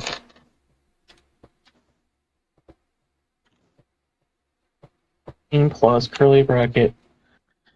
And I assume because we're not in combat, I had the opportunity of aiming and everything bonus-wise. So that's going to be 1d8, comma 1d6, comma 1d4, comma 1d2. And then it's going to be KH1. No. Yeah, 3 feet long. That snake was huge. And she didn't believe me. Oh yeah, maybe whatever they're doing in here, make what's that movie with the anaconda? Anaconda? You mean they're talking about the movie with Corey Ware in it? Yeah, that one. Maybe they'll make some like that. I mean, I heard rumors that that Mindbender may be involved in this. So, that guy who could be making some giant.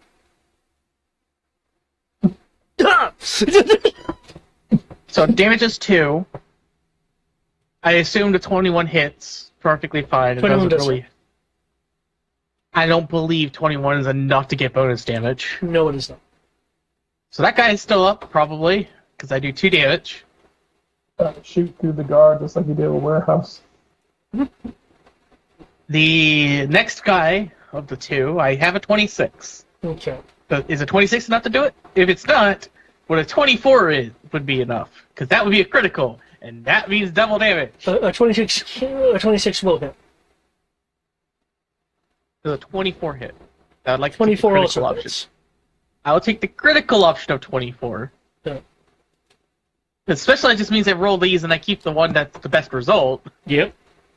So... Yeah. That guy's for sure down, because that's 4 damage. He might be up, but it's very likely. He's a normal mini viper. I would hope he has less than 4 HP. This is even a medi viper. It's a generic viper. Oh. Well, he takes 4 damage, the other guy takes 2. Okay. Given these guys were not on patrol and they're just, standing there. Can you make me a initiative roll to see if you have time to take that second shot, unless you have some sort of snapshot ability that I'm unaware of? Lets you attack twice for one action. In the event that he doesn't, do I still get the surprise? Go. Yes. Okay. Because you were prepping for that. Yeah, so obviously let him go first. Yeah. Well, good thing that this counts as that. Just negates my 1 snag automatically. Because I technically have a snag because I don't have a skill in initiative. That's okay. Wait, hold But on. because we're in my environment, it means instead of it being an auto fail because I'm rolling with a snag, I'm not rolling with a snag anymore. So hopefully this is enough.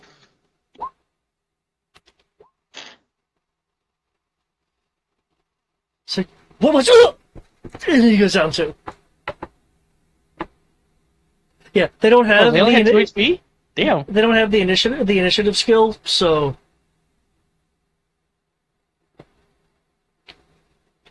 they go down, and you're weighing the stash. Mm-hmm. Okay. I thought they had 1 HP. Well done. Can I get a stash roll for these bodies that are in a completely different area?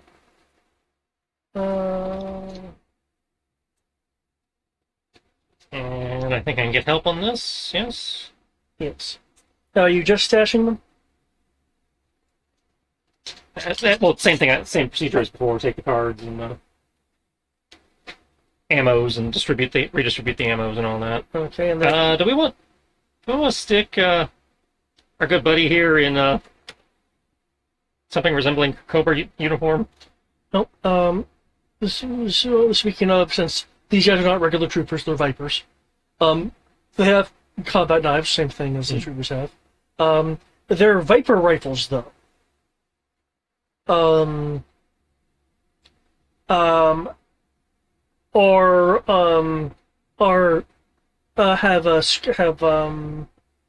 scopes on them, and each of them has. Really, but each of them has a frag grenade.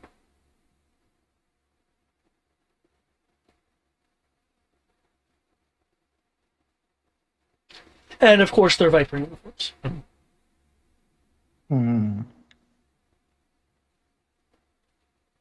So, I will say that...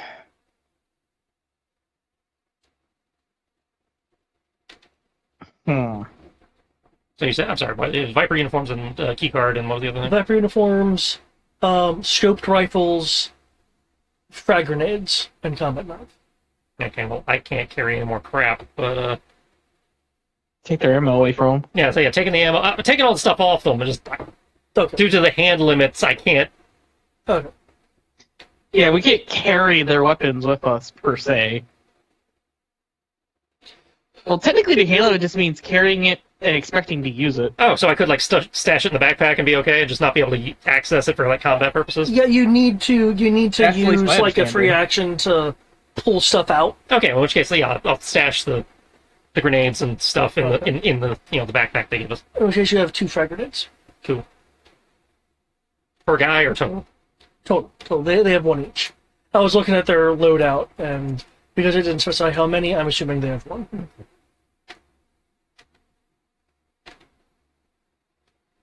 So, what do you guys want to do now? I know there was some comment about uniforms. But... There was a thought of, since Anti-Venom's been having such a hard Anti-Venom time, in could we like pull the Star Wars and stuff him in the Stormtrooper armor so that he doesn't have as hard a time hiding? I'm pretty sure DT here would not appreciate that. What was that? What does Daltone have to do with it? I'm pretty sure Glaltone would not be too thrilled about that. Do you have a problem with him putting on Cobra uniform to aid in infiltration?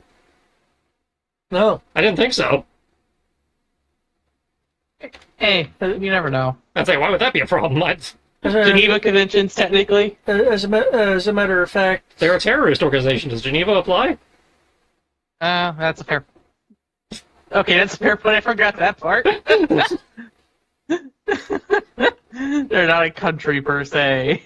as a matter of fact, I was wondering if you were going to take the troopers' uniforms. So, here you go, Cap. Actually, technically, if you're going by the cartoon, Cobra is a country. You talking about Cobra Law, or do they actually have something? Or the island? Cobra Law. Cobra Law is a country. Is it recognized by the UN? I mean, they acknowledge they exist as a threat. So, whether they acknowledge them as an actual, contributing member of the economy, probably not. But, they do have donors from legitimate countries who fund them. Yeah, I'll toss you the, size up, see, whichever Viper seems closer to his size, he'll toss him the uniform. I'll say, we'll put them on this uniform, lower my armor. Putting their uniform is ballistic armor, so you'll get a +2 bonus to toughness. It's literally the same armor you're wearing. Well, I have a +3 currently. Well, that's because you have the enhancement on it. Okay. But the point is, in theory, I don't know if we could transfer the soft shell, but even if we didn't, if they're wearing the same armor, we just have to put the jumpsuit and the helmet on you, and you'll look like a Viper. Oh, okay. Well, I mean, it is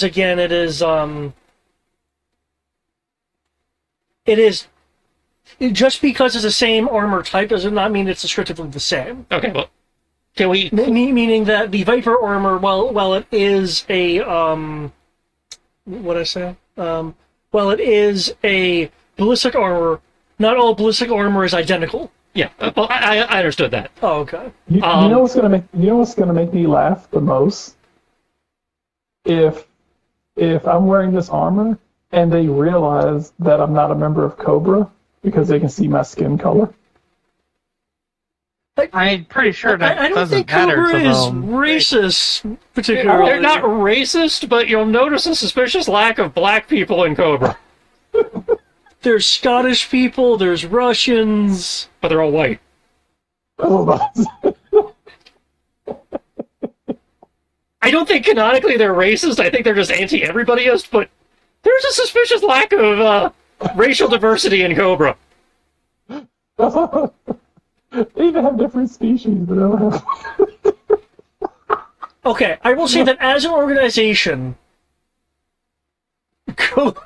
you will not be called out for. It's like, oh no, he's black. He's not Cobra. Also, he's clearly got two grenades on his vest there. I don't know what you're. Oh my god, this is great. I'm part of the affirmative action movement. It's like, hey, it's like, hail Cobra. And then we kind of looked. It was like, when did we get black people? Don't say that out loud. We'll go to HR.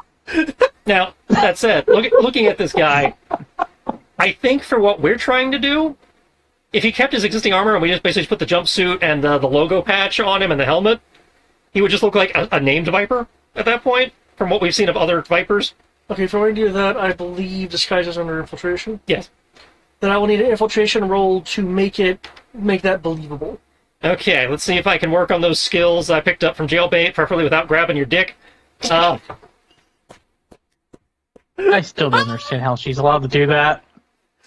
He hasn't. As far as I know, he hasn't made a complaint to HR. I just assumed if she was a woman, she was allowed to get away with it. Okay. Oh! Foxhound, if you can give me a hand. What?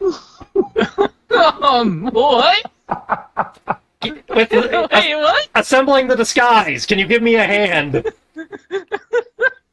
Oh, wait. I assume hold on. Anti-Venom can't help me, considering he's the one getting it assembled. Yeah, because you need that third-person perspective. To Yeah. go, okay, that looks good.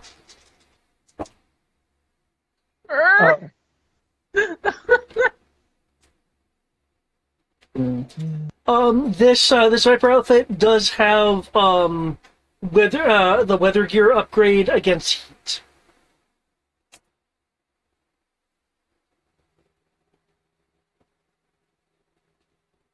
Okay.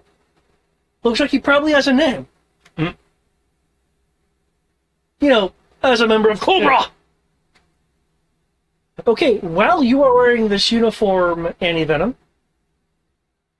you will gain, you will not only gain an edge for infiltration, stealth, and deception rolls, with other Cobra. These rolls will also have two ups to them. Infiltration, deception. Infiltration, stealth, and deception. Infiltration is and stealth. Yeah, but I'm saying stealth because for the specialty. But you're right, infiltration. You're right. That's how this works. Infiltration and deception have an edge and two ups. Okay, I got something for you. Oh god, this is amazing. Okay, so there was one black guy in Cobra. Was his name Token?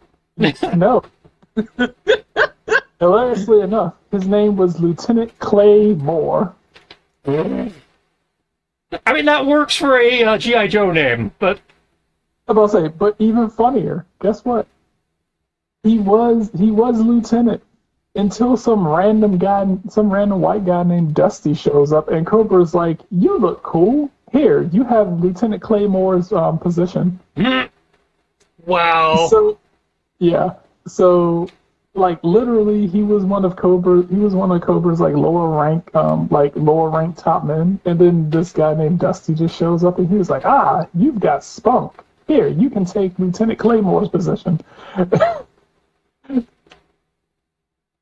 And then when it turns out that this the guy Dusty turns out to be a double agent for Cobra, Lieutenant Claymore saves Cobra Commander, and Cobra Commander's like, It was like, "It seems like you did a decent job. Keep this up, and you can get your position back." So you lost your position because just some guy showed up. They didn't even say why. He was just like, "You got spunk and pizzazz. I'm gonna promote you." Wow! Oh my god, this is amazing. Season 1, 1985. Oh my god.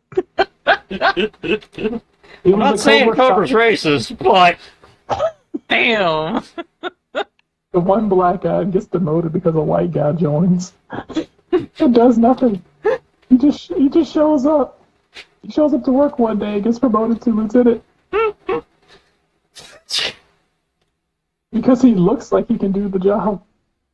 And Lieutenant Claymore gets so pissed that he actually challenges him to a match, and Cobra Commander makes it a death match. And then As you do. Loses. And then he loses, and Cobra Commander apparently says, "Finally, now kill him."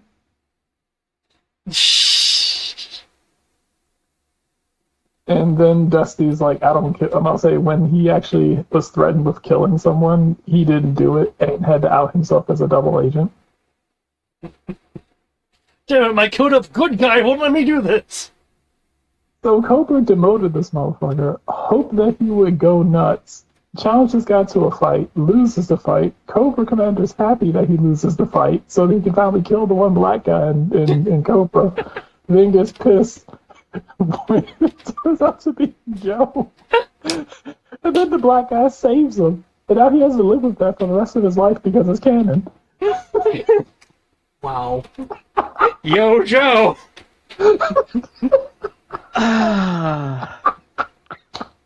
That just hurts. I love the 80s. Oh my god. It was so amazing. He even has his own toy. Well, of course he does. You don't appear on the show unless you have a toy. He is also the Otherwise, you only appear in the must- RPG. Claymore is memorable for a few reasons. His loyalty to Cobra Commander, even after being demoted in favor of traitorous G.I. Joe scum, a black guy in Cobra, finally. He is one of 2 toys to actually wear the standard Cobra soldier uniform, but with no face mask. Ah!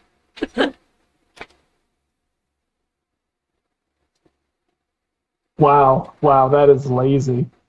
The figure itself is a mashup with the head of Balrog from Street Fighter combined with That does not surprise me. Almost half the Joe toys are either just repaints of other toys, or just like they swapped one piece.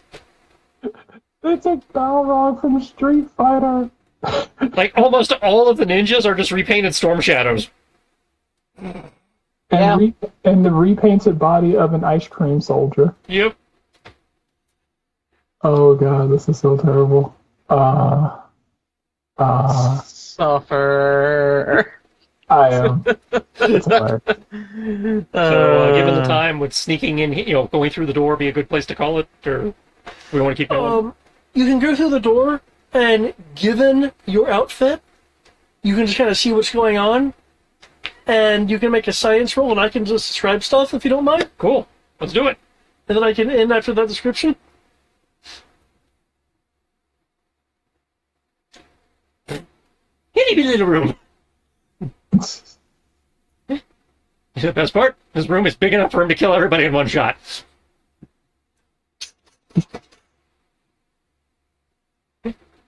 They're all within a 10, he can set up a 10-foot radius. Okay. Ooh, they have holograms. Fancy.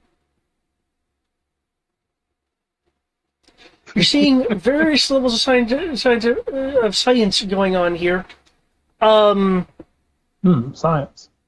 Delicious. The door into here is more like an airlock than a regular door. Are they wearing hazmat suits? Please tell me they're not wearing hazmat suits. They're wearing that because Mediviper. And it looks like they're working with sensitive material. These Medivipers are working. They're fully suited up as if they'd be in the field. Okay, that's different. I thought you were saying I was thinking hazmat suits, like what the CDC wear when they're around smallpox and other things. No, that's the Metaviper thing, where it's basically scrubs. Yeah, they're just wearing scrubs. That's fine. That's fine. And look a lot less scary than the Metaviper toy I have. It was actually difficult finding a Metaviper image. So the one I have, I think he's a named one, but he's got basically 2 Doc Ock arms that come up over his back and have scalpels on them. I wish I could find that. That would be nice. But you can. They look over because the door opens. One of them gives you a nod and goes back to what they're doing. So, Hail Cobra. Cobra. Cobra.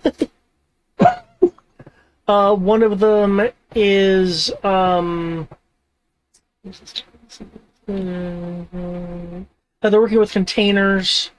They're dealing with various vicious reptiles. If you can make me a science roll, you can perhaps identify what they're doing. And one of them has a oh no, that's what that's supposed to be.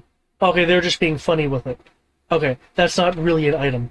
Yeah, you can make a science roll. Predatory projectile is what I'm reading here, by the way. Okay. It is the weapon of I pick up this venomous stick and throw it at you. Okay. It's 14, but rolled a 4 on the D4. It's total 14. Okay. In which case, you realize what these Metavipers are working on. Excuse me. Yeah, okay, yeah, he's a name. Well, that's why it was creepy then. Yeah, he's got like a Okay. wrist-mounted buzzsaw and shit. They are working on specialized shipping containers um, to to essentially cryo freeze these reptilians and other reptoids for for specific transport on, and you can actually no, can I tell you that? No, that's science roll. But they're basically making cryogenic storage crates in these like yellow looking crates that will like cryo freeze, reptiles for purposes of high speed transport.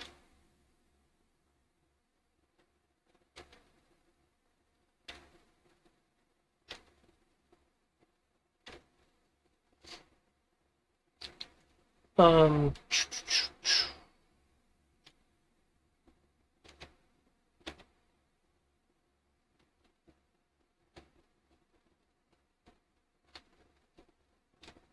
and with that, I'll end it there. Well, that didn't work. You always click the link and follow it. It's a It just broken dead. image icon.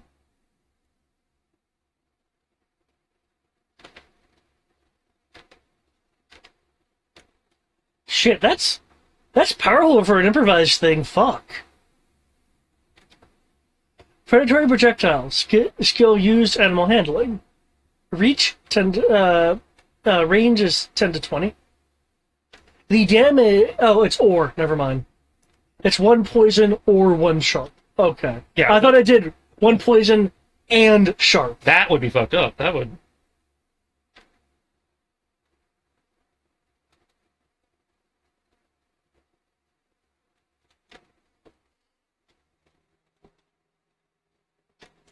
Yep. Yep. So super secure, like airtight cryo-freeze containers.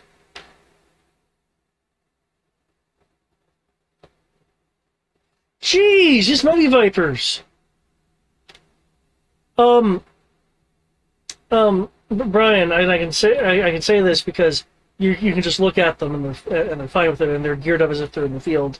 They're armed with SMGs. Why?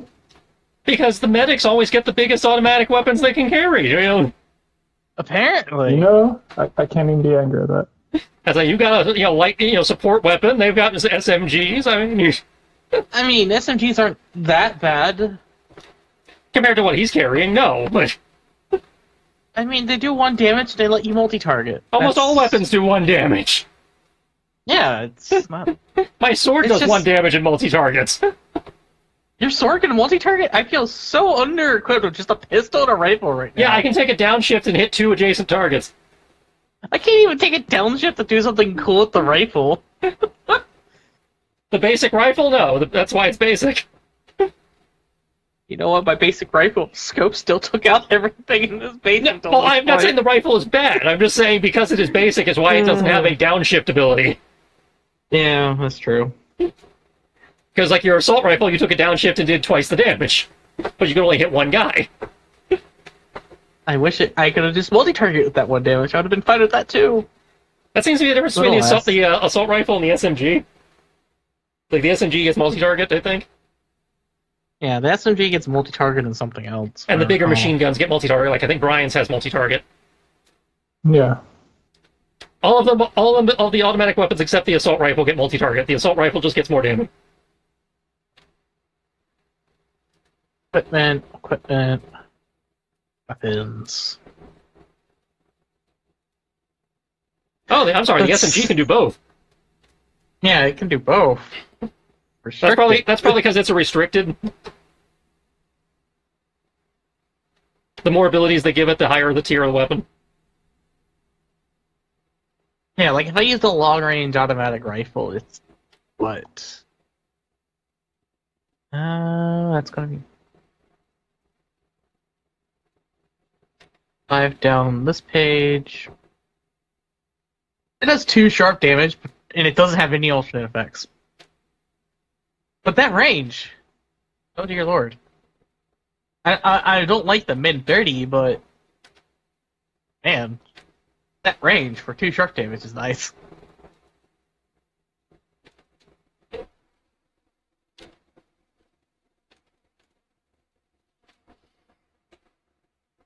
Hmm.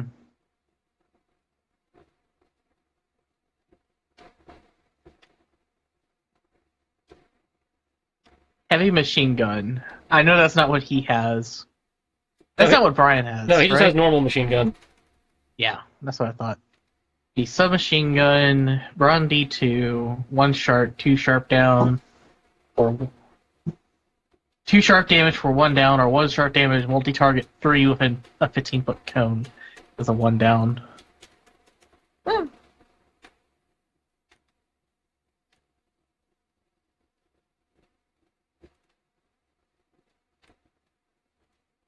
I'm annoyed that they implemented a 30-foot minimum distance for just a long-range automatic rifle. It's just like, why?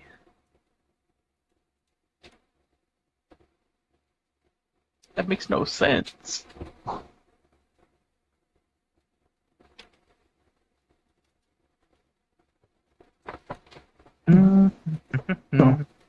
Which case, thank you so much. I'm gonna go ahead and head up because I have work in the morning. So I will talk to you all soon. Yep. Alright, you have a good night. Thank you.